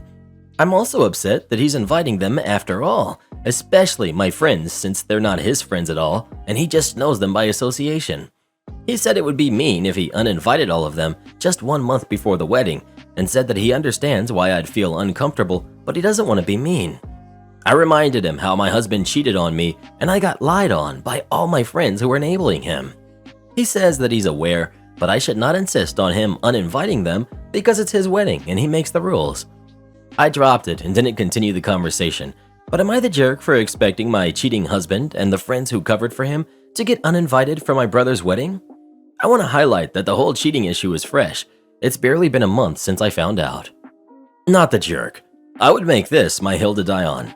Brother, it's fine if you want to invite them, but I will no longer be attending. I value my mental health and do not want to spend time with them. I hope you have a lovely wedding. If your brother is choosing people he isn't even friends with over you, then it proves what a terrible brother he is. Also, the fact he was going to sit you next to your soon-to-be ex-husband shows how little he actually values you. Not the jerk. OP, take this advice if you take any from this post. I wouldn't even give my brother the choice. Tell him and your family that you would much rather be at home alone than to be surrounded by people who betrayed you, and make sure you tell your brother he's on that list as well. If you have the opportunity, get a hotel and treat yourself to a vacation. Turn your phone on Do Not Disturb and enjoy that day yourself rather than being miserable just because your brother doesn't want to be mean. His refusal to take back the invitation to them shows that he approves of their actions. I'd also go low contact with my brother if he put me in such an uncomfortable situation like this, but I'm spiteful and can hold a grudge for years. Someone who doesn't have enough of a spine to support his sister in a difficult time because he doesn't want to be mean does not deserve to be in your life right now. It is his day, but that does not mean he gets to make you miserable because of it. OP, I'm so sorry you're going through this. You deserve a much more considerate brother. Am I the jerk for getting a man fired for telling my kid to shut up? I'm the 1/3 owner of a company with 2 friends from college, Mike and Eric. I run the technology side of things, so I'm not the face of the company, so I rarely go into the office. I have a 4-year-old daughter whose father is Mike. We've never been in a relationship and chose to co-parent our daughter. Mike got into a car wreck and required surgery. Eric was out of town. My nanny is on holiday break, so it's me taking care of my daughter and trying to run a company. There's a project that Mike's working on in the office, and I have to grab it and a portable server. My daughter is already upset because she knows her dad is hurt. Getting her loaded into the car to go into the office was messy. She refused to wear matching boots and is in an elf outfit. At this point, I'm like, whatever, let's go. The whole time in the car, she's crying and upset. I get her to calm down because I told her we would grab some things from work. I meet our VP of operations, Adam, and everything is fine until my daughter realizes she left her dinosaur in the car. She will not be appeased. We are in Adam's office trying to get everything together to take to my home office. My kiddo will not stop crying because Sarah, the dinosaur, is in the car alone, and Sarah might not be able to breathe in there. Adam and I are like, it's okay, Sarah is fine. I'm mortified and want to get my kid back in the car and home. Adam has to run to the IT department to grab a few more things for me. My daughter is in total toddler meltdown over Sarah the dinosaur. A man walks by and tells me to shut my kid up. This is an office, not a daycare. I've had it.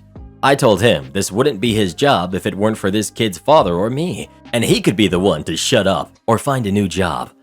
Adam comes back and the man starts yelling at Adam about how he's trying to work and my kid and I won't shut up. He told Adam he needed to get me out of the office. I'm like, this is my office, and if you don't like it, you can leave. Adam agrees and says I'm the owner and there's nothing he can do. The man walks back to his desk. Adam tells me he will handle it, wishes me good luck with the project, and sends my daughter out.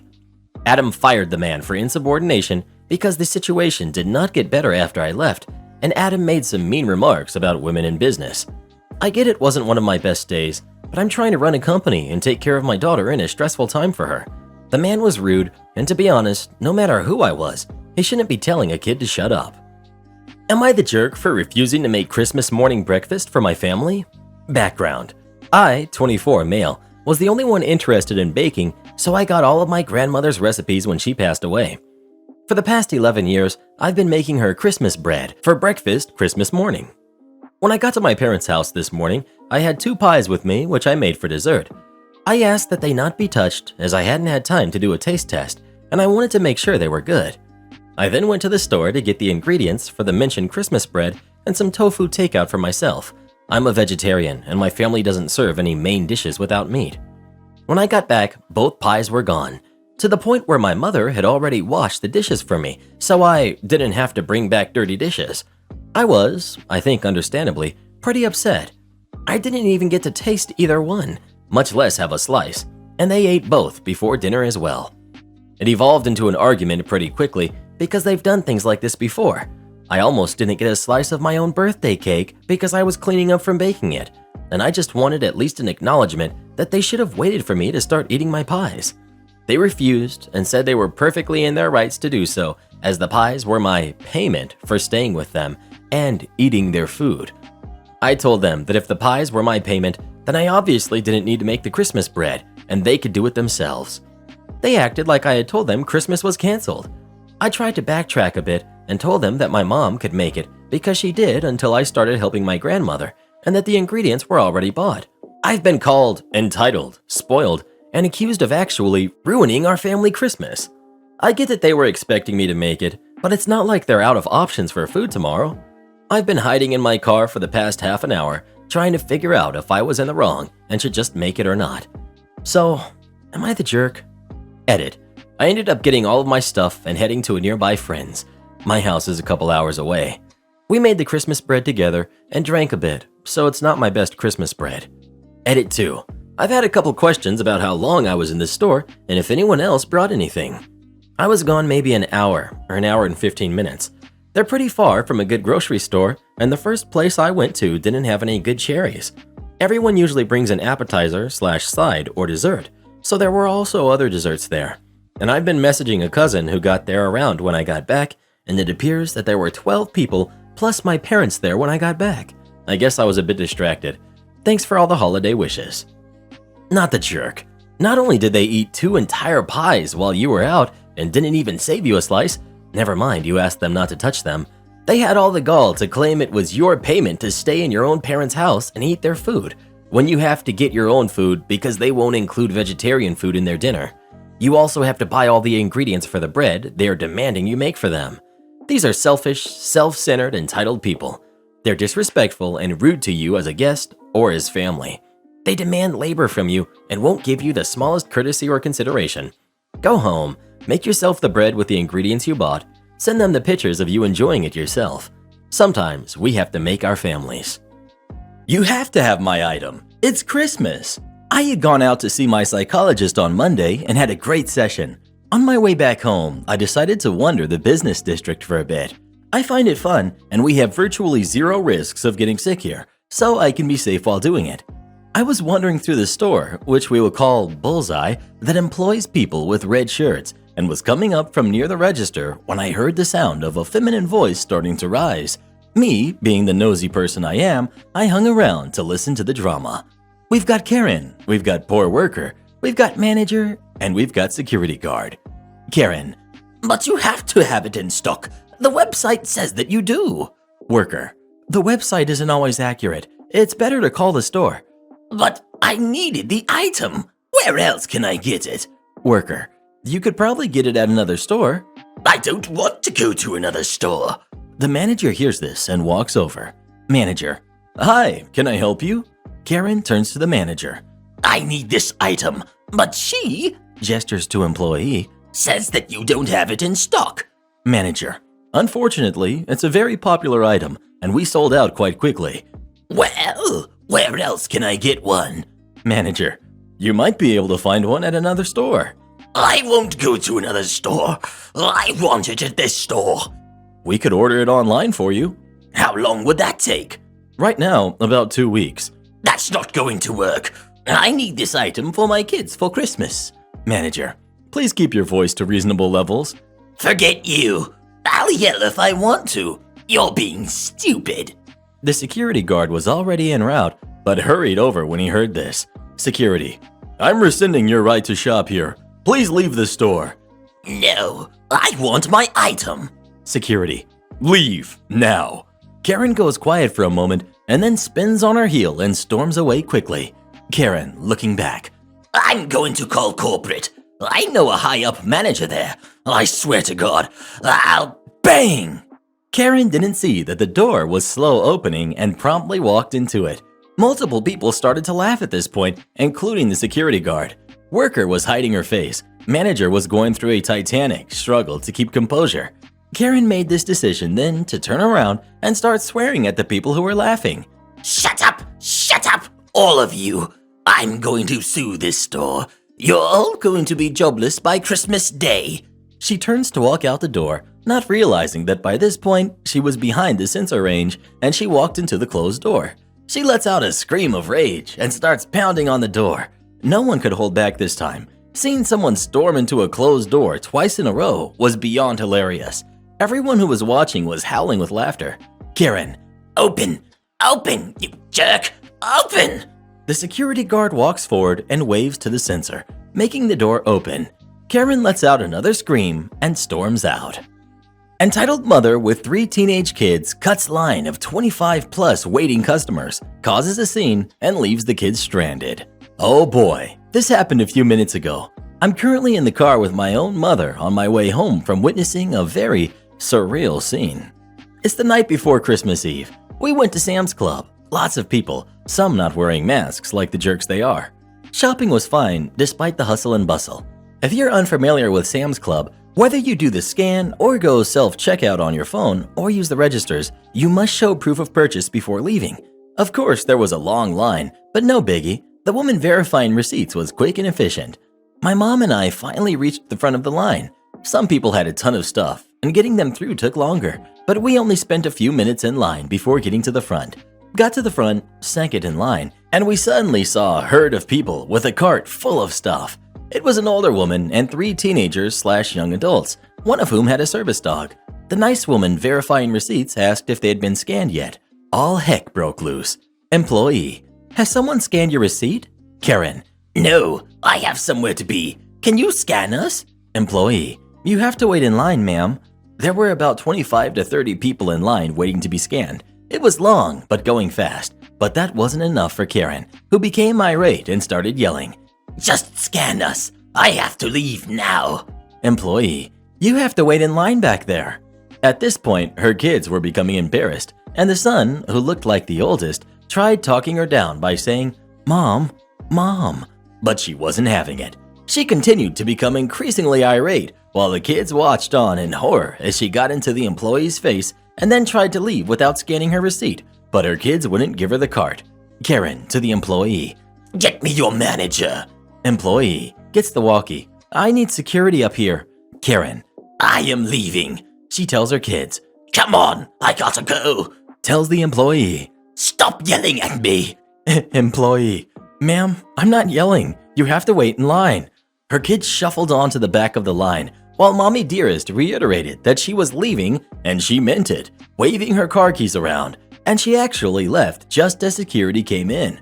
Her kids politely waited in line, and when my mom and I left, we saw the kids hanging around the awning by the exit. It's storming out, service dog and all, alone. She stranded her kids because how dare they play by the rules and wait for their turn when mommy has somewhere to be and decided to go shopping right before. I feel bad for her kids. I've witnessed a couple of Karens, but this is the first time I've seen one demand the manager. If only those kids were younger, someone would have called the police on her. Those poor kids are probably still out there with a cart of groceries and a dog. Do this next. Tap here on your screen to come see our new podcast playlist, where you'll find thousands of hours of the best stories you've ever heard. Or tap the one on the right. That episode is specifically just for you, based on other videos you've enjoyed the most.